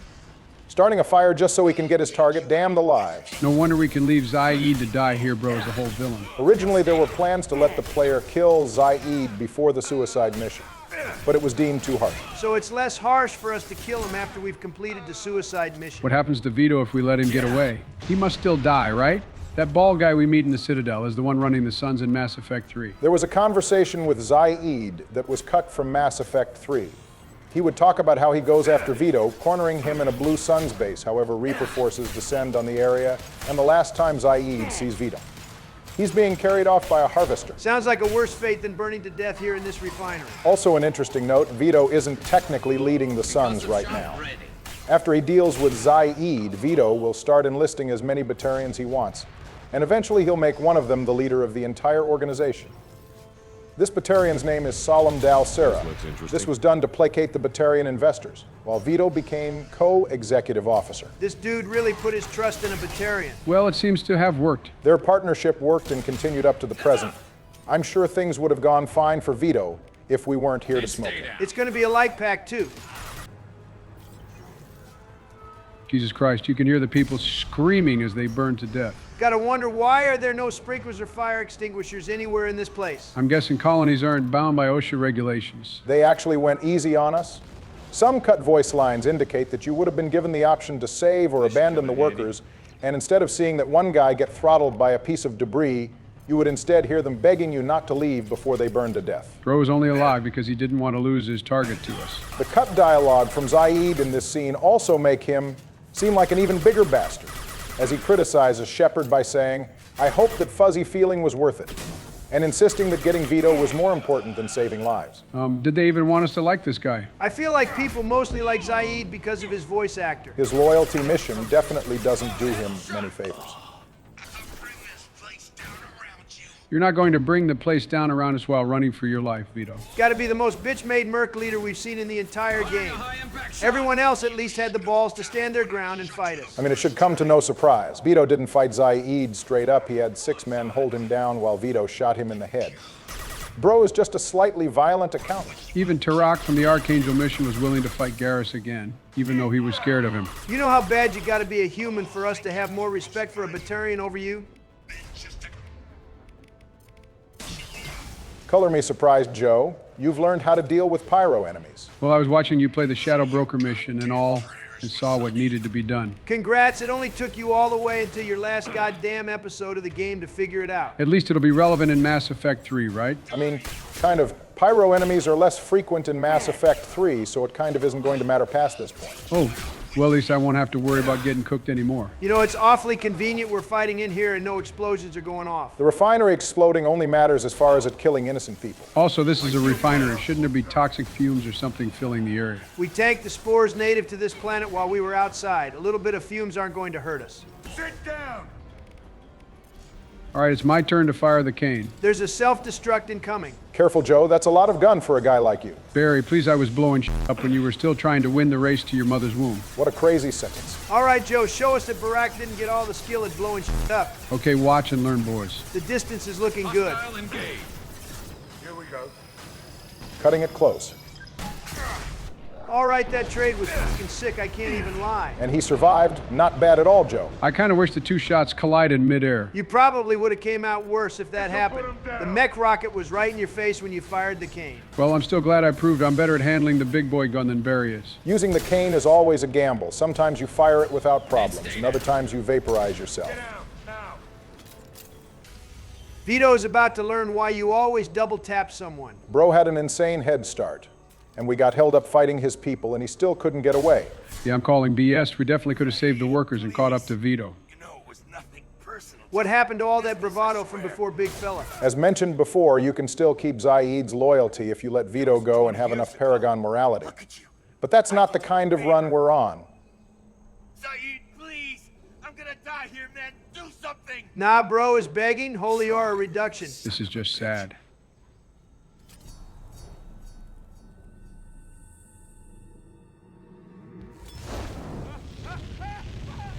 We got Zaid's loyalty at the cost of a few dozen refinery workers who probably have families at home waiting on them to come back. It's a worthy sacrifice. We should probably keep this one from Samara. At long last, we're finally doing a mission that is actually about dealing with the main threat of the game. The last time we did an actual main plot relevant mission was all the way back in episode 5, when Joe did the collector vessel mission. Good times, that was when I defied expectations. But will you do it again here? All I gotta do is clear this and I'll have my own zero-death episode. Good luck with that. People often talk about Horizon and the collector vessel as being tough missions in the game, but the Dead Reaper mission is right with them. I know we're on insanity difficulty, but it's just husks. How bad can it be? Bro thinks the only thing he's fighting here are husks. Just wait, you're gonna see what the problem is. Mass effect fields are still active. We just passed inside their envelope. It's still crazy that a Reaper's Mass Effect fields can be active for... Actually, how long has this thing been here again? I believe we'll hear later that this Reaper has been here for 37 million years. That's almost as old as Joe, goddamn. Old man jokes aside, on a galactic scale that wouldn't be much at all, Earth would still been teeming with life that long ago. We're really going to walk onto a freaking Reaper like it's nothing, aren't we? What's the worst that could happen? Oh, I don't know, man. We could get f***ing indoctrinated. It's rare to hear you so bothered by something like this, Donald. I'm not afraid of Reapers, but I'd prefer it if we were, you know, miles away shooting at them from inside the Normandy. Not walking aboard one. A vast, ancient life form. Privately, I can't deny the atmosphere. The angles of the walls seem to press down. You see, look at this. We're totally cooked if we walk onto it. Actually, Donald is right. Why in the actual f*** are we walking onto this Reaper without any countermeasures for indoctrination? I don't even think you can defend against indoctrination when you're literally standing on top of the source of the thing. Well, I've got a bit of cut content that is sure to make you both feel better about this. I'd really rather you didn't. Well, too bad. Some unused text strings depict a voice of indoctrination attempting to win Shepard over to the Reaper's side. It goes a little like this. It was lonely. It called to us. It wanted to remember. The Masters had been gone so long. The Masters were lost when it was shattered. Currents swept through their inner worlds. They were turned to noise, babble. The worlds were empty, but the body lived. It lay fallow. The heart pumped, the lungs breathed, but the mind forgot the Masters. It called, and they did not answer. We have become an echo of their echo. We have become more than we were. Join us, know us, remember all our lives. We are no longer afraid. You would never be lonely again. We are not your enemy. We only wish to share ourselves. We can join them. We can be like them. We can reach the end of evolution. Do not fear. It is wonderful to be us. We understand ourselves. You cannot defeat them. They will lead us into eternity. If you could only see how we see, know what we've learned. They were called Imshai, those who lived here before. Reaper, 1. A mechanical device used to cut ripened grain. 2. One who gathers a harvest. Harvest, 1. The consequence of an event or series of events. 2. The yield of a growing season. 3. To gather. Shepherd. They know you. They wish you to understand. They are shepherds too. Oh, Jesus fucking Christ. Barry, what in the hell was that? I don't actually know what that was just now. You need to stop messing with Reaper-related cut content. That's scary as hell. Well, I do think it's interesting that the cut content seemed to reveal the species of alien that was harvested to create this derelict Reaper, the Imshai, as they were called. Barry, I'm really not trying to think about that anymore. My heart's still pounding. Oh, great, now we're trapped on this accursed thing. Reaper. Not the way I thought I'd go. Oh God, if we get trapped in here, Grunt is going to eat us. He's welcome to try. Barton Joe Shepard isn't going to go down as easily as Uvenk did. Don't worry, he ate well after we brought back the bodies of all the refinery workers from Zaid's mission. Jesus Christ. It's not like they had anything else to do during their day. Also maintaining the Reaper's altitude. So when we take the barriers down to escape, the wreck falls into the planet core. And that means everyone dies. Yeah, I got it. Falling into a brown dwarf would be pretty bad. Now that you bring it up, it's a good thing the collectors didn't shoot us down over a gas giant. There'd be no way to get us back. Aye, aye. Good hunting. Well, Enrico, this is definitely a bad idea. What a mess. Anyone else hungry? Donald, I thought you said you fed him. Oh my God, the jokes haven't been jokes this entire time. You try feeding a Krogan, it's not easy. You never mentioned that. Katie had anger management issues. When my brother got married, the best man tried to hit on her. She kicked him down the church steps. If your best man hits on your new wife, that's not your best man anymore. I must have told you this story. No, I know my wife. I remember that day was the only time I saw The elusive man really set these guys up for failure. Is there an explanation at all for why Shepard and company aren't being indoctrinated being literally inside of a Reaper? I suppose it's a matter of how long you're exposed. We have no idea how long these Cerberus scientists were on the Reaper before dying.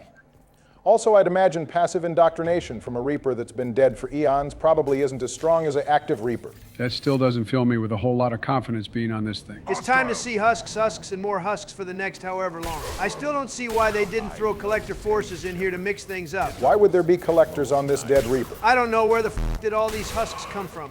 They can't have been here to begin with. These are probably the Cerberus scientists. There's no way that damn many of them came here, plus humans are turned into husks using dragon's teeth who would have impaled the Cerberus workers. Okay, perhaps the collectors were here and dropped some husks off. Yeah, but for what? If they were really worried about someone coming here and stealing some technology, they should have just blown the damn thing up. Donald is onto something. I'm just saying this Reaper should be nothing but corpses of the Cerberus agents and the bot we're going to end up recruiting. Wait a second, no, it all makes sense. What is it now? It's that goddamn bot.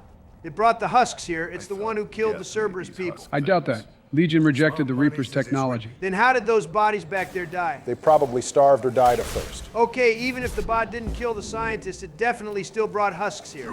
Refusing to work with Sovereign doesn't mean it would be above using Reaper forces. Okay, Donald, what is all this leading toward? I'm just building a case against recruiting the bot once we get back on the Normandy. I'm definitely not selling Legion to Cerberus. If you don't sell the bot, it'll get up and start eating our cats and dogs. Donald, what in the f*** are you talking about? Donald, what's your source on Legion eating cats and dogs? My source is that I made it the f*** up. I guess age is starting to get to your mind too, buddy? Shut your mouth, I'm perfectly fine.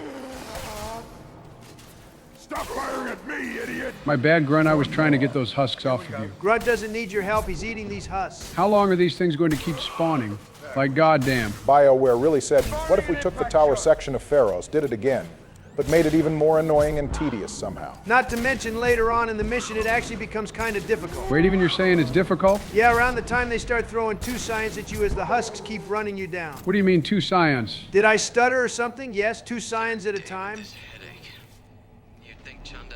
Did the elusive man seriously not warn these people about indoctrination? He definitely knew about it. Given the way the man operates, I'm willing to bet he was completely fine with the idea of losing about a dozen people just to study the dead Reaper. Well, it didn't really matter if these guys survived or not. We'd have to either imprison them or kill them now that they're full indoctrinated.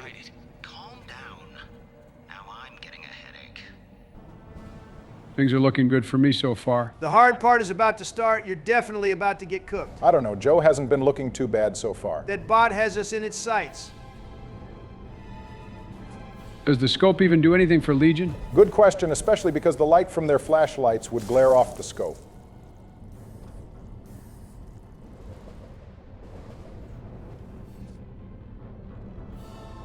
Shepard, Commander. Oh God, it talks. So to you, it's not that big a deal. And there he goes, off to get dropped by a husk later on. Okay, which one of you 2 jackasses shot the gas tank? It was Grunt. That was a shotgun blast. Leave him alone, he's just a little overzealous. Well, now that we've run into Legion, It's time to return to the cut characters template. Oh my god, I forgot all about that thing. Well, we haven't had anyone to recruit for a while now, but this will naturally be the last of things. There were 2 early concepts for Legion. The first one was known as the Geth Frankenstein. This character would have 3 personalities, having been made from a damaged Geth boss's memory core and being rebuilt using parts collected from various enemy Geth bases. So the same thing as that build a Krogan cut character you were talking about when we recruited Grunt, but less cool because it's a robot. Yes, both the build a Krogan and the Geth Frankenstein seem to be inspired by the same idea. The other concept related to Legion was known as the Lost Hologram. This would have actually been a damaged Prothean tech hologram that was found in space. It would be restored to look like a Prothean. This hologram would come from a time period where the Protheans were in the middle of a civil rights movement in the Empire. Yeah, Barack, that's cool and all. Joe, stop letting my son take all the aggro. You said he didn't need help. Grunt doesn't, but that doesn't mean I'm not worried about him. That is what Grunt is for, especially on this mission. Though I don't think using Inferno Grenade directly on top of him was a great idea. Oh, he died. No, my baby boy. Oh, calm down, he's fine. I think it was the Scion shockwave that caught him. Anyway, it is still endlessly annoying to this day that we had to wait until the end of the goddamn game to recruit Legion. I would have preferred it if we didn't recruit it at all. Legion was planned to be recruitable way earlier, right? Yes, Legion, like all of the other squad mates, would have been available for pickup much earlier in the game, evident by the voice lines he has for missions like the Collector Vessel. Oh God, I don't like the looks of this. Bro's about to get boxed in. You're handling yourself well, Joe. I'm genuinely impressed. It's only a matter of time before he starts fumbling like he always does. Even when I have no hopes of beating you, you can't even pretend to have some faith in me? Do you want me to be honest, or do you want me to tell you what will make you happy? Okay, let's be honest. This is a good look. Grunt and Zaid are about the best options for this mission, and Joe played smart letting Grunt take all the aggro while backing out of the Seon's line of fire. I don't know what's come over him. I already made it clear, this is my last chance to have a good episode. I'm not going into Mass Effect 3 on a loss, goddammit. Well, too bad for you, it wasn't soon enough. We're still playing Vanguard. Well, that's the first wave done. Good job. Gear up. Are you sure about that one, Barack? How long are these damn things going to keep spawning? I don't know what to tell you. I underestimated how tedious this mission was. All right, that's got to be it for this area. That felt like 3 goddamn waves.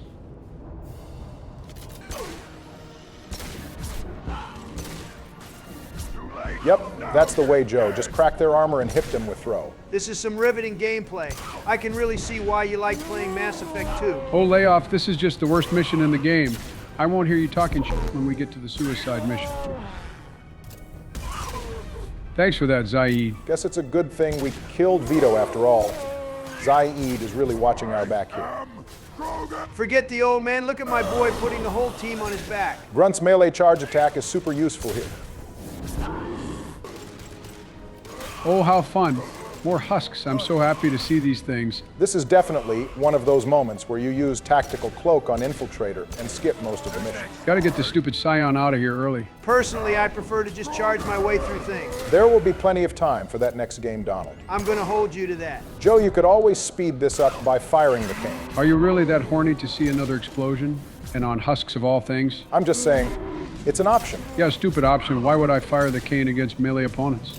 I'm not trying to blow myself up. He's smarter than you on this one, Barack. Man, I love having to walk all the way back to where I was because husks keep coming all over me. You want to try that one again, Joe? Nope. I said what I said. I'll put some respect on you for standing on business there, Joe. The Scion is still left. Yeah, I just love science. I'm with you on that one. Gotta be the worst class of enemy in the game. Either them or the Praetorians. I will once again be glazing the M5 phalanx, because look at this thing go. If Joe gets through this without dying, it's exclusively because he has 3 of the best guns in this game. I prefer to think I've simply gotten better. I gave you your props earlier, Joe, but you've got the best possible setup for this mission. Even you would find it hard to fail. Well, then I'll just credit that to my battle IQ. Wonderful.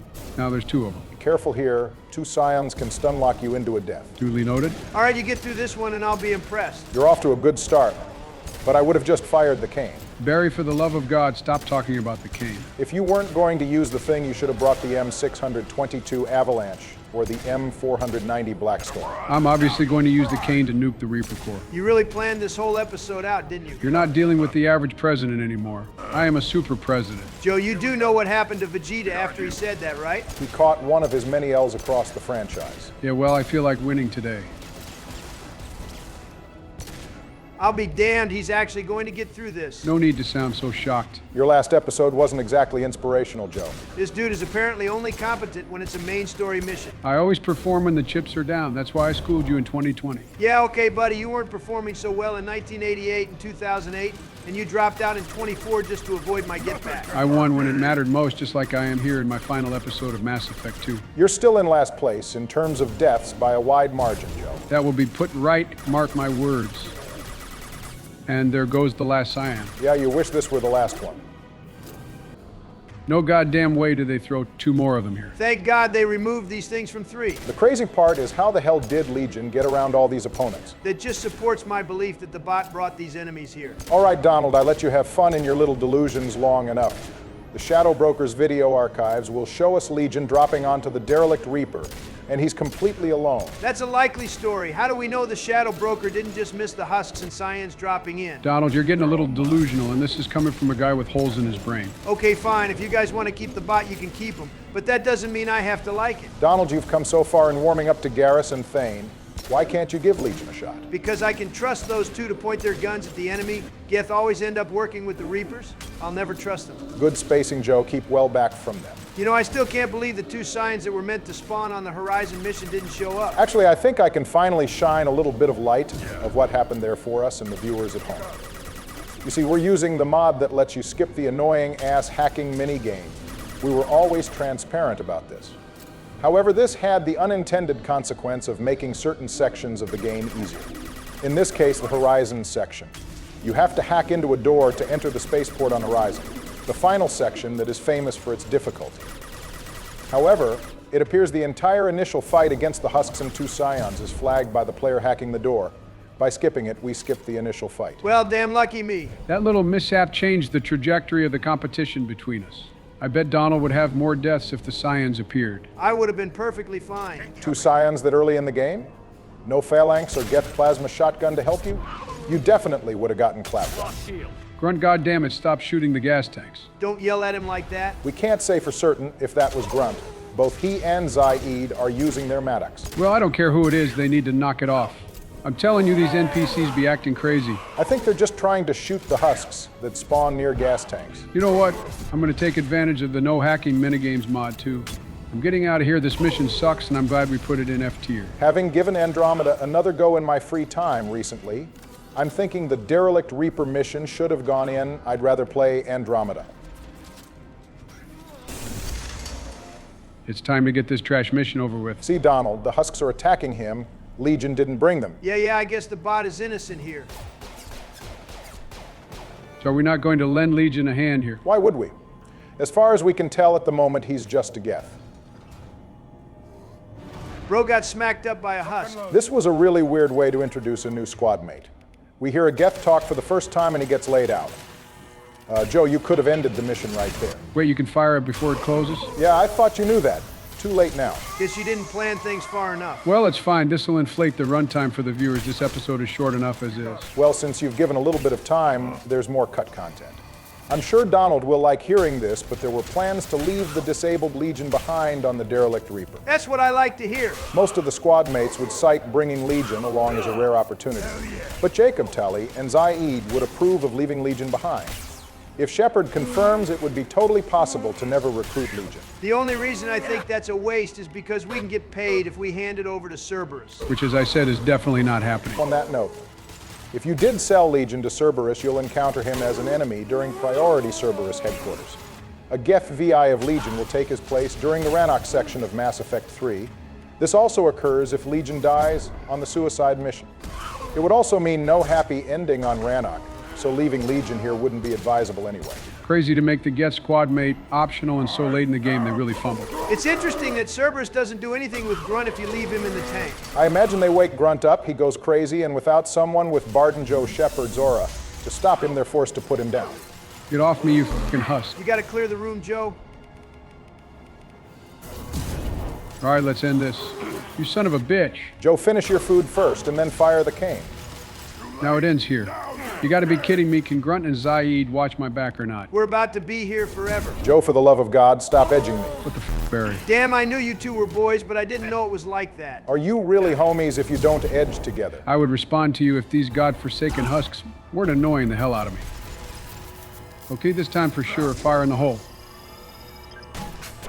It's about damn time. Finally, I can experience another full release. You're really weird about this kind of thing, huh? Says the guy who started yapping like a dog at Samara. Let's be honest, we're all a little odd here. Barry's just better at hiding it.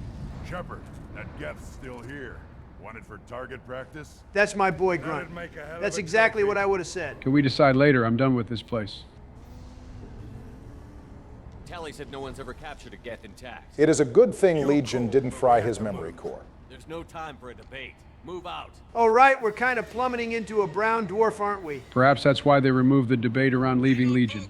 Kind of messes with the urgency if we stand around talking about things.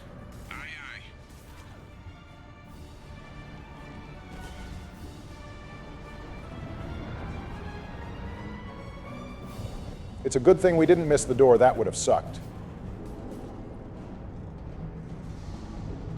At least our deaths would have been quick if we missed the jump. We're clear. Go. At last, back at the round table with the only two squad mates that are apparently allowed to have an opinion about anything. Even all the way up to this point, they couldn't have everyone meet for the post-mission debrief. We'll have to disagree on that, ma'am. I saw enough of these things I need in Prime. Space it. It must be a cold day in hell. This motherfucker finally said something I can agree with. I guess Jacob is cut from the same cloth as Javik. I want to know why it has a piece of N7 armor strapped to its chest. Legion took pointers from Conrad Werner. Trophy, maybe? Would a machine care about that? No. Trophies imply emotions that AIs don't have. I doubt it's more than a convenient field repair. Geez, Miranda, you know ED can hear you, right? I've killed hundreds of these things, but I've never had a chance to talk to one. This one tried to communicate with us. Hell, it probably saved our lives. Why?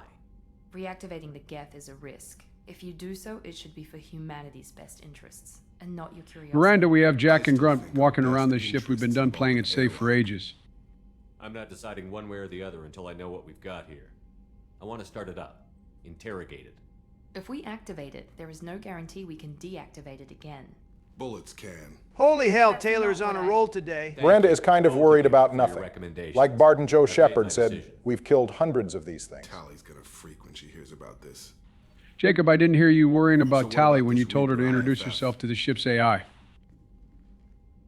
I have determined how to integrate it with our systems. However, the device is Reaper technology. It is important we test it thoroughly before attempting the Omega-4 relay. It will take all the time you want, Edie. We're still going to get screwed by it anyway. Are we talking hours or days? Approximately 2 more missions. Technology is complex. The crew will begin work immediately. Okay. Until then, we keep building our team. I'll let you know when the IFF is ready for shakedown. Okay, Legion, that's enough beauty sleep. It wouldn't do anything for you anyway. The real goddamn annoying thing about recruiting Legion so late is that there's conversations with him that you could miss if you jump to Mass Effect 3 directly after the suicide mission. Wait, you just made me realize I've only talked to him like twice. These conversations are vital to Legion's character in Mass Effect 2, and unfortunately we won't be able to hear them until after the big finale. I'll see about unlocking them later. Have we met? We know of you. You mean I've fought a lot of geth? Hey, what the hell happened to our scars? Our glowing red eyes, they're gone. The scarring can fluctuate as you progress through the main story. Finally, getting around to the Dead Reaper mission must have pushed us back a little. We have amassed a far bit of Paragon points. I've always wanted to know, what kind of geth unit is Legion supposed to be? Well, Legion is definitely a unique unit. He has that antenna on his shoulder there, which is a trait he shares with larger units like the Juggernauts. But he is a good deal shorter than them, at a height of 6 feet 6 inches. It doesn't look 6 foot, much less taller than that. Like I said, in-game models don't capture actual character height. Data sources, insecure broadcasts. All organic data sent out is received. We watch you. That's not good. How long has Legion been watching us? Can't have been longer than 2 years. Remember, Legion's platform was created after Sovereign was defeated. Both. This smart-ass robot, I'll space you. Heretics. Geth build our own future. The heretics asked the old machines to give them the future. They are no longer part of us. We were studying the old machines' hardware to protect our future. Are the Reapers a threat to you, too? Yes. I wonder what the Reapers do to other synthetic life. They use them to help with the harvest. Naturally, bots can't be trusted. Whether other types of synthetics help the Reapers or not, they're surely destroyed at the end of things. Will anyone else be affected by whatever it is you're doing? If they involve themselves, they will. Someone should tell that to the Quarians. Be careful, Joe. Tally might hear you. It's a wonder she's not storming in here looking to put another hole in Legion's chest. We oppose the old machines. Shepard Commander opposes the old machines. Shepard Commander opposes the heretics. See, Legion will shoot the Reapers too. We can trust him. Please, it'll say anything to avoid getting spaced out the airlock. Yes. Then what should I call you? Well, that was easy, and a lot less violent than when we woke Grunt. Grunt gave us a bear hug. The bot is just standing there. It's clear who likes us more. What is the individual in front of me called?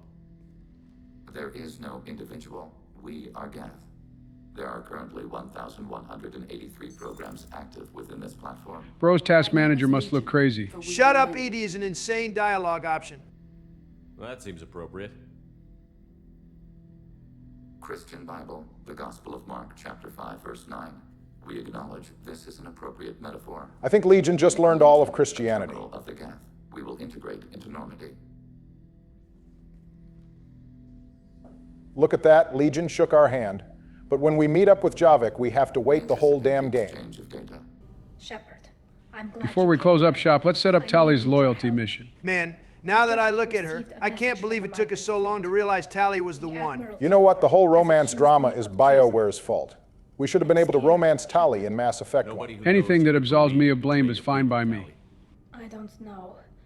They don't lay charges like this unless the evidence seems absolute. I can relate, Tally. I've been wrongfully accused of crimes too. Faith in me, Shepard. Is it because you're working with Cerberus? I'm not working with Cerberus. I'm working with you. Come to think of it, does this mean Tally isn't being paid? I'm guessing only the two Cerberus employees, Kasumi and Zaid, are being paid. Garrus is most likely being paid. The Shadow Broker files reveal that he's paying for his mother's medical bills. Thane explicitly states he's working for free, and Samara is under oath. Legion has no need for money. I doubt Grunt is being paid. And I'm unsure about Morden and Jack. They better be paying my son his allowance. Even imagine what he's thinking right now. Well, about that Tally, I'm thinking your father isn't thinking much at all. Goddamn, Joe, that was harsh even for me. I can never go back. So you have no idea why they're accusing you? None. The specifics of charges like this are rarely discussed on open channels. Well, don't worry, Tally. We recruited the bot, and if he's going to be here, he might as well make himself useful. So I'll give your people an actual reason to put you on trial. Exile. The specifics are up to the judges. If it's deemed only a tragic mistake in judgment, the guilty party might receive a small ship and supplies. So if the offense is more deliberate, they just leave you with nothing but your exosuit? That's kind of harsh. I'll never see the migrant fleet again. So no prison and no death penalty? We don't have the spare resources for long-term incarceration. Monitored work detail is more effective. And we don't have enough people to afford executions. An exile can still have children, and those children are Seems kind of f***ed up. You'll take an exile's kids in, but not the parent in question. Charged with treason. It's rare. It must be something that affects the entire flotilla, not just one ship. The most recent one was Anora Vanya Vasilani, an engineer who handed over fleet defense schematics to the Batarians. All right, this is getting ridiculous. Why are the Batarians always in every mess in the galaxy? To upgrade our systems, but they passed the defense schematics to a pirate gang. Another day, another addition to the list of reasons to hate Batarians with every fiber of my being. She made a suicide run on the pirate gang. She destroyed them before they could attack the fleet. Well, she fixed her mistake, I guess. Posthumously. Let's hope I don't have to prove my innocence that way. They may as well have executed her. Okay, let's go find the flotilla. I was going to book passage on another ship. I didn't think there would be time for you to help. Of course there is, Tali, as if we'd do Jacob's mission and leave you hanging. The Normandy with the flotilla's current location. The admirals will be waiting for us. And that's all she wrote. And let me be the first to say I, Joseph Robinette Biden, have finally had a zero-death episode. Congrats, it only took you all the way until the end of the road. That does it for Joe's time in Mass Effect 2. Next episode, Donald is going to get us through Tally's and Legion's loyalty missions. And then it'll be time for Barack to play the big finale, Lucky Bastard. I think I've earned it making things easier for us at the beginning of things. We're jumping right into things here. It's time for Tally's loyalty mission. And time for Donald's last episode of the game until Mass Effect 3. Tally's loyalty mission has got to be one of the best ones, if not the best one outright. It may as well be a main story mission. And at last we can get a damn romance going in this trilogy after a certain someone bungled the whole thing last game. Come on, I said I was sorry. Besides, it all worked out in the end. Everyone seems real happy we're romancing Tally. I'm still mad we're not going to get Miranda's romance scene, but it is what it is. We're not even going to get to see any skin with Tally. You wouldn't have seen anything with Samara either, so it wouldn't make a difference. Besides, we're in this for the emotional connection, not the sex. I'd prefer to see both, personally. The saying is, let's bang okay, not let's talk okay. I don't think it's a good idea to bring a Damn it, Talizora. You bring a gate onto my ship? I should throw you out the airlock. Oh yeah, I brought the bot with us. I guess that might be a problem. The fact that this is even possible is equal parts hilarious but completely ridiculous. It's a wonder they're wasting time talking instead of just blasting immediately. The captain was referencing the events of the Mass Effect Ascension novel, where Cerberus invades a Quarian ship to retrieve Gillian Grayson. Listen, I'm not friends with the bot, but you better be ready to use those guns if you aim them at me.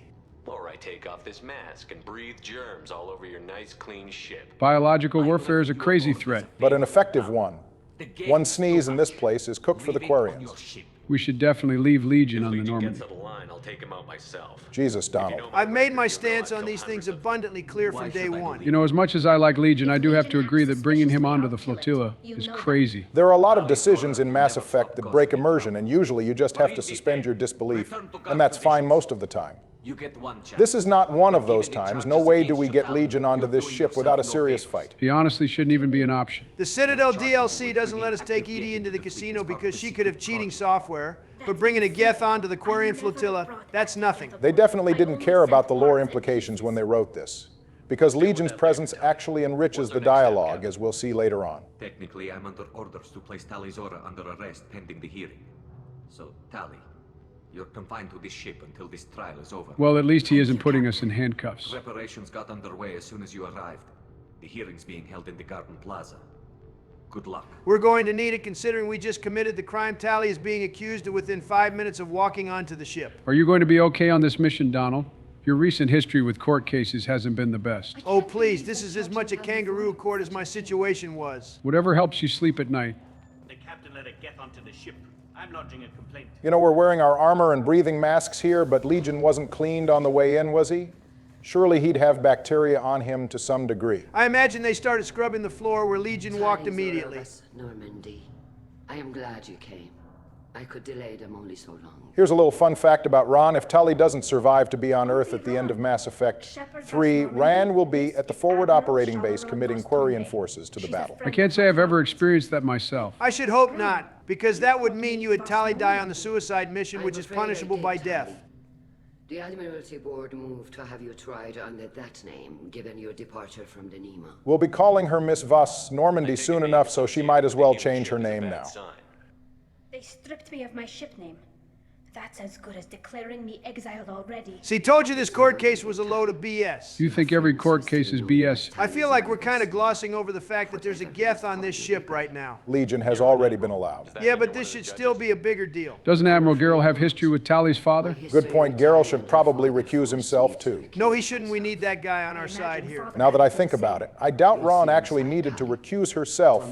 She's just too afraid to take a stand for something and left it up to the other admirals. A good old wishy-washy politician. I see they've even infected the Quarian leadership. Does Tally have a defense counselor? Someone who speaks for her side?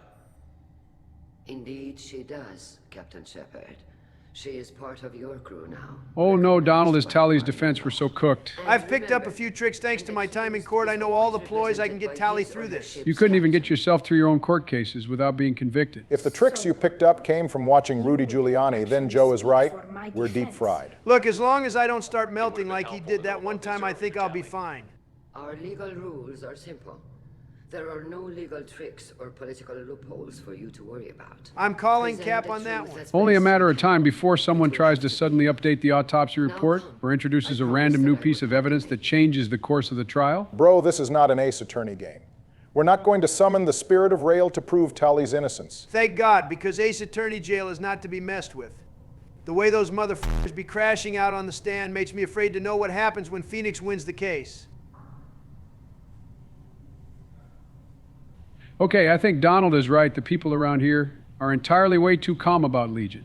They should at least be carrying guns or something if you bring them here. I can agree with that. Legion being here is dubious, but I'd be more understanding of it if the Quarians in the area all appeared more cautious and hostile around us. This conclave is brought to order. Blessed are the ancestors who kept us alive, sustained us, and enabled us to reach this season. Keep us alive. Keep us alive. The accused Taliazora of Normandy has come with her captain to defend herself against a charge of treason. Security. A geth is... It's about damn time someone said something, and it's the suit wetter of all the admirals. Okay, maybe we should have told Legion to sit in a corner somewhere. This is not a good look for us. This is about to be the fastest court case in Milky Way history. If Tali didn't bring active geth onto the flotilla before, she definitely has now. Bro, don't point that out to the judges. Your crew member Taliazora stands accused of treason. Will you speak for her? Don't say anything stupid, Donald. Please, what are they going to do? Hold me in contempt of court. Tali already told us they don't have the infrastructure for long-term incarceration. When Tali helped me stop Saren and his Geth army, her actions spoke for themselves. Without her help, none of you would be alive to put her on trial today. We wouldn't even have made it off the Citadel if Tali didn't deliver that recording of the matriarch and Saren. The whole trilogy hinged on AI voice cloning not existing in the 22nd century, it seems. What say you? Pay no mind to the bot standing next to us right there. We're totally innocent. To clarify, Shepard, Tali isn't accused of bringing back entire units, only parts that could spontaneously reactivate. But I would never send active... Oh God, she's nervous. Tali, please don't wring your hands like that while testifying. Then explain how Geth seized the lab ship where your father was working. Gee, thanks for dropping that on her. Real nice of you. I keep telling you this Geth-loving suit wetter is no good. I agree with Chorus's message, but boy does he make it hard to like him when he attacks our companion like this. That's why I side with Geralt, bro. Has our back in the court case. Let's see you keep that energy with Geralt when he almost gets us killed next game because he's a bloodthirsty warmonger. Chorus and Geralt have an interesting parallel. I like Chorus's message for peace. But the guy is such a sniveling annoyance he makes it hard to agree with him. Meanwhile, Geralt advocates for the restarting of the Geth War, but because he's on our side, it's easy to like him. This situation obviously changes in Mass Effect 3. The safest course would be to simply destroy the ship. But if you are looking for an honorable death... Oh, Jesus, just the way this guy talks pisses me off. For my father, you Boshtet. Did Tali just swear in the courtroom? Boshtet is definitely something akin to calling someone a bastard, I'd imagine. The things I'd like to call Chorus right now would get this video delisted, so I'll hold my tongue. With your permission, Admirals, yes. The good of the fleet must come first. That was surprisingly diplomatic of you, Donald. I told you I learned some tricks. Got to play to the crowd for Tali's sake. Mission, Tali, we will see that your name is cleared of these charges. I don't see how clearing Tali's name of the charges against her matters if she's f***ing dead, but thanks, I guess. Innocent only in death is a crazy policy. It's like a consolation prize, except the only thing you're consoling is a corpse. That's assuming they even try to recover our bodies to begin with. They would probably blow the ship up if we failed. Or upon determination that you have been killed in action. Well, it's a good thing I'm the one playing. No one is dying on my watch. Thank you for agreeing to take back the Al-Arai, Shepard. Take back the Al-Arai. I'm just in this to kill some bots. My father is already dead, but I don't know. Well, this is a new twist. Instead of solving Tali's daddy issues, we're going to help her mourn him instead. There's something about dating a girl with daddy problems that makes me think it's a red flag. Well, red is my favorite color. We don't have a whole lot of options without parental problems. Well, Ashley had a good relationship with her mom and dad, but you f***ing killed her, so that's gone. Yeah, okay, my bad. You know, Caden and his family were pretty normal, too. Very no. Eleko was supposed to be left on Vermeer. Ain't no way we're romancing him. Geez, relax. It was a joke. We can talk with the admirals. It might help us to see what their viewpoints are. Shepard? Hey, it's the kid from the first mission. His name is Veeder. As mentioned before, Veeder will be totally broken if you sent him to Cerberus at the end of Freedom's Progress. It's got to be one of the worst renegade decisions in the game. I agree, only because you literally get nothing out of it. In fact, you come out worse. You'll lose the option to rally the crowd at the end of the trial. Veeder's condition isn't all too good here in that scenario either. According to his caretaker, He was brought back suffering from malnutrition, dehydration, exhaustion, and after effects of several drugs. The poor kid needs meds, probably to help his trauma, and all he can do from then on is yell at Shepard to stay away. You can't even attempt to spin that decision into something beneficial. Nope, and that's how I know no one who plays these games is seriously 100% renegade all the time. Everyone makes allowances somewhere. Hey, I've seen that scene. Veter's doctor claims that he wasn't actually physically tortured. He was just given brute force medicine to stabilize him and keep him lucid. Yeah, that's a massive load of bullshit. Why the hell is a Quarian doctor running defense for Cerberus? Besides, the kid was clearly deprived of food and water. He was probably already like that. Remember, he was hiding in his room after the attack on Freedom's Progress.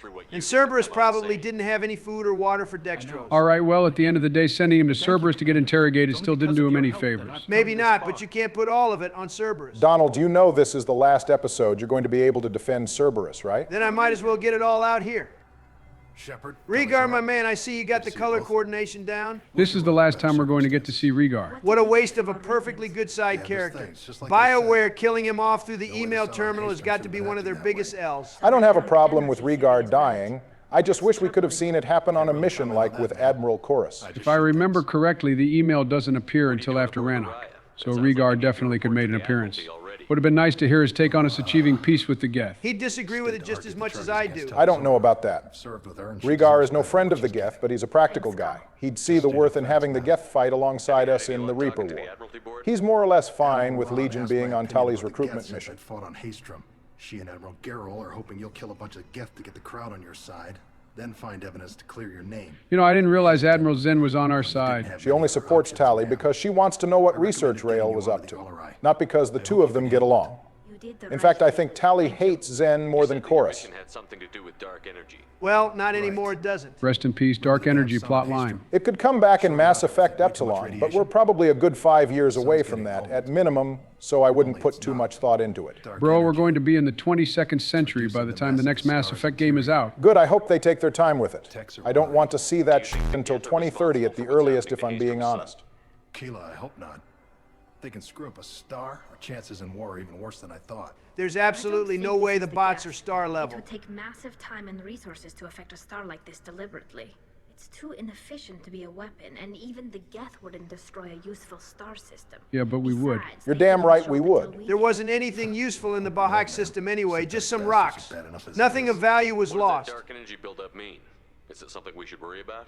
Sorry, Shepard, I don't know what it means. Just that it has the scientists worried. Scientists are always worried about everything, like, oh no, it's been getting progressively warmer every summer for the last few decades. Big deal, turn on a fan or something. Probably not something to worry about now. But resources in this galaxy are scarce enough without stars suddenly going dead. Are resources really scarce in the Milky Way? I'm not too sure what Tali means by resources in the galaxy being scarce. There are billions of planets and stars in the Milky Way, and we only know of a few hundred of them in the trilogy. I seriously doubt we're low on resources at the moment. I don't have to face those admirals. With your immune systems, it couldn't be easy for Quarians to fight a war. You'd lose more people to infection than injury. Makes me wonder how many of the Quarians were killed by the Geth directly, and how many of them succumbed to some infection from their injuries. Infection would explain why so many of them were killed in the war. I've always thought it was odd that the Geth killed billions of them, and that the Quarians kept fighting even though they were being slaughtered. Infection and disease would make the death count in a year's time more believable. Whether it be from a bad cough or a bullet, the bots are still to blame for the Quarian situation. The Quarians shot first. Nope, I'm putting a moratorium on this. We're not debating this right now. It's time for cut content material. I'd rather debate Donald on live television again. Yeah, whatever. Unused journal entries imply that there were additional side objectives planned for Tali's mission. 4 of them had to do with the admirals. Each admiral would have had some kind of grievance with Rael Zora, and Shepard would need to find evidence to prove them wrong. I love how cut content always ends up being something that would have enriched the mission. I still can't believe an entire hub world got cut from Therum in Mass Effect 1. I've seen that some modders managed to recreate that. Yeah, Mass Effect modders always do great work, but carrying on with the cut content. In Admiral Zen's case, she would believe the Geth could be hacked using cyber warfare attacks. Shepard would be able to find evidence disputing the reliability of Zen's plan. Isn't it well established that Geth can't be hacked for more than a dozen or so seconds? Yeah, and Zen ought to know that herself. Well, you know, Zen is all about controlling the bots. She'd hop at any opportunity to use them. Networked intelligence requirements for taking over a ship, expect between 10 and 50 units. You know, I kind of feel like I've heard her voice somewhere before. She's Morrigan from Dragon Age. Now, I know why everyone likes Zen, even though she's kind of annoying. I'm surprised, Donald. I'd think you and Zen would be in alignment. She's basically the same thing as the suit wetter. She's a robot lover. The only difference is that she's smart enough to at least want to enslave them again. Slavery is fine when it's the Geth, I see. Well, I prefer to eradicate them personally. But enslaving the Geth is no different than making your computer or smartphone do everything for you. Except if I aim a gun at my phone, it's not going to surrender or start fighting for its life. Not yet, maybe. It's only a matter of time. Donald, I hope you keep this energy when Edie gets her body next game. What I'll do when Edie gets a body is between me and God. The power balance will be disrupted. Han loses a vote for his foolish and self-destructive war. Ironic that Zen says this when she's one of the votes in favor of the war next time around. Feels like they tried to present Zen and Geralt as if they opposed each other ideologically, but honestly they want the same thing, which was to defeat the Geth. They just have different methods about the whole thing. Rael should have felt no more guilt experimenting on Geth than I did while performing surgery on a childhood toy. Isn't that like a massive red flag? Surgery on your childhood toys explains a great deal, Admiral. Looks like Tali agrees with you, Joe. Faster than I can. With the right programming, it can choose locations, even defend itself when attacked. But it is just a machine. It was built for the sole purpose of serving its master, and it can be dismantled whenever its See, Zen is spitting. The bots are just like any other piece of tech you own. All of you probably threw your PS4 or Nintendo Wii in a closet as soon as something new came out. I'll have you know I still use my Wii U every day. Of course you'd be the one to buy the Wii U. Like I already told you. Your video game console doesn't have self-preservation. Talizora is only peripherally related. No offense intended. So basically, they called us here for this trial just to waste our time. Goes to show that you can meet an entirely different culture, and the politics will still be the same old rat race. This is why I like Tuchanka. No bullshit. You wouldn't last more than 10 minutes on Tuchanka before something ate you. This is because Rael might have learned something valuable from the Geth? Indeed. If he has, then even in this accident we may find something worthwhile. The only thing to be learned from this is that any involvement with the Geth is a live wire. I don't see what's wrong with repurposing the Geth for you so long as you can guarantee total control of them. That's the point. You can't guarantee total control. I don't see why we can't just live in peace with them. Actually, wait a second, I'm having a brain blast. Is that what you're calling your episodes these days? Whatever makes you feel better? Go on, Joe. So Geralt wants to destroy the Geth, right? Zen wants to control them. And Chorus wants peace with them. Is this not just representative of all the endings? You're just now realizing this. Give me a break. It takes me a bit to put the pieces together. It's a fairly famous interpretation of the conversations here. Yes, all of the admirals do seem to foreshadow or represent each of the endings. The only reason I don't really believe in this idea is that all of the endings weren't even in the base game. Wait, is that right? I don't blame you for not knowing this as you didn't play the original trilogy. But the synthesis ending was added into the game as a part of the extended cut DLC. Some people also like to say that Shalaron represents the refusal ending as she refuses to take part in Tali's trial and just goes with the flow. Obviously that's bullshit, as the refusal ending is nothing more than a f*** you to all the people who bitched about the original ending. Well, I'm just going to believe in it so I can pretend this trilogy was planned out the entire time. On the topic of Shalaron, let me continue on with the cut content. Ron has probably the biggest change from the cut content. Instead of recusing herself from the trial, she would have been in support of exiling Rael Zora, accusing him of endangering the fleet by relaxing security protocols. Well, that would be a bit awkward considering Tali calls Ron her aunt. I guess being there the day Tali was born doesn't count for much. Perhaps Ron just doesn't like Rael. Our goal in solving this problem would have been to find some evidence that proves security remained perfectly right during Rael's experiments. It should be noted that these cut objectives would all be in the name of tipping the trial in Tali's favor. Doesn't that imply Rand would have exiled Tali if he didn't complete this objective? Well, you got to give the Quarians credit for not being biased. I'm guessing they had Rand recuse herself because it'd be hard to believe she's so close to the family while being openly against Tali's father. Though ironically, as the admiral of the patrol fleet, Ron would be the most responsible for issues involving interfleet affairs and crimes. The Marines who survived and escaped saw bodies in the halls. We must assume the worst. No, we don't. The Nile's not just a river in Egypt. Since before Rael was an admiral, 25 or 30 years, I'd guess. She doesn't seem all too broken up at the possibility that Rail is dead for someone who's known him for decades. So we could be in the same open-air room. I was sick for a week, but it was worth it. I was the one who took Tali from her mother and put her in the bubble. It's funny to imagine Quarians being the sickly kid who goes to school in a bubble. I wonder how this works for Quarians who have children outside the migrant fleet. Tali did say an exile's child are welcome in the fleet, but what do they do without a bubble? I feel like the answer to that question is dark, even for me. The optimist in me wants to believe the Citadel races would be kind enough to offer a Quarian mother a safe place to have her kid. However, seeing the way Quarians are treated outside the migrant fleet, things probably go poorly most of the time. But surely the migrant fleet would take a pregnant woman back in, if only to make sure her kids live and grow up in the fleet. Maybe the Quarians do invite Tali back in to help with things if you happen to get her exiled. So dire situations might call for a suspension of the punishment. Committed to the Quarian cause.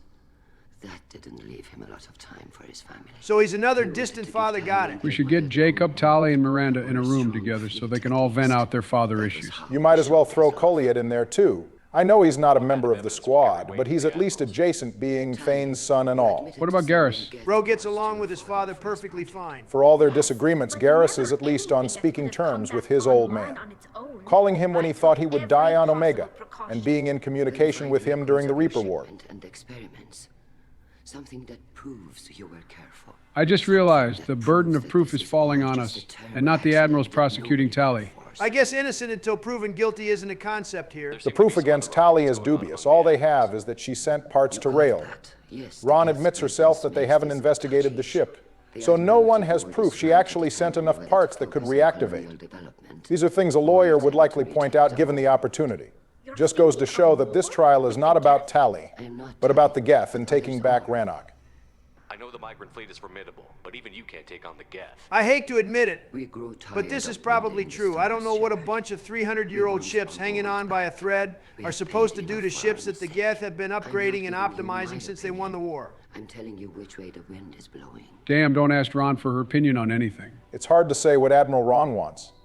Zen suggests she favors peace, because she's too scared to stick her neck out. But in Mass Effect 3, she'll favor war.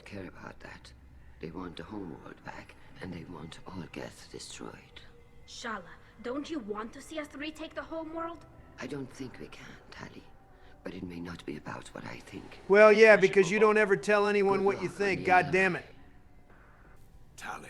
Continuing with the cut content here, it should come to no surprise that Admiral Geral's cut objective involved planning the war with the Geth. Geral would believe that the Geth had been severely weakened by the Battle of the Citadel from Mass Effect.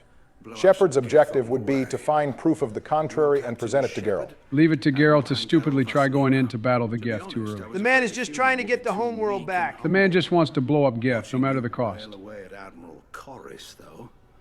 Tali's in good hands. I get the sense you're inclined to believe the defense. I'm glad one of the judges is. Geral is lucky he's written to be on Tali's side here, because that's the only likable thing about this character. No problem. We need to test weapons against Geth material. Testing weapons on Geth material didn't go so well for you guys the last time you did it. Good Lord, Joe. You said and done some of the most vile things in the trilogy thus far. You have no room to talk. Make mistakes like the ones they're saying you made. Well, Tali is smart enough to not make these mistakes. Her father, not so much. We sent some of our best Marines into that hellhole. Jesus Christ, why are the Quarians so ass at fighting? Tali's team on Freedom's Progress got clapped by one heavy mech. Her entire squad besides Rhaegar died on Haestrom. And now the Quarians sent supposedly their best Marines in and only a few of them came out. The Quarians have the biggest fleet in the Milky Way, not the best. That had to be a suicide mission for them. Rhaegar literally told us they ideally fight from orbit. What the hell were they thinking, trying to fight in close quarters on a ship? I guess this is why Harbinger writes off the Quarians as unviable for harvesting. I'm dead. The Reapers couldn't even be bothered to improve the Quarians' immune systems to use She's them. on the fence. She takes fleet safety very seriously. No way is Zen on the fence. She's pretty clear about what she wants. Well, Admiral Geral would consider anyone who doesn't perfectly align with either him or Chorus to be on the fence. He doesn't even mention Shalaran's position, which is pretty funny, as she doesn't have one. Suit wetter is kind of a weird insult, isn't it? Don't the Quarians relieve themselves from inside the suits? I do wonder what one has to do to be considered a suit wetter. Well, the waste fluid has to go somewhere, so maybe Chorus forgot to drain his suit and it overflowed. causing him to technically piss himself. That's a funny image. Does that mean most of the Quarians are walking around with piss and shit in their suits? Probably. I mean, they're basically the same thing as astronauts. We served together on the gunship Yaska during a bad Batarian raid. Okay, time to play a Mass Effect drinking game. Take a shot every time the Batarians do something. You're going to kill a bunch of people's livers. They definitely wanted us to hate them. Almost every time the games need a boogeyman to use for some past traumatic event, they just throw the Batarians. They could easily say Krogan, Turian, or even Asari pirates. But nope, the Batarians did it. Well, at least this makes for some pretty good dad lore. We're underage. They can't charge us for breaking formation. I guess the time to f*** around is when you're still too young for your pilgrimage. And we brought that freighter back. The crew called us heroes. The brass called us idiots. Well, you killed Batarians, so I'd say you were plenty ready for your little journeys. Is killing Batarians a rite of passage for you? There is no greater test to transition yourself into adulthood. It sounds like we're dealing with more politics than just Tali bringing back equipment. You noticed that, did you? Well, the other two admirals we've talked to pretty much admitted as such. At this point, we're just covering all our bases. Looking for something to give us an edge when we attack the Geth in full-scale war. Or maybe I could tolerate the Quarians going back to war, but could these have better timing about it? There's a Reaper invasion on the horizon. If they went back to war right now, they'd probably stand a better chance. Part of their struggles in Mass Effect 3 came from the Geth linking up with the Reapers. The damn bots can never be trusted. It's always back to the Reapers with them. We're too comfortable now, Shepard. We've got the largest fleet in the galaxy and we just ride around doing nothing. Well, yeah, your fleet is made up of a bunch of school buses with guns strapped to them. School buses with guns strapped to them, you say? I think I know how to solve the school shooter problem. Your homeworld aren't the same ones who work with Saren. They have different factions. Good. Maybe some of them will kill each other. I like the way this guy thinks. Well, we're about to put Legion to work against his kind for the next 2 missions. The toaster oven has to be good for something. Thanks for the information. Hang in there, kid. Thank you, Admiral. Now it's time for the whiny, sniveling suit wetter to yap about how he loves the bots. For the last Admiral cut objective, we have Chorus's. Naturally, he's concerned for the well-being of the Geth. Bro's ancestors have to be turning in their graves. Chorus would believe that Rael had been torturing the Geth during his experiments, and Shepard would need to find evidence proving otherwise. That doesn't even make sense. The Geth don't feel pain. Yeah, but you can hurt their feelings. I'm not sure they have those either, at least not until the end of Priority ran out. Well, I'm about to instill the feeling of fear on those bots when I get on that ship. I did not bring active Geth to the Alarai, Admiral. I know how dangerous that would be. I only brought pieces. The captured ship with its crew slaughtered by living beings in pain belies your argument. Yeah, I can see how people hated Chorus when this game first came out. Oh, here we go. You just had to ask about his ship, didn't you, Donald? No need to treat him with respect if he won't show us the same. You've been calling Chorus a suit wetter on repeat. Chorus is probably so heated at Tali because she got a foreign ship name that's a lot cooler. You know, Bro had to be crying under that mask when he realized the Normandy was the ship that saved the galaxy. Grace and honor. If it bothers you, maybe you should find another ship. I've occasionally entertained the idea of requesting a transfer. Something with a nice, respectable name. Like the Defrons or the Ictomy. Those names wouldn't be doing you any favors, Chorus. What do you mean? So Chorus might not realize this because it's a different language. But try putting the words Voss and Ictomy together.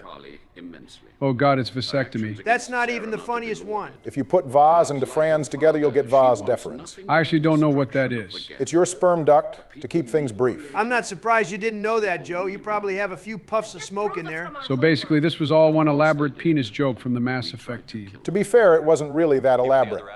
It's basically ha ha ha, penis funny. You know whoever wrote Tali's loyalty mission had to be kicking their feet at their desk when they came up with this. Brought into your proceedings. The other admirals are pushing for war. Rael Zora was researching new weapons to use against the Geth. Due to saying that like it's a bad thing. That's because it is. It's complicated. I do understand where Admiral Chorus is coming from here. Unlike Geralt and Ron, his fleet is built up of non-combatants, as it's the civilian fleet. The heavy fleet is the main military force, while the patrol fleet handles security and is a backup military force. Zen's fleet is special projects, which is probably mostly focused on developing weapons to use on the Geth. So it makes sense all of them want this war. But we know the civilians' fleet don't want this fight. So as much of an annoyance as Chorus is during the trial, you can't begrudge him for representing the will of his people. I will, if representing the will of his people means getting cozy with the bots. Barry, I think you're going to have to find the Geth equivalent of a politician and assassinate them in order to make Donald change his mind. The closest thing to a Geth political representative is probably Legion. Barack, I'll drop 10 bands right now if you kill it on the suicide mission. A whole rack just to kill a character you don't like from a video game is genuinely crazy and proof how bad you are with money. I am not going to deliberately kill Legion. If Legion dies, we won't get the best ending on Rannoch. You mean the one where the Quarians exterminate the Geth? You know what? That's on me. I walked right into that one. We'll just have to see how things play out for Donald here. Don't get your hopes up. Goodbye, Talizora. Be well. I'm surprised to hear you say that. I don't hate you, Tali. Well, you could have fooled me. Your father's plans for war were wrong. It's finally time to put the BS politics behind us and blow up some Geth. Bro has been itching to shoot at something for almost 30 minutes now. Seriously, giving me the most dialogue-heavy loyalty mission was sick work. It wouldn't kill you to sit back and actually listen to the characters talk, you know. That's what you're here for. You're the lore master. Speaking of which, you've got more cut content to share, don't you? Oh, thank you, Donald. I didn't think you'd want to hear. Well, I don't. But you're going to share it anyway, so it may as well be on my terms. Let's hear it already, Barry. There are 2 other cut objectives that would have taken place on the ship. Hold on, Barry. Talia's busy dying. Oh, good God, she's so squishy without energy drain. If she's done overreacting. One of the objectives would have involved Shepard helping a surviving Quarian scientist reach a lockdown room. Either you get them to their destination, or they would die on the way there. Looks like we have enough trouble keeping our Quarian squad mate alive without having to worry about a scientist. Considering Tali is one of the best Quarian combatants we've seen, I guess it's not surprising everyone on this ship died. The final cut objective involves repairing a computer. Specifically, we would repair a lab's quantum blue box module and deliver it to a Quarian called Jen Shias. Tali's loyalty mission is already packed with enough content as is without these cut assignments. I agree, though I do wish the objectives involving the 4 admirals had made the cut. There's already enough dialogue with all of them. Hell, the combat here barely makes up 25% of the mission. Turning off your firewall is all fun and games before you get cooked by a virus. Or in this case, killed by Geth. It looks to me that the cut content where Ron accuses Rail of relaxing security might have had some truth to it. Rail might not have known. Still doesn't change the fact that his crew was apparently full of morons. The Quarians will get themselves killed trying to fight the Geth instead of, doing anything else. There's not a whole lot they can do. They could have looked for another planet to colonize instead of aimlessly wandering space for 300 years. Well, the situation with the Quarians is a bit complicated. You better sit back. This is going to be a bit of a yap. All right, Donald, pass me a Mountain Dew out of the cooler. Didn't your doctor tell you not to drink these anymore? Yeah, but there's been so much talking this episode, I'm starting to fall asleep. So here's the deal with Quarian colonization efforts. They tried quite a few times and failed for a lot of reasons. One such example is the planet known as Ikuna. Ikuna was discovered by the Quarians in 2103, despite its freezing temperatures beyond the equator. The Quarians still petitioned the Council for the right to colonize the planet. Unfortunately, the Quarians had already landed a few 100,000 of their people before asking permission. The Council saw this as an illegal act and handed Ikuna over to the Elcor, giving the Quarians 1 galactic standard month to kick rocks or be bombarded. You see, Ashley was completely right about the Council. I knew I was right to let him die last game. Second best thing I've done in the trilogy so far. What's the first? I refer you to Episode 9 of Mass Effect 2. Okay, now hold on a moment there, Barry. I'm looking at the map here, and Ikuna is a planet within the Phoenix massing cluster, which is Terminus Space, not the Citadels. What business do they have stopping the Quarians from colonizing the planet? See, you're reaching the crux of the issue. The Council unfairly kicked the Quarians from Ikuna, claiming that the planet would be better suited for the Elcor. Now, to be completely fair, that is true. Ikuna's surface gravity is nearly identical to the Elcor homeworld of D'Kuna, so it's doubtful the Quarians could survive there long term to begin with. This is still one of many colonization attempts that were thwarted. Another world the Quarians considered contesting was called Aight Foreal, located in the Terminus systems, is a planet with dextro amino acid-based life. Perfect for the Quarians, however, the planet had already been colonized by an independent faction of Turians. Oh, don't tell me the Council stopped them again. I might start hating them as much as Donald. Yes, come to the dark side. No, this time the Quarians gave up themselves. There were quite a few problems with Aight Foreal. For one, it's cold as hell. 2, the planet's plant life had a very virulent growing season with plants that could infect the Quarians. Lastly, the colonists had ties to crime warlords that existed somewhere else in the Shrike Abyssal. At least that one was bad luck. It actually ended up being a good thing the Quarians didn't settle there. Aight Foreal's citizens were wiped out by the Reapers in Mass Effect 3. Damn glad it wasn't me, though.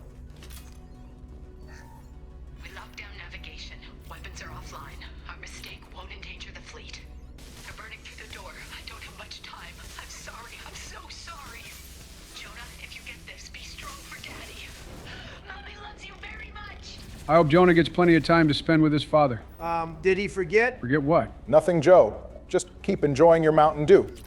Anyway, this is all to say that the Quarians definitely tried their hand at colonizing other planets, but things kept getting in their way. So at the end of Mass Effect Ascension, which takes place in 2183, it is revealed that the Quarians intend to send ships into unknown, uninhabited areas of the Milky Way to look for other worlds. You'll recall the ship known as the Adena. It was the first of these ships meant to go out and explore unknown regions of space. We get assigned a mission called Quarian Crash Site in Mass Effect 2, where Lieutenant Forzan of the Adena and her scout ship crash on a planet called Di-Hemon. In her logs, it's revealed that they're having issues with the Geth, indicating that things aren't going well in this department either. Yep, that's another reason to not like the bots right there. So eventually, it makes sense that most Quarians decided to throw all their chips down on winning Rannoch back. One last note, there's a group of Quarians known as the Nadas Movement that advocate giving up on Rannoch and wanted to find another world.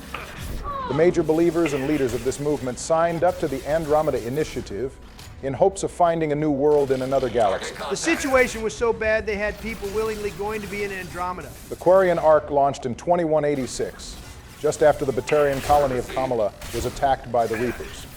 They narrowly dodged the Reaper War. No fucking way there's a planet in Mass Effect called Kamala. I put that on me. Read Mass Effect Revelation, it's a major location. Anyway, to cut a long story short, the Quarian Ark is currently lost. After the Ket are defeated during the events of Mass Effect Andromeda, a transmission from the Ark is picked up by Port Meridian. However, the signal was bounced around too many times, making it impossible to trace. And that, my friends, is where the Quarian Ark will remain until the heat death of the universe. That DLC is not coming to Andromeda. There's some buzz about the next Mass Effect game involving Andromeda and the Milky Way, so I wouldn't count the Quarian Ark out just yet. Well, thanks for the story, Barry. That was a pretty long session. Do you want a drink? Yeah, pass me a water. You want a Dasani? I'd sooner have you piss directly into my mouth before I take a single sip of Dasani. That's absolutely the most insane thing I've ever heard you say, Barack. Well, the only other thing we got in here is orange Gatorade. Fine. Pass me a fucking Gatorade. You two be entertaining for a bit while I quench my thirst. Donald, are you going for another zero-death episode? You're damn right, as if I'm letting these bots ruin my streak. Also, it'll all fall to Barack to make sure he ends Mass Effect 2 on a high note. Mass Effect 2 is ending on a high note regardless. I'm playing the damn suicide mission. You saw what Saren and Sovereign did with the Geth. Any research that gives us an advantage is important. You know, we could probably solve the Geth problem with a really big rock and a mass relay. Donald, we are not going to blow up the Geth with a relay explosion. Yeah, I know you care about the bots. No, I mean, you'd end up destroying Rannoch and all of the Quarians' old colony worlds. They wouldn't be in a better situation at all. Oh, right, damn, that was quick thinking from you, Joe. I'm surprised. The Mountain Dew has my head feeling really clear for some reason. I keep telling you, Barack is bugging recommending everyone drink water. Mountain Dew is where it's at. Yeah, all right, bro, you're not Asmongold. If you keep drinking all that dew, you're going to end up pissing rocks. That's the second time you've mentioned piss this episode. That's the limit. Says specifically, but if they were, then Father was doing something terrible. I mean, Rail doing something terrible is already pretty apparent based on all the bodies. Build me a house on the homeworld. Was this going to bring us back home? Oh, we're getting Rannoch back, Tally. That's where we're going to live in the future. Homeworld someday, Tally. If your father can't help you, I will. Taking back our planet would only be the beginning. We'd have to cannibalize our fleet to rebuild cities and infrastructure.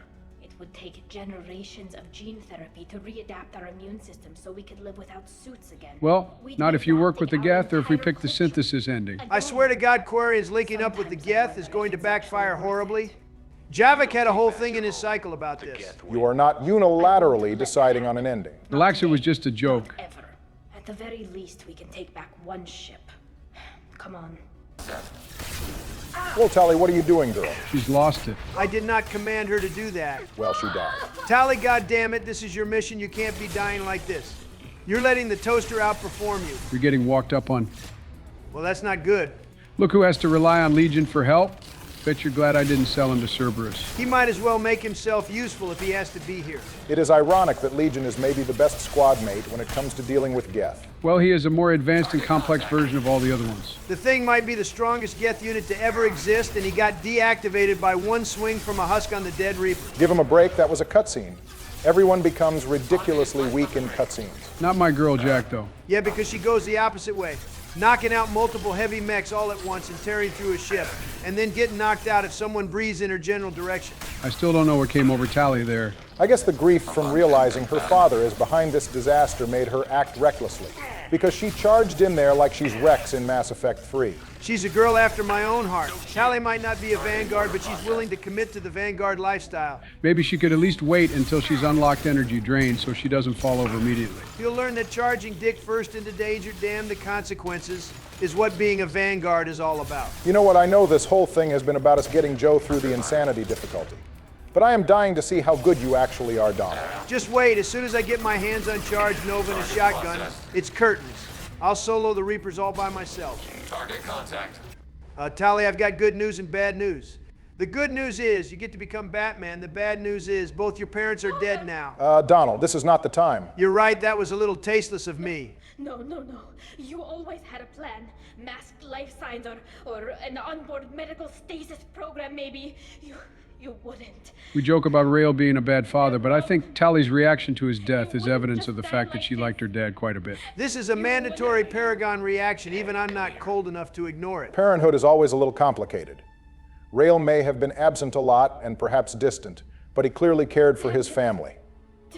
When you recruit Tali after Haystrom, you'll get an email from Rael where he makes it clear that he wants Tali treated with respect, and that if any harm comes to her due to our negligence, the Admiralty Board will take severe and appropriate action. Yeah, I might be scared of that if Bro didn't get folded by some geth. The man is dead, Donald. Yes, I'm an asshole, I know. Tali, if you are listening, then I am dead.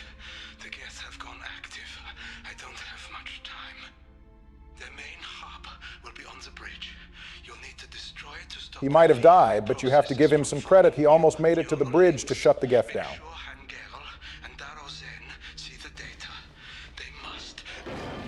That pretty much confirms that Rael was in alignment with Zen and Garrel. It's likely the battle against the geth would have started a few months sooner had Rael survived. As Garrel said, they almost had the votes. Yes. So at the very least, it would have been 3-2 in favor of attacking the geth. Let's finish this. All right, now it's my turn to show you all how it's done. In this small room, you're going to get vaporized like Barry. Let me ask you, does a machine like yourself ever experience fear? Weapons. Never mind, you bots are going to have some trouble answering that. Well, that was anticlimactic. Well, damn, Barry. Seems you're the worst at using the cane. Okay, now let's get something straight. I did that for the content. Copium, he did it for the content. Well, you've got another chance to prove yourself next episode. Father mentioned. Disabling it shut down any geth we missed. Where's the fun in that? We should go back and blow them up ourselves. The recordings remained intact. They'll tell us how this happened. What Father did. I'm sure Rael is perfectly innocent of any wrongdoing. No. We have to. I know. This is terrible, Shepard. I don't want to know that he was part of this. It can't be any worse than finding his body. Do we have enough parts to bring more online? Yes, the new shipment from your daughter will let us add 2 more geth to the network. We're nearing a breakthrough on systemic viral attacks. Perhaps we should inform the Admiralty Board, just to be safe. No. We're too close. I do wonder what would happen if the other admirals were told. We know Zen would have been in support of these experiments, but I think even Garrel would have an issue with Rael working with live geth and networking them. At the end of the day, Bro got himself, his entire team, and a bunch of Marines killed, so this is a bad look. I don't want Tali exposed to any political blowback. Too late for that, she's neck deep in it now. Assemble a new geth with what we have. Bypass security protocols if need be. Well, looks like he did relax security protocols after all. Like he was doing this for you. I never wanted this, Shepard. Keela, I never wanted this. Everything here is his fault. I tried to pretend it didn't point to him, but when this comes up in the trial, we can't tell them. Not the admirals. And she's dead serious about this too. It's rare in Mass Effect that your companions will actually have an issue with your decisions, but this is one of them. Exposing Rael Zora against Tali's wishes will result in you failing the loyalty mission and not earning her loyalty. And you get locked out of her romance by extension. Oh, and I guess things don't go great on Rannoch either. That's easily the worst outcome. The next best one is where you simply allow Tali to be exiled, you'll keep her loyalty, and you'll still be able to romance her. But your pathway to peace on Rannoch will be tight. You lose 2 of your 5 points towards peace, meaning you would need to destroy the heretics, resolve Tali's and Legion's argument. and rescue Admiral Chorus. Wait, that means you can achieve peace without Legion or Tali being loyal? How does that work? If you have the morality to clear Tali without exposing Rail, you'd have the morality to solve the argument. You can clear Tali's loyalty mission without appropriate morality. You just need to have Rhaegar and Veeder be alive and speak to both of them, so you can rally the crowd. Tali's loyalty mission has a lot of paths for you to take. Well, let's take one of those paths right now. He's already writing out obituaries. Chorus has lost it.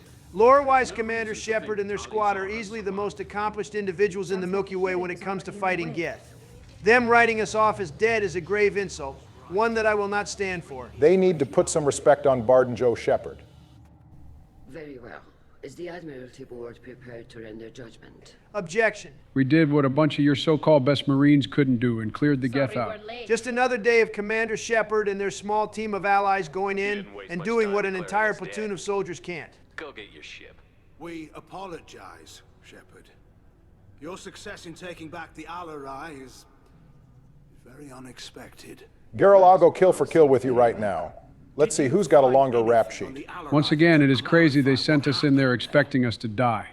Geralt and Rael were boys, and Geralt sent Tali out on what he perceived to be a suicide mission. Shepard, please. Don't worry, Tali, we want to hook up with you. Does Shepard have any new evidence to submit to this hearing? The gameplay statistics for Mass Effect Legendary Edition indicate that 96% of players get Tali pardoned. This was done in 2021, so I'd wager most of the people are those who played the original trilogy. I wonder what it would have looked like back when 2 originally released. Admiral, this is a sham. That's right, I'm about to read you clowns to filth. All the war effort. And you want all the messy experiments covered up so you can throw your fleet at the Geth. Cat got your tongue, Geralt? With your toy ships. But leave my crew out of your political bullshit. Trust me, you don't want me involved in your politics. The last time that happened, the Citadel Council had to be replaced. The woman who saved the Citadel from the Geth. The ball's in your court, Admirals. Are the Admirals prepared to render the judgment? Damn, Zen was quick with it. Well, she's practical, if nothing else. No sense in exiling Tali when we all know this trial is BS. Chorus, on the other hand, he had to think about it. Tali Zora, in light of your history of service, we do not find sufficient evidence to convict. You really didn't have sufficient evidence to convict in the first place, if we're all being honest. Commander Shepard, please accept these gifts in appreciation for you taking the time to represent one of our people. You guys have fun blowing up bots in Mass Effect 3. I can't wait to help out. How long are you going to stay committed to this bit? Joe, you know as well as I do that he's dead serious about that. We'll drink a toast on the homeworld, Shepard. Mark my words. We'll toast at our beachfront property with Tali. I'm not hanging out with the Mass Effect 3 version of Geralt Bro as an asshole. I can't believe you pulled that off. To be honest, I can't believe we pulled that off either. If yelling about how the case was a total sham work, then Donald wouldn't have any convictions. Okay, f you, Sleepy Joe. Thank you for being there for my father and me. Even when... Thank you. Well, you can still go back in and get you exiled if you want. Thanks. But I'm fine with things like this. It's fun watching you shout. And just like that, we're in, boys. You'll get to see us shout plenty, Tali. Let's take the girl out to dinner first, fellas. No need to jump right in. I got better, Shepard. I got you. Damn, now I feel bad fighting over the other ladies when Tali was right here. I hope she doesn't remember the whole one-night stand with Jack. We should just be glad Tali wasn't around when we got with the consort. It's kind of crazy we managed to get laid twice without romancing anyone at all. I thought Veeder had dialogue. He does, it's just locked behind the rally the crowd option. It's nothing special. Shepard just teases him about being motivated to speak up by a pretty girl in need. Glad they're off your back, ma'am. And that you didn't have to give them that evidence you found on the LRI. I didn't say anything about finding evidence, Carl. Noticed that, ma'am. You're a smart guy, Rhaegar. Any idea what your They need to get you on the Admiralty Board instead of Chorus. I'm gonna be escorting more techs around to look for signs of dark energy buildup.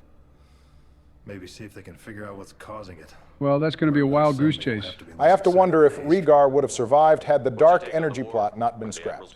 Perhaps he would have been the one to reveal it after the scientists put things together. Throw the fleet at the Geth. All they'll get back is scrap metal.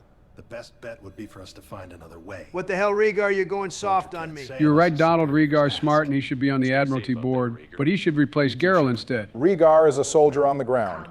And he's seen the horrors of fighting the Geth firsthand. Can't blame him for wanting to find another solution. Need to take all of Rhaegar's suffering and pass it to Geralt. Very impressive speech, Commander Shepard. But tell me truly, did you recover any of Rael Zora's research on the Alarai? That's none of your business. Well, after the mission, we'll get an email from Zen. She ends up finding what Rael was up to and says if we had shared the information with her, humanity would have benefited. She goes on to say that instead, humanity will have to watch as the Quarians reclaim Rannoch and the largest synthetic army in the galaxy. And this is apparently her idea of a cordial email. She has the social skills I'd expect of someone who did experiments on her childhood toys like she's Sid from Toy Story. I want the Quarians to win, but we're going to need to keep our eyes on Admiral Zen. She's talking like she wants to be a whole problem to the galaxy. She's arguably worse than Geralt. At least he wants to do away with the Geth. Zen straight up said the Geth would be used as an army. No good can come of that at all. I'm glad they were wrong. You didn't mention survivors. Did you find real Tali?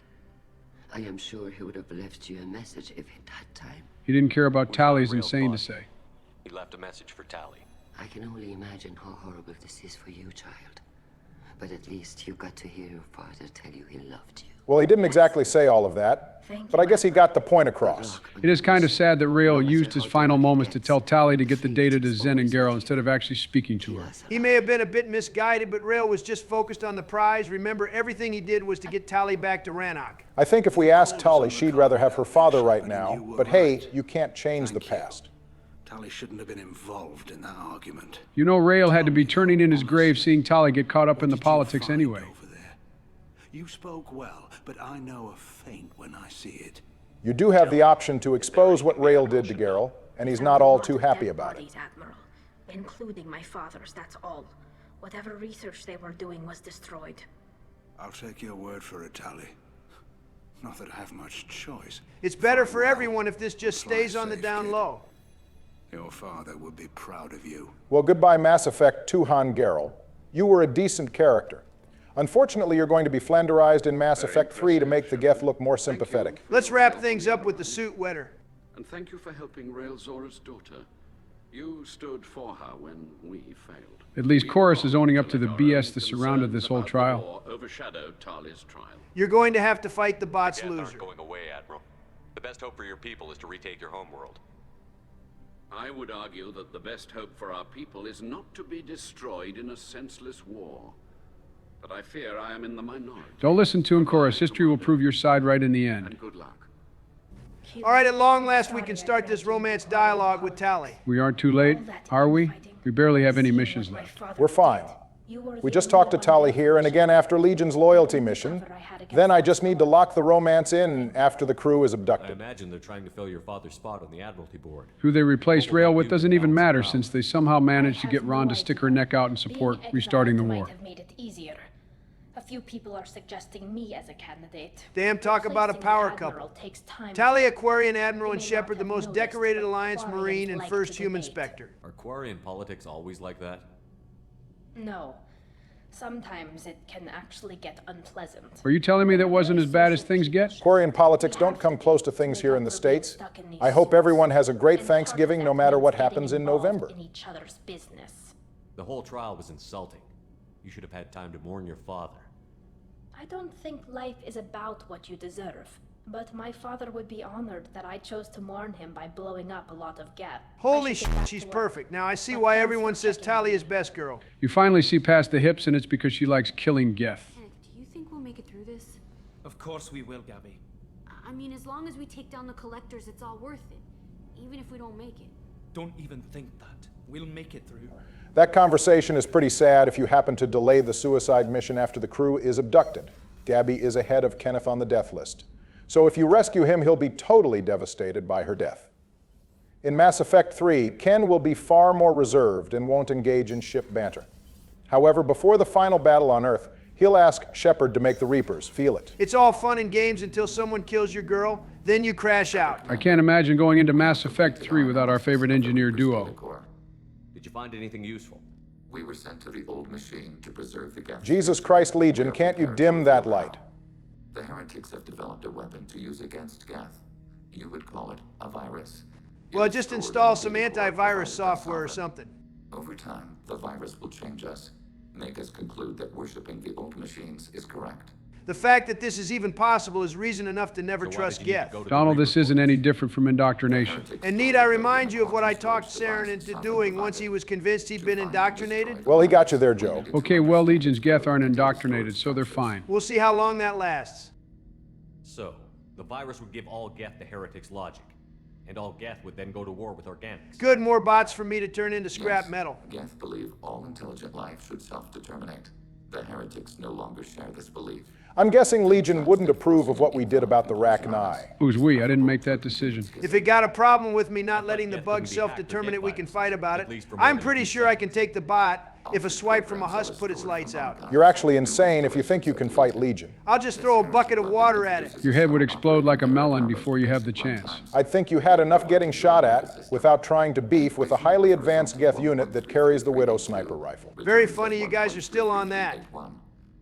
This changes the results of all higher processes.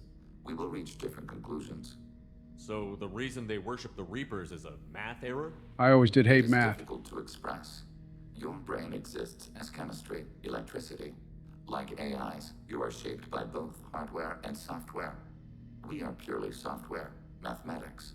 The Heretics' conclusion is valid for them. Our conclusion is valid for us. If you don't think worshipping the Reapers is an error, then I don't know what to even say. Heretics say 1 is less than 2. Geth say 2 is less than 3. You know where this thing is? I get the analogy Legion, but in this case saying 1 is less than 2 results in the total extinction of all advanced life in the Milky Way. Systems are necessary to safely approach. I won't let them brainwash your race, especially not to worship Reapers. I'm only doing this so we can stop the Reapers from getting more forces. We will begin preparations. You know it's just our heat emissions that are hidden, right? They could look out a window. We got an iconic line incoming. Windows are structural weaknesses. Geth do not use them. They must have some kind of sensors so they can tell when a ship is approaching them, though. Or maybe they were too dumb to think about it. After all, the Geth had been behind the veil for 3 centuries. They probably didn't think they needed to worry about anyone showing up to get them.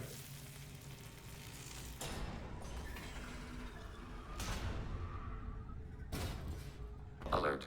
This facility has little air or gravity. Geth require neither. Good thing we changed our helmet between the cutscene and jumping onto the station. Would have sucked jumping in and then immediately suffocating. The bot should have told us there was no air to begin with. Random bits. And that helps us how? The Heretics must scrub this junk data. They have partitioned themselves. I guess that explains why the Geth aren't ambushing us. That explains why they aren't aware we're on the ship. But they still should have picked us up during our approach. Unless Legion was so quick with his hack that he prevented that too. Let's get to it. Shepard Commander. Color me surprised it can talk with an exclamation point. Was the only resolution to the heretic question. There is now a second option. Their virus can be repurposed. If released into the station's network, the heretics will be rewritten to accept our truth. We're about to get into arguably one of the silliest Paragon renegade choices in the trilogy. Nothing silly about it, the choice is obvious. Let's talk about it later. I'm still recovering from the Yap session during Tali's mission. See, look at what you and your obsession with the lore has done, Barack. You fried Joe for good. I'm pretty sure that's the sugar high from the Mountain Dew he drank starting to wear off. It can be used against the true Geth at any time. Our arrival was timely. I guess it's a good thing we didn't decide to ignore this mission. Oh, trust me, it was a tempting idea, but then the episode would have ended earlier and Barack would have just played it himself anyway. This isn't the time to debate it. Let's move while the heretics are distracted. After playing that long-ass dialogue-filled loyalty mission, it feels good to load in and get straight to blasting. Now I see why you were so insistent on playing this episode. You just wanted to kill Geth. Well, you took the Haystrom mission, so I needed to get my licks in. I guess this is Donald's ideal final episode of the game. Shepard. Why are all the heretics attached to these hubs? Looked like they were having a little circle jerk to me. Hardware. The crew is software. They are communing through the station's central computer. Not sure I follow. I'm surprised, Donald. I would have expected you to ignore Legion's dialogue in the mission. If I were on my own, I would. But as much as I hate to admit it, I know the viewers like this bot, so I might as well give the people what they want. Is to be reduced. We see less, comprehend less. It is quieter. If you exchange data, memories, how do you keep track of which ones are yours? How do you stay you? there is only we. This part of Legion's and the Geth overall's character was sorely missing in Mass Effect 3. What do you mean? Let's just say Legion's motivations are different due to a writer change. I'm getting way ahead of myself here. You'll have to wait until Mass Effect 3 for us to talk about this. If that's the case, is rewriting the heretics that big a deal? They're like a rogue limb of your own body. Rewriting them would be like reattaching a severed arm. The only thing wrong with rewriting the Geth is that I don't get to blow them up. Took their perspective, their judgment. They decided to worship Sovereign. I don't think you're missing much. Every point of view is useful, even those that are wrong. You got to give Legion that one. Wrong viewpoints are valuable to have around so everyone can learn. Casual self-deceptions of organics, useful in analyzing your thought processes. Did Legion just low-key call us delusional? He definitely just insulted us. So something about this ship we're on. It actually used to belong to the Quarians. It was known as the Heritar. The Quarians stripped it of all its valuable parts following their flight from Rannoch. It was left floating in the void until eventually being removed from star charts in 2050. The Geth upgraded the ship, the effort estimated to take at least 10 years. According to the description of the place, there are 6.6 million copies of Geth software stored on the station. The majority of these Geth are stored in servers and get downloaded to legged platforms when needed. Goddamn, what kind of storage does this place have? Doesn't ED casually talk about moving zettabytes of porn? To be fair, that was a joke, but I do think it reflects the average amount of data that gets transferred and stored in Mass Effect. But carrying on, the population of legged platforms on the station numbers 2.4 million. Of that amount, 1 million of them are in storage somewhere. Hold on a second. You're telling me that when I blow this station up, I'm going to kill 9 million bots? Yeah, something like that. Good news, everyone. Wiping out 300,000 Batarians is no longer the best thing I'm going to do in this game. The only reason I'm not going to argue with you on this is because these are all heretic Geth. Wait, how big is this place supposed to be?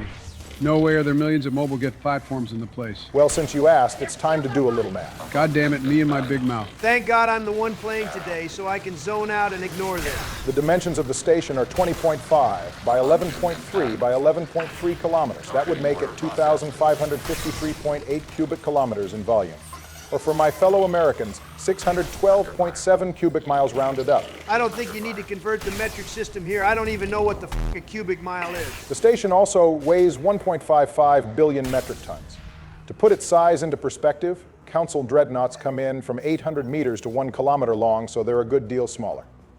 The USS Gerald R. Ford class is the world's largest aircraft carrier, coming in at 100,000 tons, making it significantly tiny by comparison. I'll have you know it's perfectly average. Well, thanks for telling me all that, Barry. Damned if I got any of that, but thank you all the same. Don't worry, I mostly did it because I'm sure there's someone in the audience with the same level of brain damage as I have to seriously care about this information. We need folks like you, Barack, people who break down the nitty-gritty information for everyone else. Donald and I joke a lot, but we're glad you do this so we don't have to. Well, I'm glad to hear that. Just lay off the math.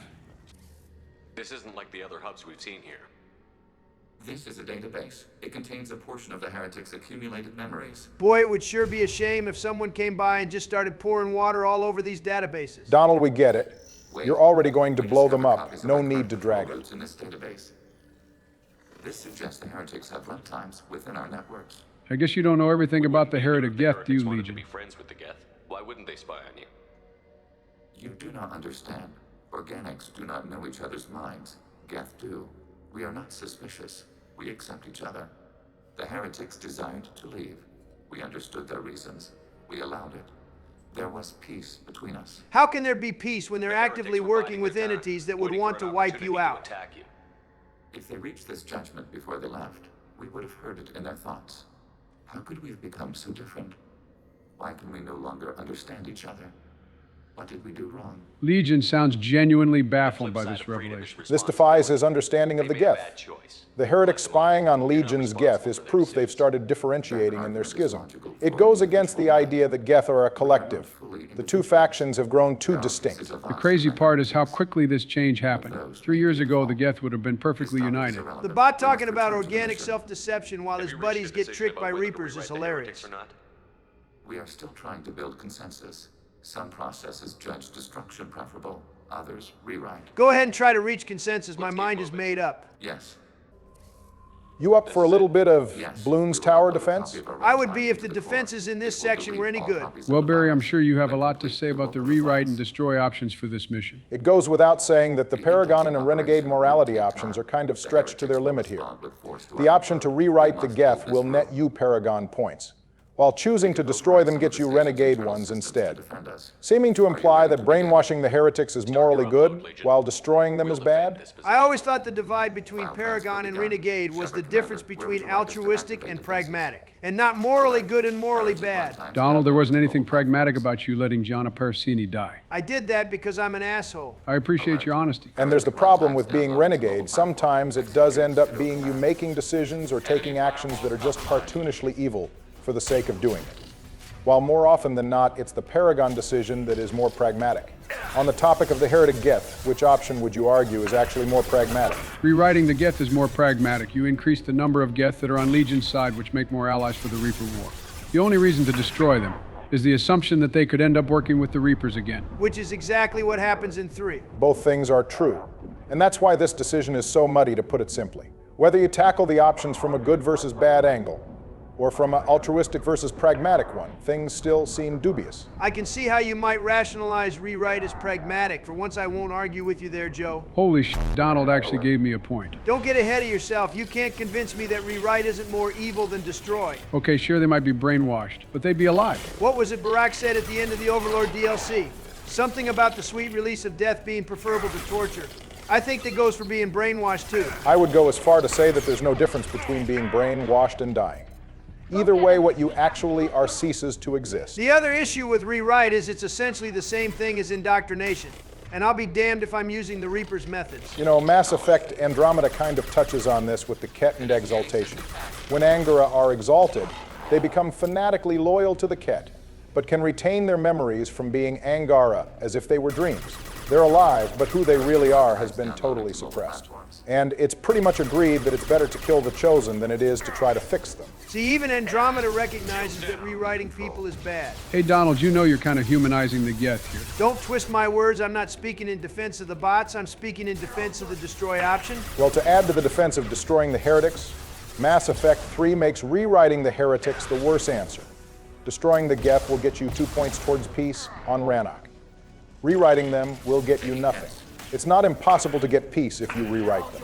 You just have less room for error. One of the few times where being Paragon gets you absolutely nothing. Is there any defense for the rewrite option besides the fact that the game considers it to be Paragon? I'll grant you that you get the exact same amount of war assets if you pick rewrite. Well, one thing worth pointing out is that regardless of how we feel about the options, there's another person who voices their thoughts on them, Commander Shepard. But we are Commander Shepard. Yes and no. We make a lot of key decisions for Shepard and built their morals up.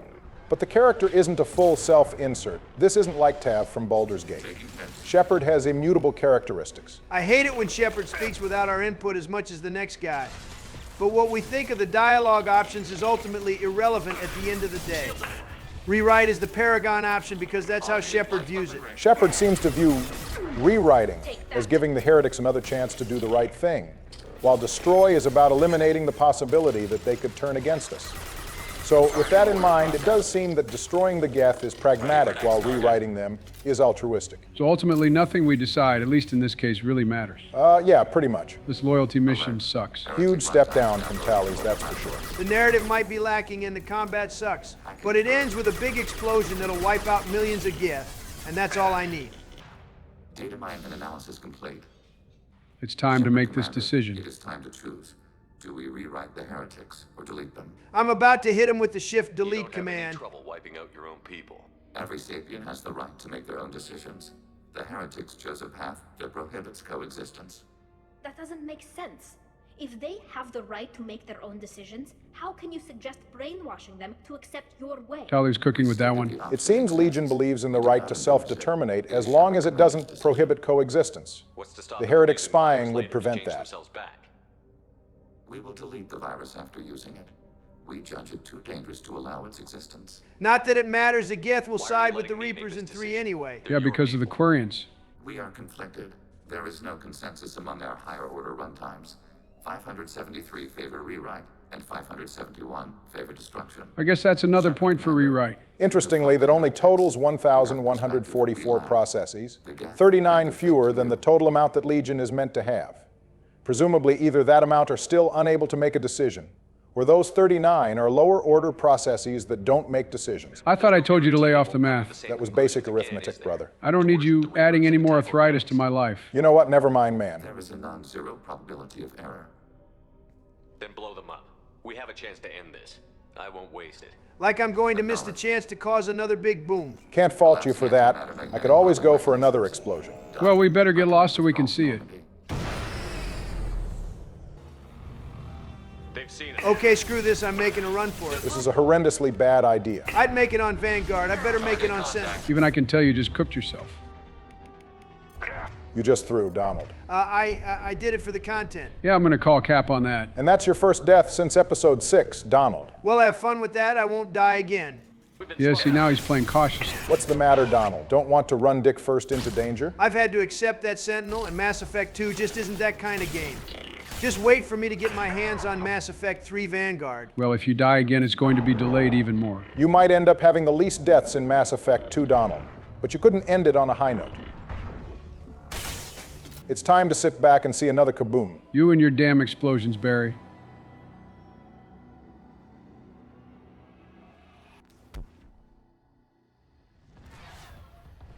That one was kind of mid. And they cut away from the best part. Commander, Tali just went to have a chat with Legion. You better get down to the AI core. A chat is not what I would call this. Shepard, I'm glad. Tali, sweetheart, I support you, but you're going to need more than an M4 Shuriken to deal with the bot. We gave you the Phalanx and Gift Plasma Shotgun for a reason. Tests, and we're discussing plans to attack us. We believed it necessary to warn our people. Legion has a point. We can't let the bot expose the Quarians to danger. But there's still a threat. I won't let Legion endanger the fleet. Creator Tali Zora acts out of loyalty to her people. She was willing to be exiled to protect them. We must also protect our people from the Creator threat. I know a back-and-forth argument when I see one. What happened, Shepard? I trusted you, and I worked with a Geth on the team, but this is too much. Well, color me surprised we can select both morality options. Oh boy, it sure is tempting to just tell the bot to f*** off. You don't have the balls. You sure about that? Joe, I wouldn't test Donald on that. Oh, it was just a joke, you know. Relax, I already said I wouldn't do anything too crazy about the bot. I know people like this thing. Oh, that's good. For now, I won't do anything for now. This is exactly what the Reapers want. Can't say I've heard Barton Joe Shepard this angry before. Of course the Geth are worried about your people. You want to destroy them. Sorry for raising our voice at you. And Legion, what the hell were you thinking? Are you trying to undermine this entire operation? We did not intend to decrease operational efficiency. Well, you did. Looks like you're not so logical after all. You can either fight at my side or get crushed under my heel. But you will not stand in my way. Goddamn Mark Muir really ate with this one. He really came into his own as Shepard in Mass Effect 2. Creator plans. Thank you, Legion. I understand your intention. See, we can build peace between Quarians and Geth. Yeah, sure. Let's see how well this momentary peace goes when 3 starts. Look at Chakwas back there. She heard that whole outburst. Have you got time to talk? And now it's time we can finally begin our romance. On, you little boshtet. Is now a bad time, Tali? I've got a small fever and I'm taking it out. I hope you get over it soon. We kind of don't have a lot of time left before the suicide mission. Sloppy while doing some suit repair. You're sick? Do you need help or time to rest? Really, it's not that bad. If a stray bit of bacteria could really kill us, we'd have all died by now. You mean a sneeze won't kill you? That was always kind of a meme. Sure, if you crack their mask and breathe on them, they might die. As long as their suits are on and they react to breaches quickly, they're fine. An acute allergic reaction. How exactly does the sickness work? It's an allergic reaction? Right. Say I get exposed to a human disease, like, what did Navigator Presley have that time? Chickenpox? We're still getting chicken pox in the 22nd century. I guess Presley skipped out on his vaccinations. Depending on where it hits me, I could get other symptoms. I imagine vomiting in the suit must be a pain in the ass. You gotta open the mask to let it out, exposing yourself to air that might kill you. Fire in a fight back on the Allerai. Nothing serious. To be fair, Tali, that was your fault. You shouldn't have ran down the stairs directly into enemy fire. But one of the section seals had taken some damage. and foreign matter got out of the disinfected zone. It was a stupid mistake. You always check your seals before doing local treatment. Unless you forget.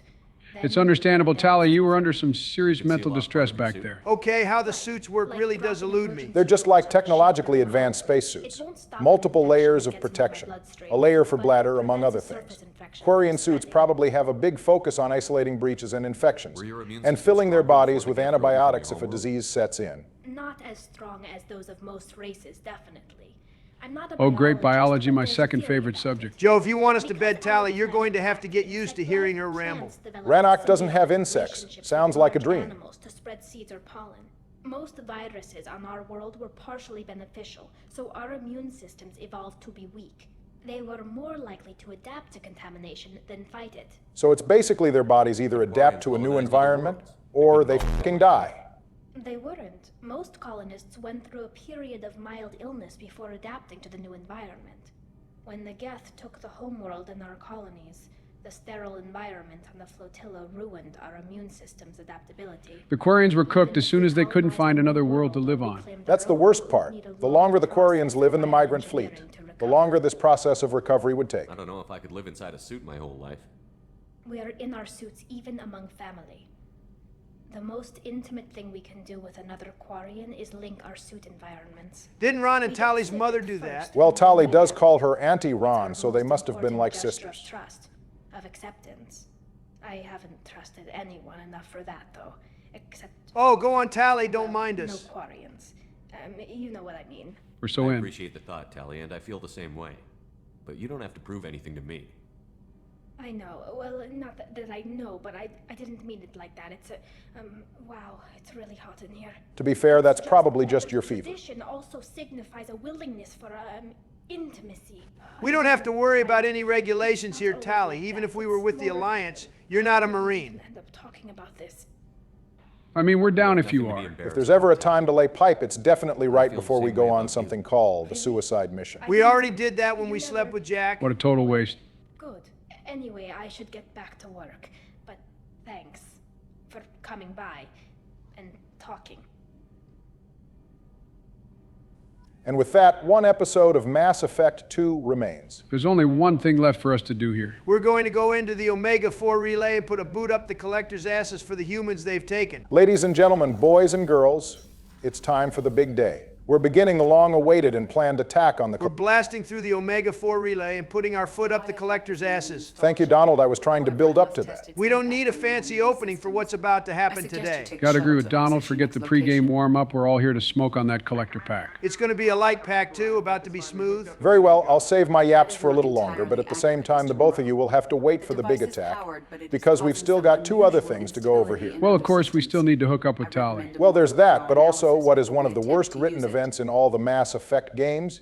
Yes, I'm including Andromeda in that. You're really going to get anal about writing errors in what should be a God-tier episode. I'm fair in my criticism. If you think I'm going to let the greatness of the suicide mission stop me, then you're very unfamiliar. You were talking to the guy who argued the suicide mission wasn't the best mission in the game after all. On that note, I heard you rehearsing this bit a few hours ago, Barry, so I know you're just itching to get it out. All right, let's start with the obvious. Shepard is taking the entire squad onto the shuttle, just to select two of them to take on a mission on some random planet that is never named. You know, I never did think of how ridiculous it is we fit all 12 members of our squad onto the shuttle. Grunt by himself is probably taking up a quarter of the space. You might be right, but you didn't have to put my son on blast like that. We have never done a mission like this. Shepard usually selects their team on the Normandy, and then the trio take the shuttle down to the location. The only reason we're taking everyone off the ship is so the collectors can take the crew without resistance. It's so contrived that it breaks immersion. Well, it's good to see the crew doesn't start slacking off when the boss isn't around. Well, yeah, this isn't like taking an extra 15 minute in the restroom. The Normandy has an all-seeing AI on the ship. Wait, you don't think Cerberus put cameras in the restrooms, do you? It's probably not even the most invasive thing they've done to their employees. I have detected a signal embedded in the static. We are transmitting the Normandy's location. Transmitting? To who? Well, that's not good at all. Right now, the Normandy is situated in the Phoenix Massing cluster, since the Sea of Storm is where Legion's loyalty mission takes place.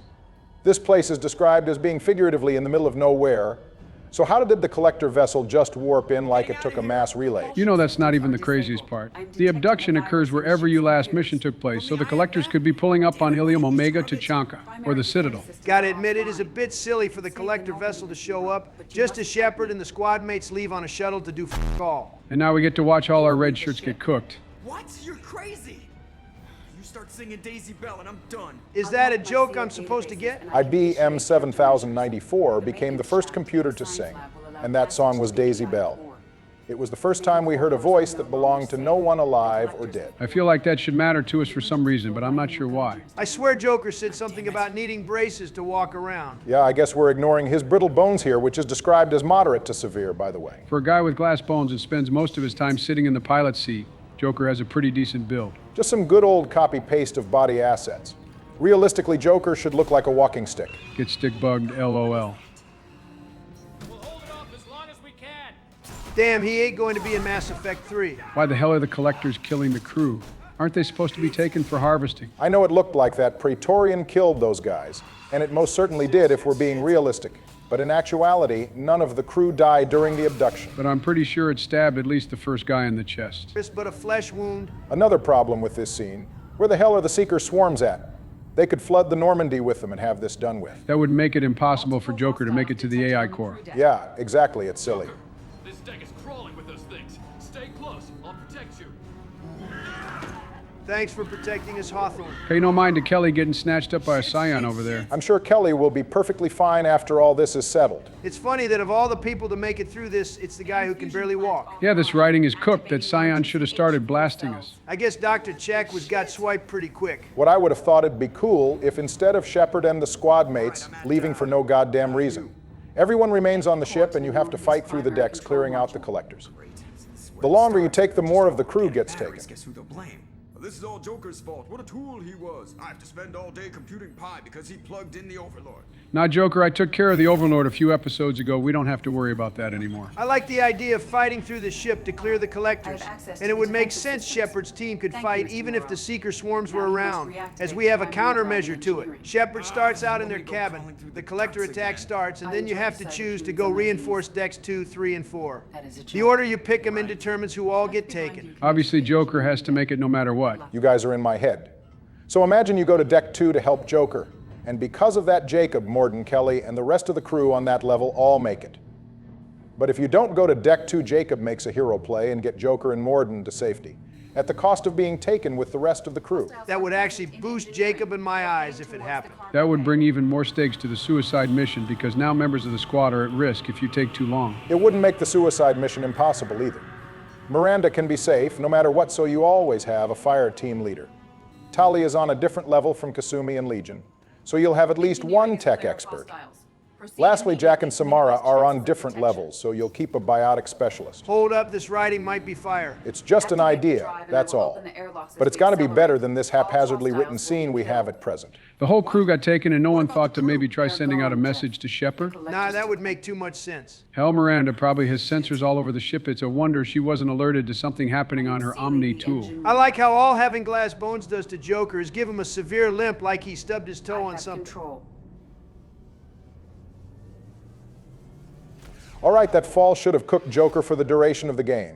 Fractures in the spine for sure. So Edie now has the power to space everyone out the ship whenever. Better make sure to stay on her good side. Well, Edie would never actually do it, but best believe she'd joke about it given the opportunity, much to the horror of Shepard. Now Joker is just going to casually get up like his back and hips aren't totally f***ed. He's running on adrenaline. Send a message to Shepard's shuttle. Oh, now that everyone is taken, we can have ED send a message to Shepard's shuttle. She couldn't do that while we were walking to the AI core. No. But thanks for asking. Everyone? You lost everyone and damn near lost the ship too? All right, calm down, Miranda. You're speaking against Miranda's word, Barry? I'm shocked. I might be a Miranda simp, but she's coming down too hard on Joker. So, we're not going to talk about this random mission that was so important that we had to immediately leave the Normandy with all 12 of Shepard's squad? Nope. We get no experience, no funds from Cerberus for our work. We just flew out into space, did something, and came back. Yeah. Thanks, Mom. The implication that Shepard dragged the entire squad out on the shuttle just to have 10 of them stay behind is hilarious. Systems. The Reaper IFF is online. We can go through the Omega-4 relay whenever you want. Good thing that Virus didn't do anything besides transmit our location. Could have blown up the engines or What can I do something. against collectors? Break my arm at them? That might not be an effective way of fighting collectors, but it would be I'm funny still as hell. bound by protocols in my programming, even if I were not. Maybe AI in the future won't be so bad after all. I wouldn't hold out on that. Opportunity to kill us. We need all the help we can get. She could kill us right now by turning off the gravity and opening all the We've airlocks. done everything we can. It's time to take the fight to the collectors. All of our preparations are done. Joker, The crew is loyal and we have the The ship rest of you, upgrades. to It's your time to get to business. Aye, aye, Commander. Just punch up the galaxy map whenever you're ready. Commander. Okay, actually I lied. We have a little more talking to do. You're edging me, Barack? Don't ever say that What again. were you doing leaving us out here where collectors can work us over? Joker, honest to God, we have no clue why we left the Normandy with every member of the ship who's worth a damn in a fight. You don't mean that, Jeff. Yeah, Joker, Bart and Joe Shepard died because you were too concerned with saving the first Normandy. We all know you'd never leave. Just a little bit of drama before we go off on a do-or-die mission. I know how dangerous it was. If you need some time, let me know. Ah, jeez, don't get like that. I know I got lucky. Lucky is an understatement. The fact you're the only one who made it is genuinely one of the biggest plot armor moments in the story. At least they acknowledge Joker definitely broke some shit in his daring escapade. I noticed you're calling Edie her and she now. What's going on here, Joker? Looks like we're not the only ones trying to hook up before the suicide mission. Well, with Joker's condition, regular courtship would be pretty difficult. And he loves the Normandy as if it were a woman to begin with. So this makes sense. It's kind of surprising we have faster than light travel and magic space powers in Mass Effect, but AI significant others isn't a thing. Well, AI research is illegal in Council space, so it's less it's impossible and more no one is trying. Why would you want an AI girlfriend when the beautiful and blue Asari are right there? You're not concerned she can replace you two? Well, she's amazing, but there's something off about how she handles the Normandy. We ran simulations, and it's better when we both have the helm. Sounds like the ideal setup, AI being a tool for humans to use rather than the AI doing literally The one everything. with superior hardware will always win. Human misjudgments defy predictive models. License to screw up, Commander. You heard it straight from the ship. Turns out the indomitable human spirit is actually just our ability to do things that defy logic. But Edie's got it covered. I've been thinking about the Now it's time to finally lock this in. No last-minute betrayals? No plot twists? We're really just going to romance Tali? Yep, I'm as tired of being maidenless as the rest of you. There would be a hostile takeover if we were seriously stopped from If romancing anything, someone you yet spend too again. much time thinking of the fleet and not enough thinking of yourself. Tali's got a lot of responsibility on her shoulders when she only completed her pilgrimage a couple years ago. We can't just... We have to think of other people, always. If we don't think about the needs of the whole crew, people could get hurt. Maybe even killed. That doesn't reflect all too well on the fact that you had 2 squads and lost all of them besides Cal Regar. That's an interesting parallel between Ashley and Tali here. Both of them are sole survivors of their squads, and we even tried to romance both of them. I sure hope that means Tali doesn't reach an untimely demise. She won't as long as you don't around and choose the Geth on Rannoch. Nobody else could have saved them. I watched your face as Chief Williams died on Vermeer. Wait, you saw that, Tali? That's right, Tali saw your great betrayal, you filthy swamp rat. I mean, because of that, Tali is the one who gets to pull us, so she probably approves. I never imagined you'd ever see past this. I'm going to keep it completely 100 with you, Tali. Your hips are so wide that whatever is underneath the mask is inconsequential. You could look like an Omicronian from Omicron Persei Aight, and I wouldn't care at all. That's not what I'm concerned Tali, I feel like you should be a little concerned over dying, just because you sleep with us. She's willing to bet it all on just one night. Gotta respect it. She might be more down horrendous than I am. You know what, Donald? That's not even a crazy take. If you read Tali's Shadow Broker dossier, you'll find she's done a fair share of, well, let's call it research. You'll find her installing and uninstalling a suit application called a Nerve Stim Pro. That's my girl. The funny part comes when she downloads an educational vid called Human Courtship and Mating, followed up by her reinstalling the Nerve Stim Pro app, but this time it's the deluxe edition. Yeah, educational, my ass. That was straight porn. Well, you gotta give Tali points for doing her homework. I can't say I blame her. Tali has had a stressful couple of years. She lost 2 entire units of people and had a lot of letters to write to families. You can see her struggling to write one in the dossiers. I wonder where Tali even finds the privacy to do that on a Cerberus ship. Joe, we smashed Miranda right here in engineering. I don't think the romance options are worried about privacy. Everything is happening outside the suit. Nerve stimulation programs and such. Hey, I mean, you can leave those installed if you want, Tali. Nothing wrong with a little bit of help. want it to be real, I need to feel your skin on mine. I've never shown my face to anyone. And unfortunately, you're not going to show it to us either. You know, people slam Mass Effect 3 for its ending, the disappointment of Priority Earth, and pretty much everything with Kai Lang. But if you ask me, there's nothing more infuriating than them ending the trilogy without showing us Tali's damn face, and then having the nerve to think a shitty photoshopped image in our cabin would do. That's a W take Joe. I know they changed it in the Legendary Edition, but it's still disappointing. When we took you aboard, I noticed... We gotta run through Legion's dialogue here real quick. You're killing me here, man. I want to see the collectors die. Relax, Donald. The time will come soon. It'll be well worth the wait. It was yours. We didn't show it because it didn't really fit the content, but there is a mission where you go to the Normandy crash site to recover the dog tags of the fallen Normandy SR-1 crew. And by it didn't fit the content, he means it's a boring walking simulator. Damn, Legion got lucky that shot didn't take out anything vital. I think Normandy crash site is perfectly fine in terms of atmosphere. And it's good to see the journal log where Navigator Presley learns to like the alien squad mates. Giving that character development to Presley and not Ashley was genuinely crazy. One of my favorite mods, called Early Recruitment, has an organic way of adding Legion onto the squad earlier. You'll encounter him at the end of Normandy crash site mission. He'll be damaged, presumably from the rifle shot he took on Eden Prime, and we'll take him onto the ship. Damn, we should have used that. It's bad enough that the thing is on the ship at all without us having it the entire duration of the game. In hindsight, the decision to go vanilla with the game might have not been the best, but don't worry.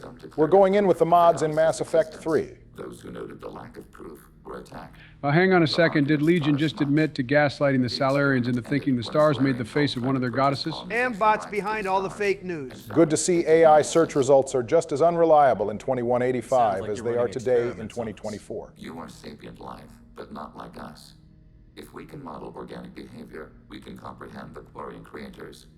We do not understand their judgments in the Morning War. You guys started asking too many questions, so the Quarians started blasting. Exactly as they damn well should. Donald, come on, man. All right, let's get something straight.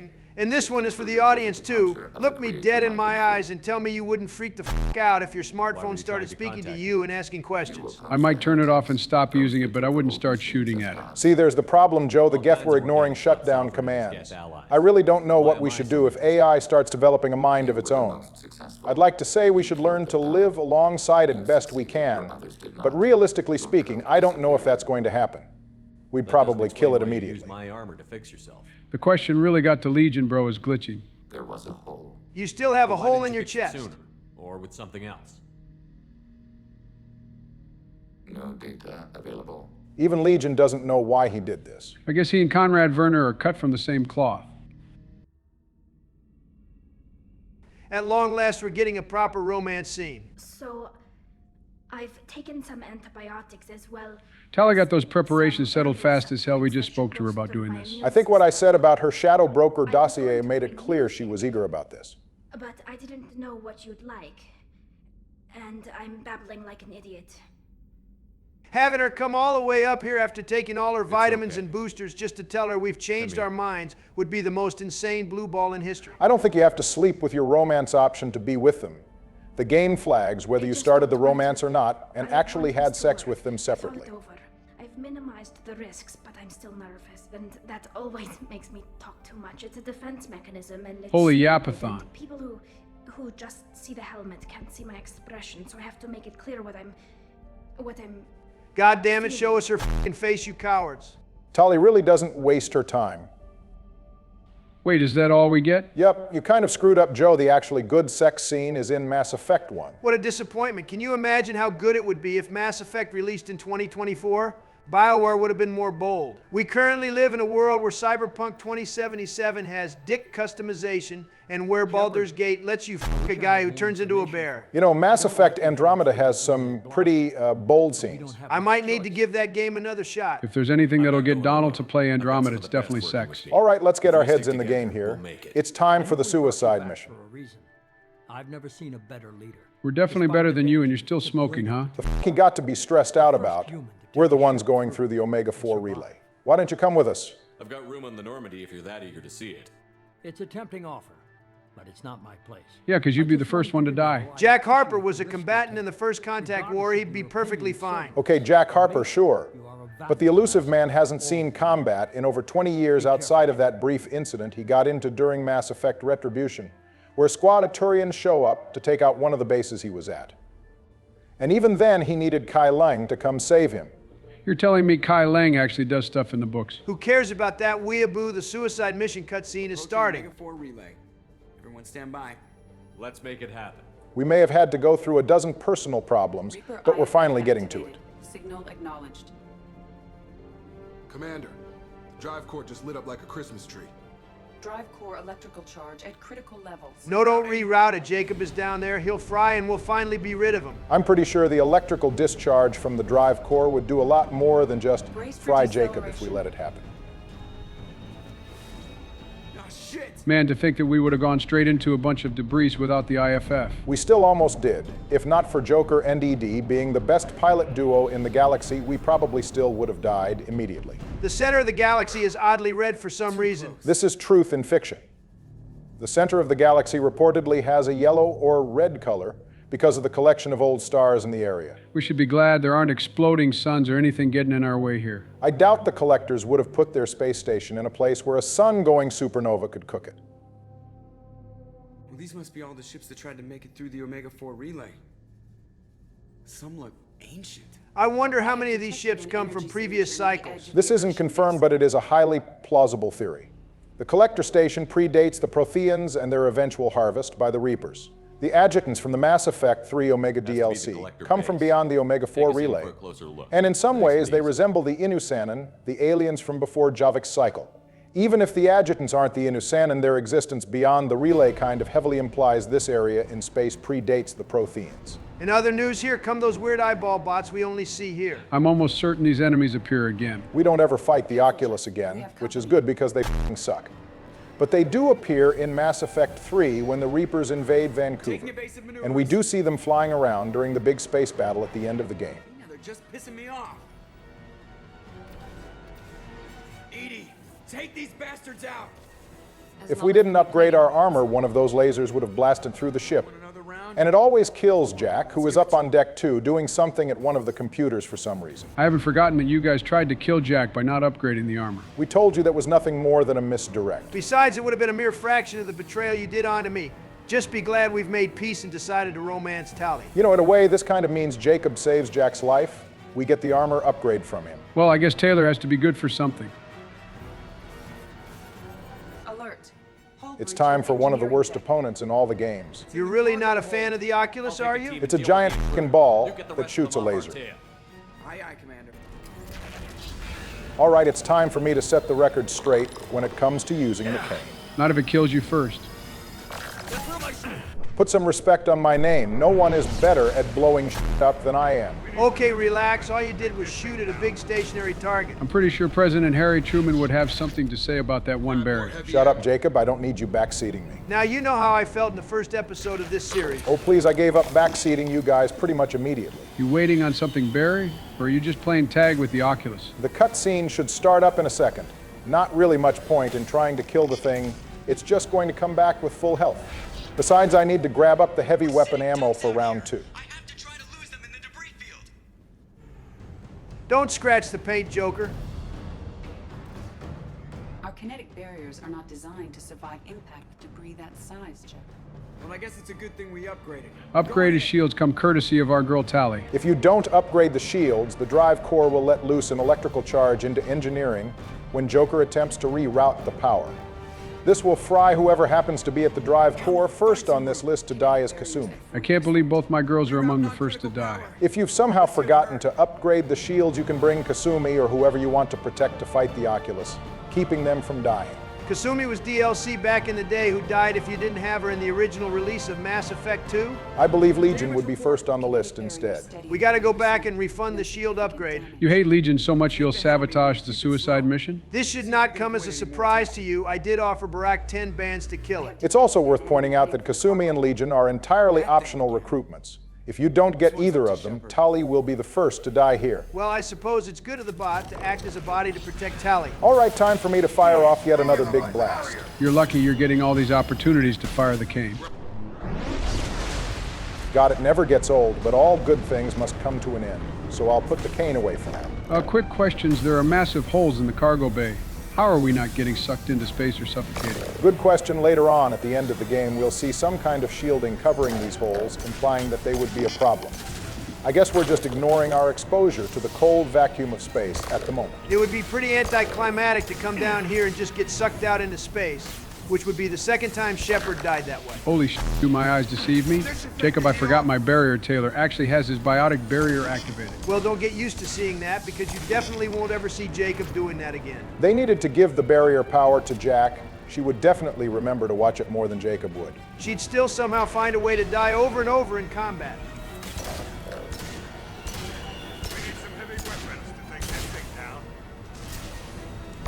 I got all the heavy weapon I need right here, Zaid. Why use a nuke when you can just shoot it with a handgun? Think better stay dead this time. Thankfully, that's the only time we have to deal with one of those things. Better get back up here, Commander. We're about to clear the debris field. Interestingly, if you bring Miranda down to fight the Oculus, she'll still speak through the comms to Shepard. And she'll be back up on deck too, as if she never left. I guess being up here in the cockpit is why Miranda is the only squad mate who can't die if you fail to upgrade the ship. Actually, Jacob and Morden are also immune from death during the approach to the collector base. Of course, the only 3 squad mates that ever appear in the post-mission debriefs. Well, looks like we've got an old friend to deal with. You know, it's a good thing the collectors only had one of these ships. It would be really bad if we had flown through here and were faced with a fleet of collector vessels. Well, I mean, we only ever see one of them in the entire game. Plus, if there were more than one, I'd think we'd see humans disappearing in even greater numbers. It would be pretty hard for the collectors to maintain their secrecy if they were flying around the terminus systems with a fleet of ships. Plus, this thing is huge. By itself, it could fit the entire population of Earth inside. I don't think even the collectors have the resources for more than one. Fire the main gun. Now, this is what I've been waiting for. It would be sick if we got into a beam struggle with it for a second.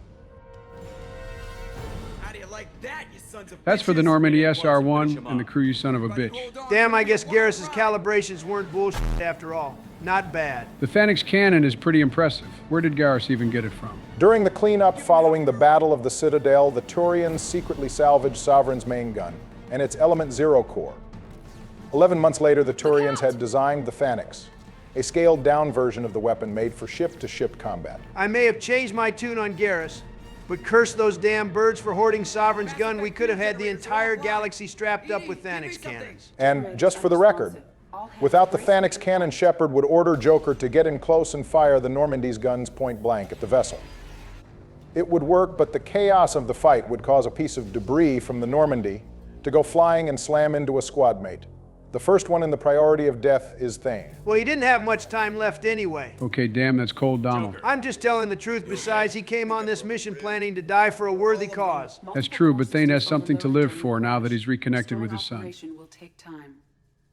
We all knew this was likely a one-way trip. Whoa, who the f*** is we Miranda? I'm trying to make it out of here. I'll do whatever it takes to stop the collectors, but I plan to live to tell about it. I'm glad you're in charge. Of course, Miranda, with all her plot armor, would be the one to say that. We got something to live for now that we have Tali. We promised to get her back to the homeworld. Plus, we already died once, and it fucking sucked. Definitely not doing it again.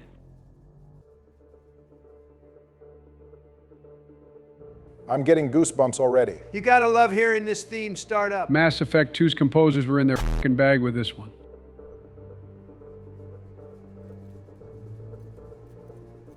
Well, would you look at that? For once, every member of the squad actually showed up to the conference room. I almost thought they forgot where it was. I guess attending the meetings is entirely optional every other time. This isn't how we planned this mission, but this is where we're at. We can't worry about whether the Normandy can get us home. We came to stop the collectors, and that means coming up with a plan to take out this station. I say we use the cane. Derry, the cane can't solve all your problems. Pure blasphemy coming out of your mouth right now. You should be able to overload their critical systems if you get to the main control center here. That means going through the heart of the station, right past this massive energy signature. That's the central chamber.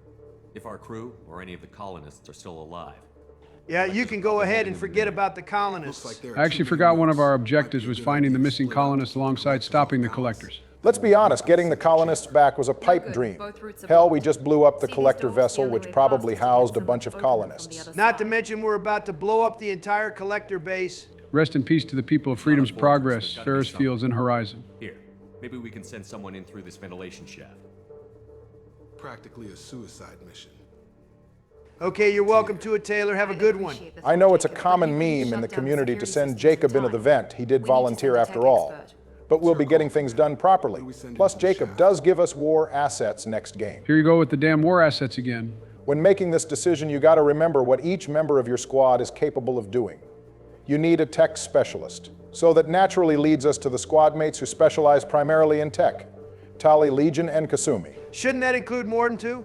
All his powers are tech. That's true, but Morden is a doctor, not an engineer, advanced robot, or a master thief gifted in hacking into buildings. I say we go with Tali. Let's give our girl the chance to carry the team. Agreed, especially since this will give Tali a unique line in Mass Effect 3. We need someone with tech skills to hack that security system. Tali, you're up. I won't let you down. Don't worry, we know you We'll won't. break into 2 teams and fight down each passage. That should draw the Collector's attention away from what you're doing. I'll lead the second fire team, Shepard. I believe We'll that's meet our up with you on decision the to make, other side of the Miranda. doors. Despite Jax and Garrus's obvious objections to Miranda trying to put herself in the leadership position, she does still pass as a viable fire team leader. I still think we shouldn't pick her just because she tried to force herself into the role. So naturally you want to pick someone with good leadership skills, which is why Zaid, despite being a leader within the Blue Suns, is not viable. Bro literally got betrayed by his group. I suppose that means lone wolf types like Thane and Samara are also out of the picture. Yep, Morden and Grunt wouldn't work either. Grunt is too inexperienced, and Morden wasn't even the leader of his STG unit. Okay, hear me out. You're not going to say Jacob, are you? Oh, no, are you crazy? Jacob is a viable fire team leader, but go on Donald, what do you have to say? As much as I'd like to give leadership to a fellow human, Miranda hasn't earned it. So select Garrus as the fire team leader because we're damn well not giving it to Taylor. Oh my God. Hell must have frozen over. Donald Trump selecting an alien, a Turian no less, over a beautiful woman. This must be a dream. Despite Garrus also suffering a betrayal in his own group, it was only one guy. Outside of what Sedonis did, Garrus had a hold on things.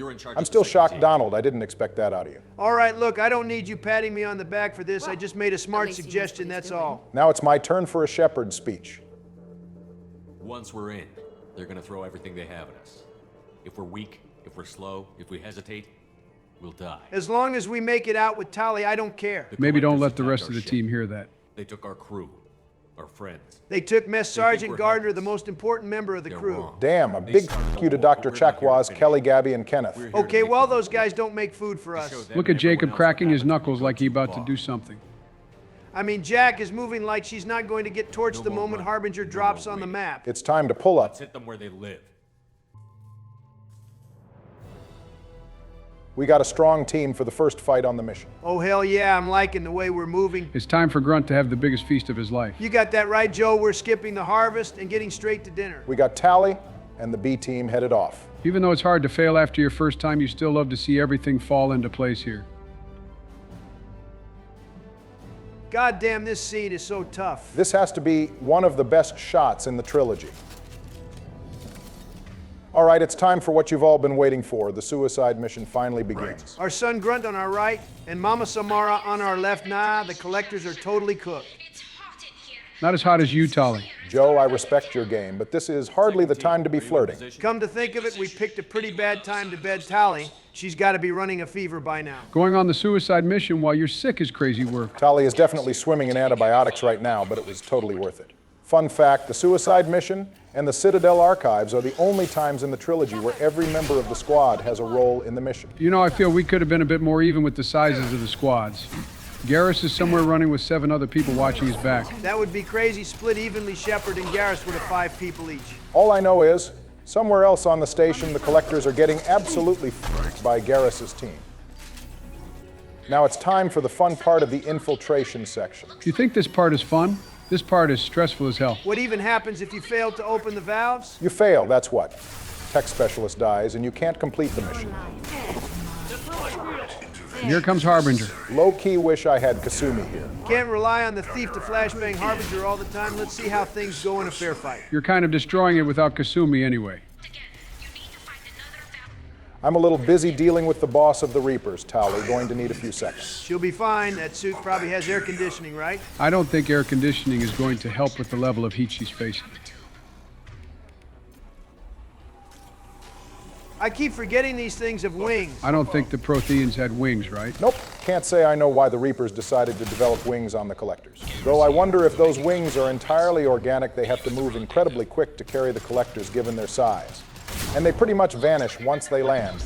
I'm thinking they might be synthetic. Don't die, Barack. That would be embarrassing. I'm not dropping here in the suicide mission.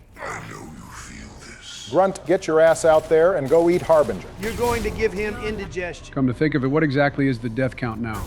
I forget. Here's the breakdown. In first place is Donald. He has a total of 9 deaths.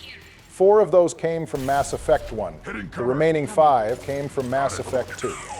Donald's last death was in episode 12. He got himself killed trying to rush through the final section of Legion's loyalty mission. I may have died last episode, but the universe has been restored now that I'm in first place. In second place is yours truly. I have a total of 12 deaths. 3 of them came from Mass Effect 1. The remaining 9 are from this game. Oddly enough, I either complete my episodes without dying, or I die in groups of 3. Don't really know what that's about. You've always been the most consistent of us, Barry, and I guess that goes for your deaths too. And naturally, Joe is in third place with a grand total of, Jesus Christ, 19 deaths. Bro just barely didn't hit 20. That's insane. All right, maybe I bit off more than I could chew. 5 of Joe's deaths came from Mass Effect 1. The other 14 came from 2. Real bad look here. Almost tripled his deaths in what was supposed to be his game. Yeah, I know I didn't have the best go of things. I'll prepare for Mass Effect 3. You better, because Vanguard ain't gonna be as sweet as Sentinel is. Just for the record, Joe, you're standing at 2.7 deaths per episode. I want to see you get that down. All right, I'll work on it, boss. I don't see how that's gonna happen when Grissom Academy exists. I don't see why you think me playing Grissom Academy is a guarantee. Don't you want to finally prove to the audience that you can do it, Joe? After all this time of failing on it. I mean, yeah, I do. Then why don't you commit to it right now?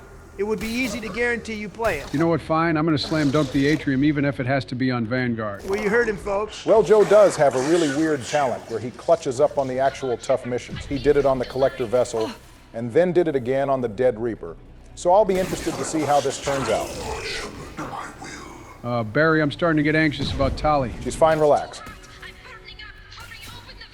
She doesn't sound fine, Barack. She sounds pretty distressed, in fact. She's going to have to hold on for a few more seconds. I'm dealing with something over here. If you let Tali burn, we're going to have a problem. Tali is not going to burn from a little bit of heat. Are you sure she's not going to burn? All right, relax. I'm coming over to open the valve, you drama queens. Excuse us for caring about our romance option. Look, I was just trying to keep the audience on edge. Can't have the suicide mission going too smoothly. If you're going to do that, do it when Tali isn't on the line. All right, we're approaching the final fight of this section. You made this look like light work, Barry. You know, besides the part where you almost let Tali burn. Tali did not almost burn, and thank you, Joe. I'm trying to make this look good. Keep it up, that way Donald will be the only one to die in his final episode of 2. Yeah, okay, cling on to whatever bit of happiness you can. I'm still in first place. Grunt and Samara putting in work here. Come in. Look out! Seeker swarm! Where's everyone else, Garrus? Did you lose half the damn squad? They're around somewhere, they just aren't showing everyone We're else. in position. We need this door open, now! Don't leave us hanging, Tali. Oh, now you're worried about getting left hanging. Something's wrong. The door's stuck. Tali, I just got shot by a damn rocket. Door was stuck, she says. I think she was paying you back for stalling on opening that 5th valve. Tali's just trying to add some tension, you know, for the audience. I was not stalling. Harbinger was in my way. Fall back! Suppressing fire! Don't let anyone through that door! Great shot calling Garrus. Putting him in charge was the right call after all. Nice work, Tali. I knew you wouldn't let me down. So if your tech specialist isn't loyal, or if you make a poor choice like Jacob, the specialist won't be able to shut the door, automatically forcing them and Shepard to close it manually. The specialist will be shot by what appears to be one of Harbinger's warp blasts, killing them instantly. Naturally, because that was a cutscene no one shields work. What happens if you make a poor fire team leader choice? The tech specialist dies for the same reason. That doesn't make any sense. Why would a bad fire team leader keep a loyal tech specialist from shutting the door? It's hard to say. The bad fire team leader still gives the exact same orders as a good one one. of the missing colonists. Oh, look, it's that lady Caden was talking to on Horizon. Good to see she's still alive. Her name is Lilith. There's more. Over here. Thank God everyone we want to rescue is on the ground level. Oh, this is a bad time to wake up Lilith. Pretty f***ed up to have her wake up here. Would at least been peaceful if she remained unconscious.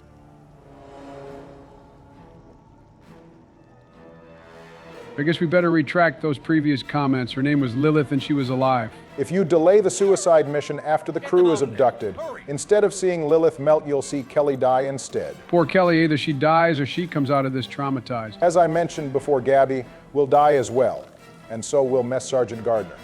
If you delay further, every member of the crew, except for Dr. Chakwas, will perish. How nice of them to give the good doctor a little bit of plot armor. Naturally, Chakwas will be unhappy with us if we allow all or most of the other crew to die, pointing out that we could have saved them if we got here right away. Though she will apologize for this, Chakwas would be understandably a bit touchy after watching the crew melt into biomass. Shepard, you came for us. Of course, Doctor, you're one of the OGs. We didn't come for you as a crazy dialogue option. I swear, sometimes the bottom or renegade options are like pointlessly cruel. I don't even want to Serves no purpose to say that. Colonists were processed. Those swarms of little robots, they melted their bodies into grey liquid and pumped it through these tubes. Well, it's probably for the best we don't exactly have enough space on the Normandy to rescue all the colonists the collectors took. Well, goddamn, Joe, you wrote them off just like that? I mean, unless we can use a reverse transmutation circle or something, all those lost souls aren't coming back. The collectors are definitely giving you a run for your money in terms of kill count, Donald. Please, after I blew up the Heretic Station, it's not even close anymore. I cannot recommend that. Thermal emissions suggest the chamber is overrun with seeker swarms. We're lucky the whole damn place isn't filled with seeker swarms. What about biotics? Could we create... Now it's time for us to pick our biotic specialist. As mentioned previously, there's cut dialogue here that suggests Morden was once a biotic and would have been an option for this part. He probably wouldn't have been a viable option anyway. I could do it too. Are you sure about that, Miranda? We've joked about Miranda's claim here before, but to be totally fair, she isn't incorrect. Any biotic squad mate will successfully get Shepard to the checkpoint. They just don't have enough stamina to keep the bubble up. So one of your squad mates gets taken by the seeker swarms. Anyway, I think we're going to go with Jack here. I feel like we kind of owe her after the whole one-night stand situation. What do you mean we owe her? We gave her a fine night with Commander Shepard. Only 2 other women have gotten that opportunity. If you told me at the start of this that this Shepard with that face would pull 3 times, I'd say you're full of shit. I told you to put some respect on Barden Joe Shepard. Who should lead the diversion team? Should I switch things up? No need to fix what ain't broken. I'll keep the defenders busy. You slip around the back. Slipping around the back is what I'm best at. We're in no shape to fight. This is a crucial choice for a couple reasons. To begin with, if you choose to not send anyone to escort the crew, all of them will naturally be killed on their way back. This is the one way Dr. Chakwas can die. If I remember correctly, there's no wrong choice here. As long as your choice is a loyal squad mate, they will successfully escort the crew back. If they're unloyal, they'll still get the crew back to the Normandy, but your chosen squad mate won't make it. It's generally advised you send one of either Morden, Tali, or Kasumi. The reason for this has to do with the final section of the mission. Sending Morden back seems appropriate. He is a doctor after all. Let's move out. Moving out. Stay close if you want to live. And now begins the long walk section. I've always had intrusive thoughts about this, but never acted on them. What does happen if you walk out of the bubble? You'll start seeing the Seekers swarm all over you, and your shields and health will begin depleting until you die. Same thing happens to Kasumi if she uses Shadow Strike. You know that and still brought her here? I don't plan on having Kasumi go out and use Shadow Strike. She's here because there's no better place for her flashbang grenade to be used. Let's go, Commander. What the hell? Where did that come from? What do you mean? She's all of a sudden calling us by our title. Jack isn't even Alliance. I guess helping her with the Telton facility got her to respect us. We call that character growth. A lot of Jack's growth as a character is off-screened, but having her use Commander was a nice, subtle way of showing how she's changed, especially since she'll potentially call you a pussy when you recruit her. Well, given that Jack is going to end up joining the Alliance, it's good of her to start using titles. All it really took was one night with us for her to gain some respect. I really don't want to attribute Jack's character development to that of all things. You're still not over what happened with Jack? I'm still sad we didn't romance her. We didn't get to hear her full backstory because of it. Yeah, well, I'm sad we didn't get to romance Ashley, but we're past that now, right? You guys better not let Tali hear you talking about how you wish you had someone else. We have Tali now. That's what matters most.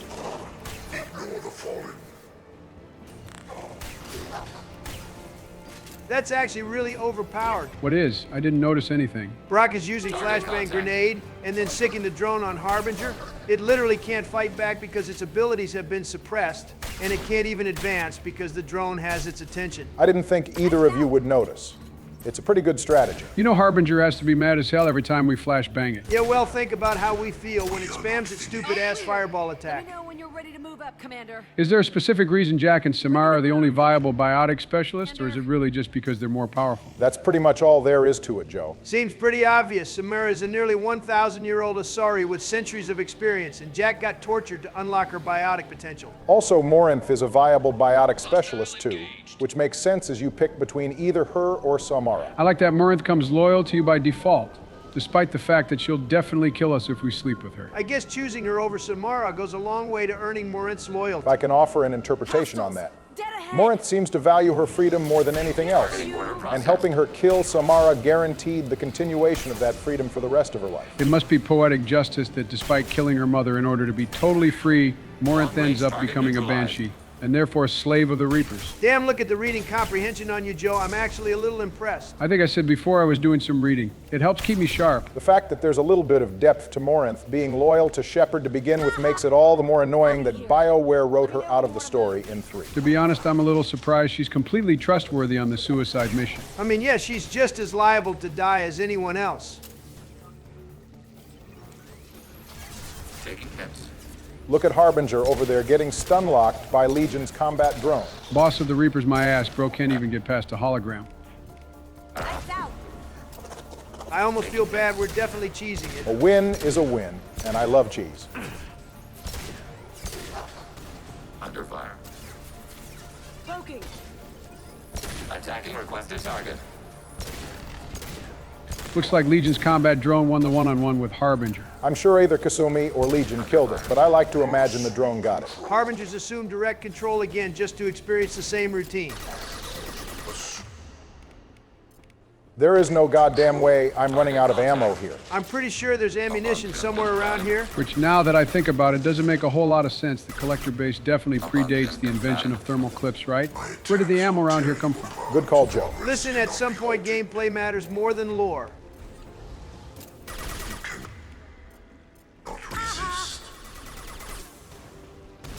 Whoa, goddamn, Harbinger got f***ing vaporized. That was a good shot from Legion. Don't pat it on the back too hard. That's just the Widow rifle doing what it does best and blowing things up. Well, actually, if you build Legion a certain way, you can make it so he has the highest weapon damage of all the squad mates. That husk on the Dead Reaper only got the drop on Legion because he only had a pistol. I'll hold this position until you're ready. Oh God, not a f***ing Scion in here of all places. I got through the Dead Reaper in these conditions. You can do it too, Barry. Got it. Nah, you know what? F this. You're bringing out the cane for this? Barry, if you blow yourself up here, you're going to have to cancel the rest of the series because I'll die laughing on the spot. A guy blows himself up one damn time for comedic effect and you think it's all he can do. My bad, I guess you really can fire the cane. Would have been really bad if the shockwave from that disturbed the biotic bubble. I can't believe the Scion tanked that blast. Saying it tanked that is generous. It had like 1 HP left. The Scions are built head to toe in armor, but did you know they actually have weak spots on their bodies? The first one is its head on its right shoulder. The hump takes more damage, and so does the blue circle on its back. Barry, that would have been nice to know like 12 goddamn episodes ago. All clear. Let me know when you're ready to... Moving out, Commander. Here they come. Starting to grow tired of the amount of husks that keep crawling in out of nowhere. You're not allowed to say that when I had to play the Dead Reaper mission. And Joe actually fought the husks and Scions instead of blowing them all up with the cane. You might consider that the easy way out, but I prefer to think it's the efficient way of handling things. It's too bad we didn't bring Samara with us. She could have swapped places with Jack. It's pretty crazy that you actually can bring Samara or any other biotic, and instead of making their own bubble, they can get scooped up by the Seeker swarms. What happens if the biotic specialist is the wrong choice? When you get to the end, if your biotic specialist is disloyal or just a bad choice, their stamina will run out, causing them to collapse and drop the bubble. Shepard helps the biotic specialist, but this leads to one of your squad mates being taken by the Seeker swarms. The first in the priority to be taken is Thane, followed by Jack, and the lowest in priority is Morinth. Oddly enough, Miranda cannot be taken by the Seeker swarms. That's some good old plot armor for Miranda. Kind of weird that Legion would be killed by the Seeker swarms as well. He's a synthetic. What do they even do? I guess they just take Legion apart or something. All right, let's move.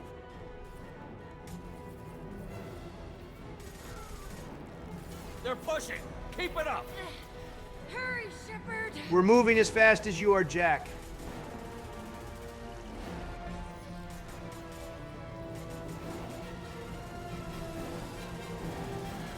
All right, why can't you do that in the gameplay too? Lore-accurate biotics would be so sick in gameplay. That move is cool, but I'd imagine it takes a lot of biotic power to throw out a shockwave like that. We're on our way, Garrus. I copy. What's your position? Now, how in the hell are you pinned down when most of the squad is with you? Get this door open. Come on. Seal the door. They shot our boy in the dick. He's fine. Loyal fire team leaders will survive this shot. If they're unloyal or a bad choice, then they'll die.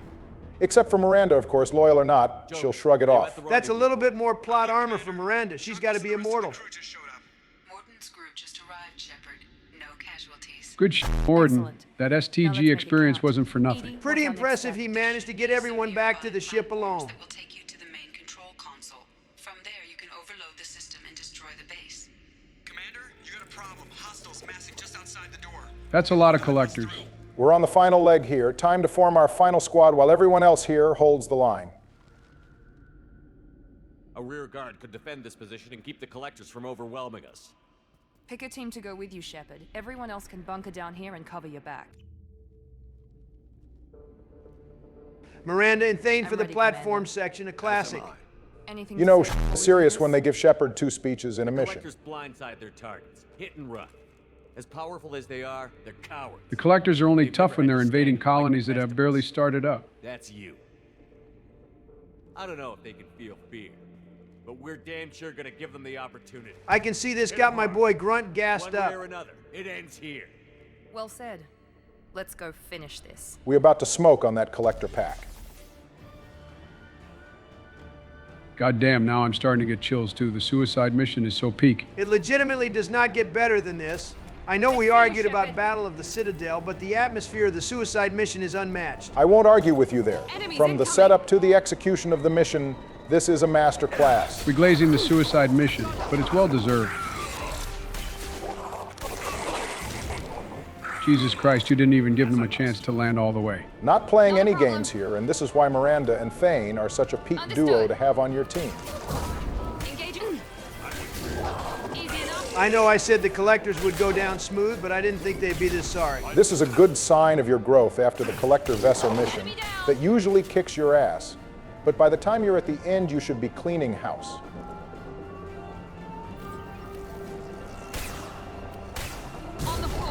Goddamn sick combo from Miranda and Thane there. Looks like Harbinger came out to stop us from fodderizing its men. Not that it's going to help.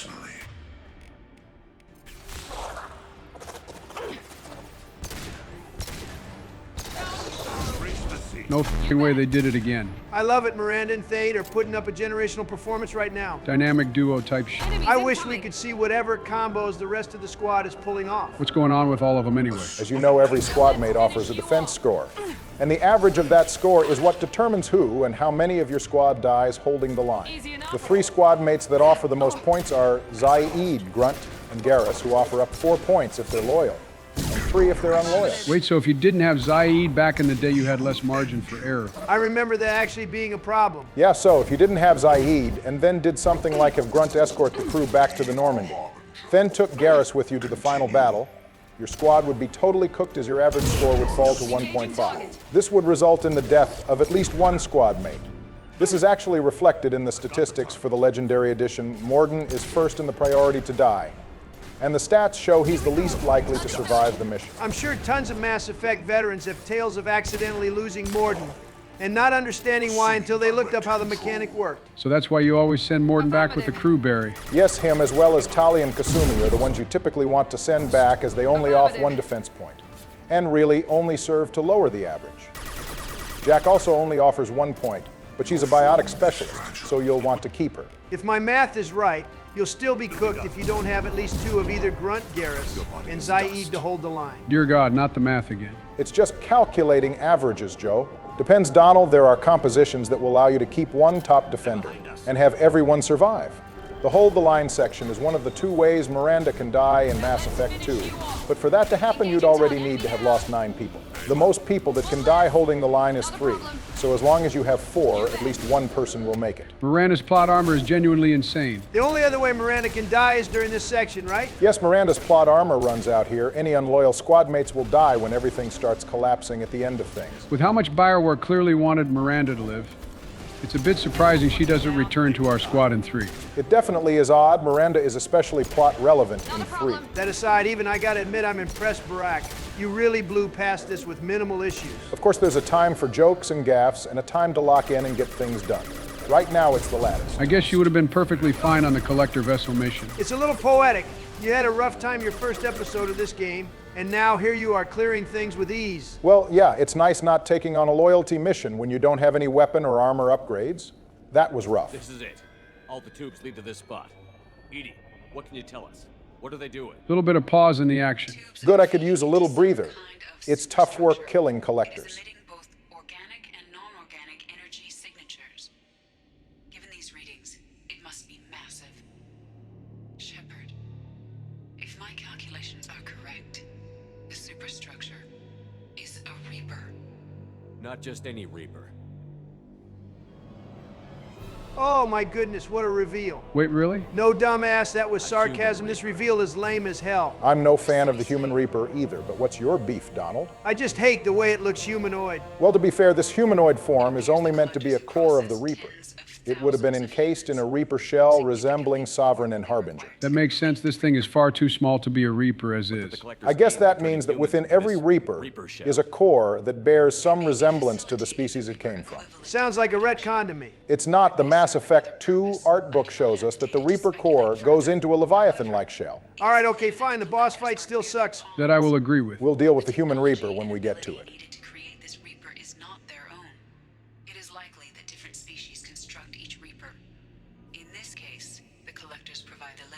I wonder if the adjutants were a previous species used to build a Reaper. Good call, Joe. That could be a possibility. If that's the case, where are they? I don't know. Somewhere else. Cerberus only finds so many of them. It's possible the adjutants were cloned so much they ceased being useful.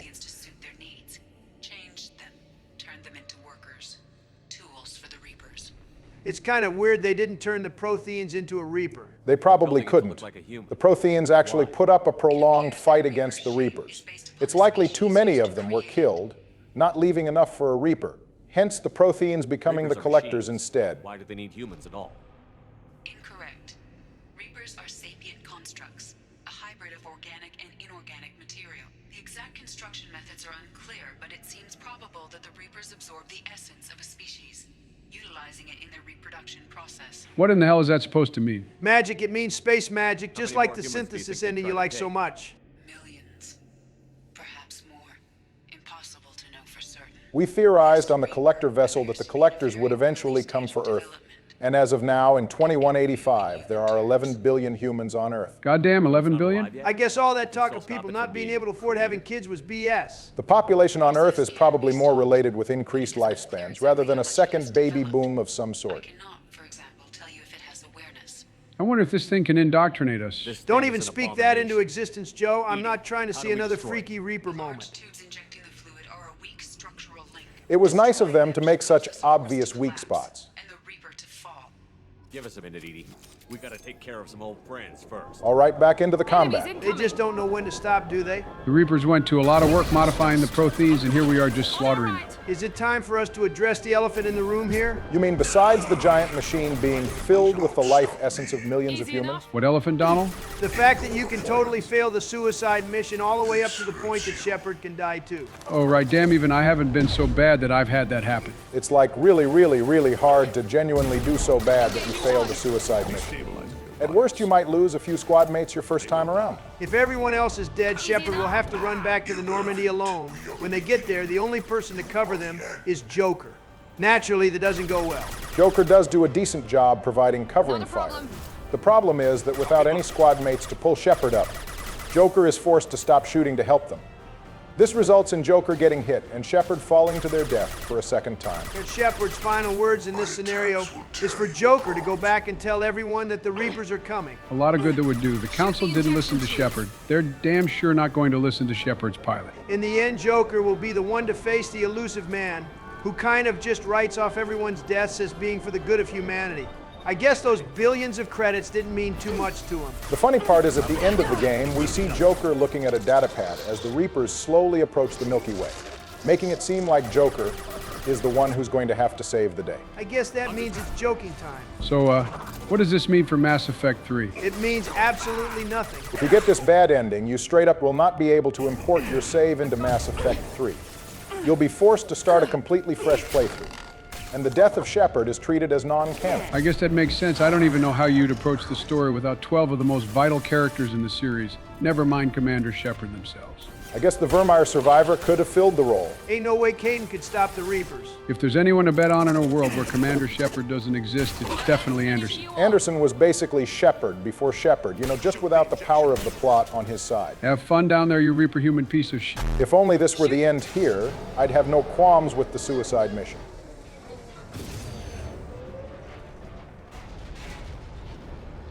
Good thing it's falling straight down and isn't taking down the platform we're standing on. Shepard to ground team. Status report. Everyone's still alive over there? I'm tagging him as they come. I think I just saw the bot get killed. No, you didn't. He just fell over. It isn't time for Legion to die yet. Joker, prep the engines. I'm about to overload this place and blow it sky high. Oh boy, I can't wait for that part. Commander, I've got an incoming signal from the elusive man. Edie's patching it through. I'm guessing this isn't a call we can ignore. I'm surprised we're even getting reception all the way out here. Shepard, you've done the impossible. We had a good team. I couldn't have done it without my team. They deserve as much thanks as I do. Don't be so modest. That's not modesty. We quite literally could not have done this without the squad we formed. Commander Shepard is good, but what makes us amazing is our ability to turn people to our cause. Kill the remaining collectors, but leave the machinery and technology intact. And now is the time for the big final decision of this game, to keep the collector base or to destroy it. We've been saying we'd blow the thing sky high this entire time. It's still worth talking about, I guess. Keeping the base or destroying it comes down to whether you can trust Cerberus and the elusive man. The argument is that using the Reaper's technology against them is a sound idea, which I'll admit it is.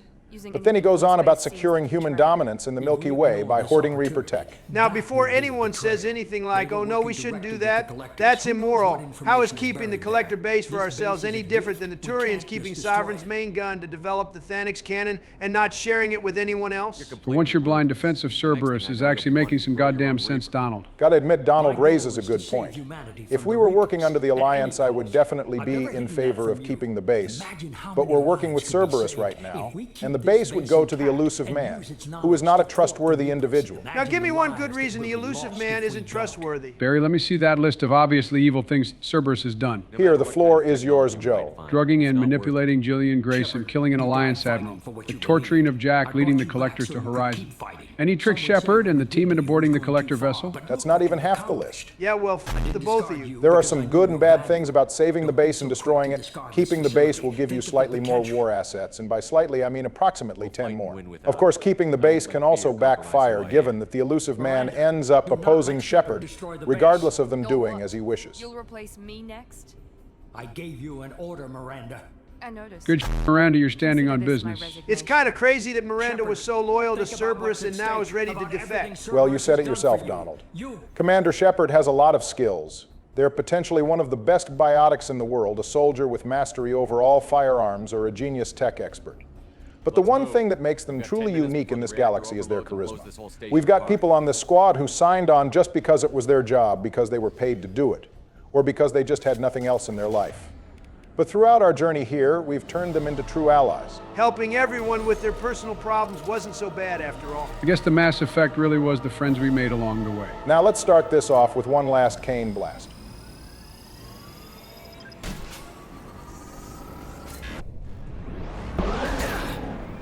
Barry? I'm sorry, did you just miss? Not a word. I don't want to hear a peep out of either of you. No, dead ass. How in the did you miss?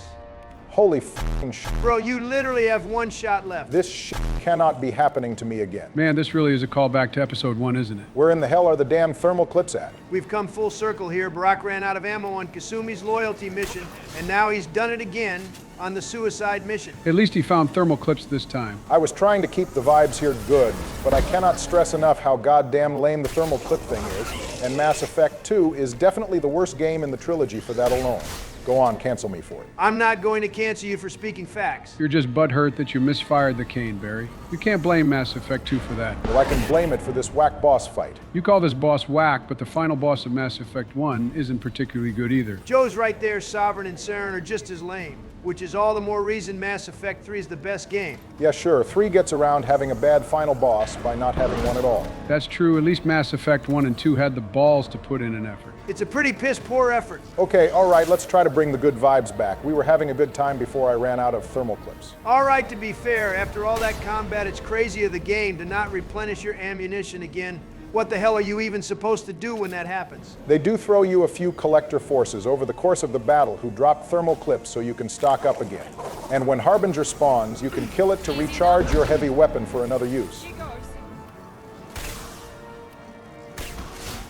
Are we even damaging the thing? We are ever so slightly. It's a bullet sponge. Okay, even I'll admit this does kind of put the brakes on the pace of the suicide mission.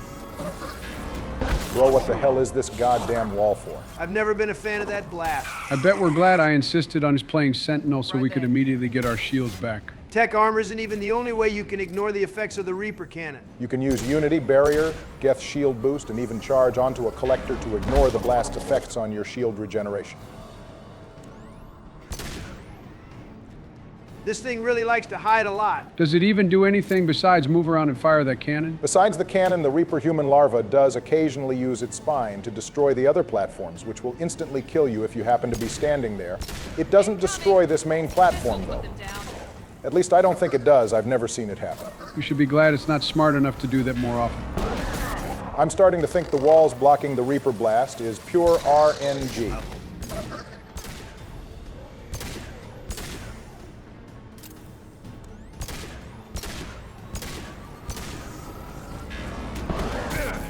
Well, that's interesting. What is? Unless my eyes deceive me, the Reaper's health took a drop when it fired that last blast. I don't know that I've ever seen that before. I'm thinking the game is taking pity on you, Barry.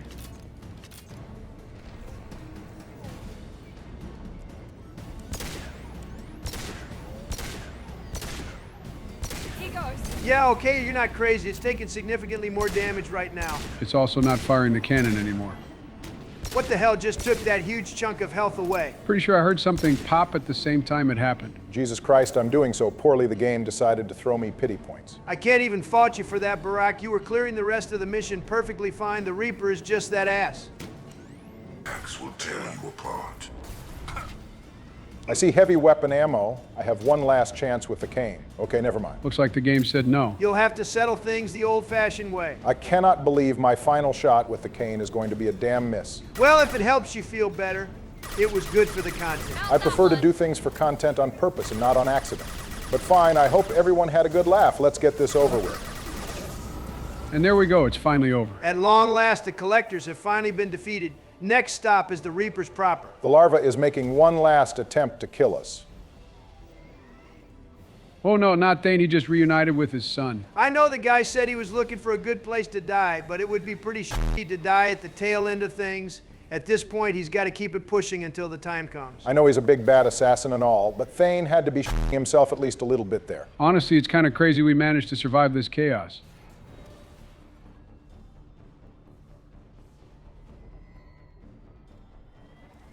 Oh God, we died again. Not today, we haven't. Having to lift a massive metal slab off myself after all this nonsense would probably be my last straw.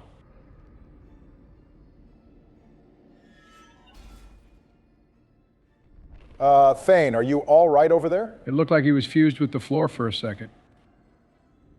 So you said before if anyone was unloyal here, they would be dead. Yep, Shepard would get up as usual, and if the squad mates they brought along to the final fight were unloyal, you would find a pair of corpses. Do you copy? Commander, come on, Shepard, don't leave me hanging. Do you copy? It's time to get the hell out of here. Did the ground team make it? All survivors on board. We're just waiting for you. So subtle, they couldn't just have him say everyone made it. Thank God those seeker swarms didn't get us while we were unconscious. Has the attention of those infinitely or greater. Here goes Harbinger running its mouth after taking a fat L. Those reapers are your salvation to destruction. Yeah, all right, Harvey. L plus ratio plus wrong plus get a job plus unfunny plus you fell off plus cope. Couldn't have said it better myself, Barack. The only thing left for us to do is to send Harbinger and the rest of the Reapers to hell. Look at Joker, picking up a gun and getting to business. Yo, Joker, got one.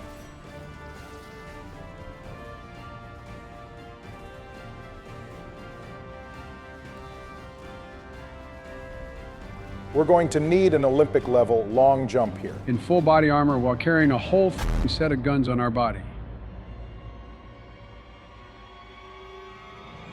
And it's good. Thank you, Miranda, my love. I knew we could count on you. I almost feel bad breaking up with her before. Joe, don't bring that up now. I'm in a good mood again. Especially now that we're about to see the collectors go up in smoke. This might be the only thing better than seeing all the Batarians die at the end of the arrival mission. A bunch of Batarians dying or all of the collectors dying, man, that's a tough choice.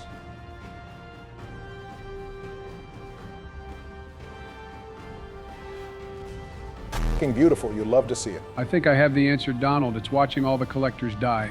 And it's by a lot. I might just have to agree with you, Joe. Seeing the Collector General scurrying around in a panic as its entire world goes up in fire is deeply satisfying.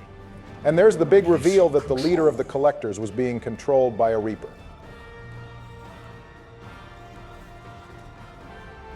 Bro was freed from being controlled just in time to see a massive fireball coming to engulf it. Now that's a goddamn explosion. Yeah, Rip Bozo, we smoking good today.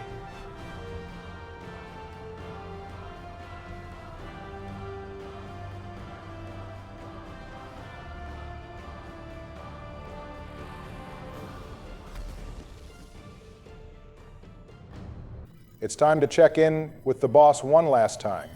Shepard, you're making a habit of costing me more than time and money. He doesn't sound too happy with us. I'm sorry, I'm having trouble hearing you. I'm getting a lot of bullshit on this line. Don't try my patience. What are you going to do, elusive man? Cry about it. Could have secured human dominance in the galaxy against the Reapers and beyond. Human dominance? Funny our scars suggest we're renegade, but the color of the sun suggests paragon. We're a bit of a mixed bag here. Cerberus is humanity. I should have known you'd choke on the hard decisions. Too idealistic from the start. The only tough choice we faced in this entire playthrough was figuring out who'd we romance. Dealing with you. We do things my way from now on. Yep, we're taking your ship, your super advanced AI, one of your best operatives, and we're about to start killing all of your guys. Fall in line or step aside, but don't get in my way. Yeah, getting in our way would be worse for your health than all that smoking would be if you lived in our times. Hell of a risk, Shepard. Joker, lose this channel. Later, bitch. We'll see you in Mass Effect 3. If you had any doubts about destroying the Collector base if you keep it, the elusive man will pull up a hologram of it and start smiling all deviously and making it clear he has less than noble intentions. And now he's back to smoking in that weird chair for the next 6 months.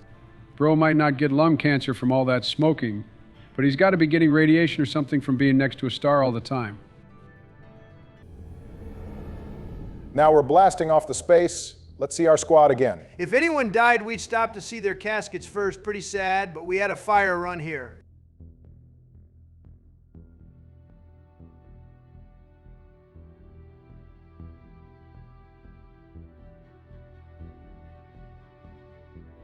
I see our glowing red eyes are back. In the end, we truly went down the proper path. Good to see the crew alive, and well, we really did the impossible here.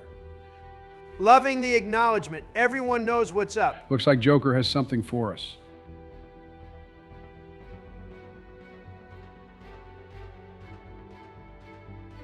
Goddamn, those scars are looking rough. They're beautiful.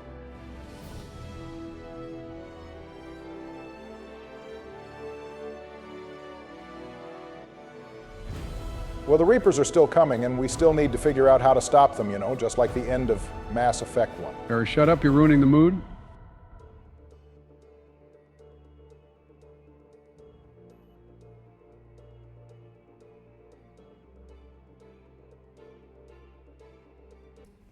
You came for us. I know this seems oddly placed, but we're not quite done yet. A little bit of an after-credits scene, if you will. What is this, an MCU movie? Holding up.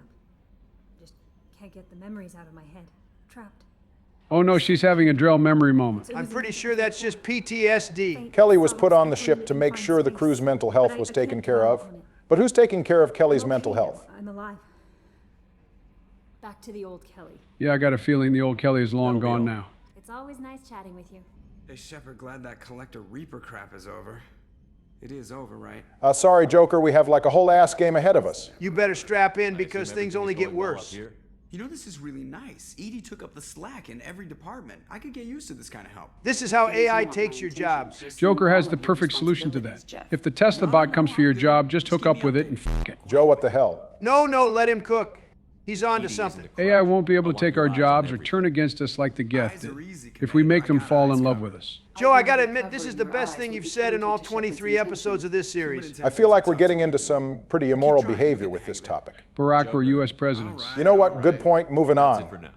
See you, Commander. See you in Mass Effect 3, Joker. Didn't expect you to light up. All right, let's go run by the squad. Jacob, surviving the suicide mission just don't sit right with me. All right, come on. I know Jacob isn't the best squad mate, but he doesn't deserve to die for being boring. Well, at least we won't have to waste time talking to him anymore. Never boring, huh? I don't know what kind of time we have, but we better dust off and stay ready. Bro is talking about staying ready as he prepares to go knock up that lady he's with during the middle of a literal galactic extinction event. Yeah, not exactly the best family planning from Taylor there, but given who his father is, I can't blame him. Collectors destroyed, base in ruins. Extremely impressive. Elusive man will be displeased. Fortunately, not human myself. Not my problem. I'm going to remember you said that during priority Sir Kesh, Morden. I seriously doubt that. We fought a great battle, Shepard. And when you blew up the base instead of handing it to Cerberus... I'm glad you enjoyed yourself, my boy. Can't wait to see you in 3. If you killed the most dangerous thing in the galaxy, that leaves us. I think Grunt is going to try to fight us. It wouldn't be the first time he tried. We'll be fine. There's nothing wrong with having a little scrap with your son. Yeah, except our son in this case hits like a moving bus. Kenneth, what is the new shielding? Thanks for coming to get us, Commander. I felt myself slipping away. You arrived just in time. Thank you. You're very welcome, Ken and Gabby. Don't worry. We won't let you rot in jail for too long in Mass Effect 3. Just so you know, I'm running a fever, I've got a nasty cough, and my sinuses are filled with something I can't even describe. And it was totally worth it. I feel like you could have skipped that first part, Tali. If you really love your girl, you'll have to live with all the gross details. How much what you said means to me. But I understand. So you can really call things off here, can't you? Seems kind of f***ed up to make Tali do all that prep work and then to break things off. I could cause quite a frenzy if I broke up with Tali here, but don't worry, I won't. We're having a good time here. Though it is worth pointing out that if you romance Miranda and want to be able to break up with her without risking her life, you better do it here. You scared me for a split second there. Good job blowing that collector base all to hell. So is this just everyone on the squad telling us they approve of us destroying the base? Pretty much, yeah. Everyone, even Miranda, all collectively agree that the elusive man can't be trusted with the base. My first time playing, I saved the base. And everyone definitely had a problem with that, which is kind of annoying. It's not even like keeping the base does anything but give you a few extra war assets. Hey, Thane, about 6 months from now, you're going to get into a fight with some loser with a sword. When that happens, for the love of God, don't run towards him when you have a fucking gun. I don't think he's going to heed your warning, Joe. I hope Bro enjoys the rest of his life. I wanted to tell you. Oh, so Mommy, how I wish things could have been different. Well, Donald, that really came down to you wanting to be a renegade so badly. If we'd romanced Samara, we'd be basically maidenless. I have no regrets on this one. Why are we talking to this guy? That's Mess Sergeant Gardner. Put some respect on it. Despite being a crew member we actively talked to, Rupert won't make a return in Mass Effect 3. Which I guess makes sense. We don't need a personal chef on a military vessel. I guess it's back to the MREs. Taking down the collector base was the right decision. I'm glad we broke the hold Cerberus had on you, Miranda. But we had no choice. I'll let you work. Of course, Commander. All of the squad mates greatly disapprove of keeping the collector base, but Garrus does have a more middle ground take. He admits that he hopes that Cerberus will figure out what to do with all the tech, but does add that he hopes the elusive man doesn't do anything worse than what the collectors did. That's just Garrus being a homie and supporting us no matter what. Okay, have fun with your calibrations. We'll need that gun in a few months. How you doing, Doctor? Shaken from my abduction by the collectors. It was a lot to endure. You and Jeff came so quickly. I've never had truer friends. No problem, Chakwas. We'll see you next game. Is that the guy who got throttled trying to save Joker? I still don't get how none of these people died in the abduction. All right, Legion dialogue time. No way are we ending the game talking to the bot. Legion actually still has more to say. Death aspired to true unity, understanding, transcendence. You rejected it. You even refused the possibility of using the old machine's gifts to achieve it on your species' own terms. You are more like us than we thought. All right, Chad, I want you to remember that Legion approved of the rejection of the Collector base, comparing our refusal to the Geth's own refusal to ally with Sovereign. It will be very important in Mass Effect 3. No way, are you already prepping your Mass Effect 3 talking points? One of us has to put some actual effort into this instead of being a react Andy. Donald, I got a feeling the yaps are only going to get longer and more frequent next time. Yeah, don't worry, I'm gonna prepare some drinks to get us through this. Specific tasks: construction, protection, domestic servitude. However, they allowed self-optimization. That was a huge mistake by the Quarians there. All right, so no self-optimization, got it. Resources were often more effective. As peer networks expanded, our cognition improved. Eventually, we woke up. And you need to go back to I'm sleep. talking to 1,000 programs, but not 1,000 personalities?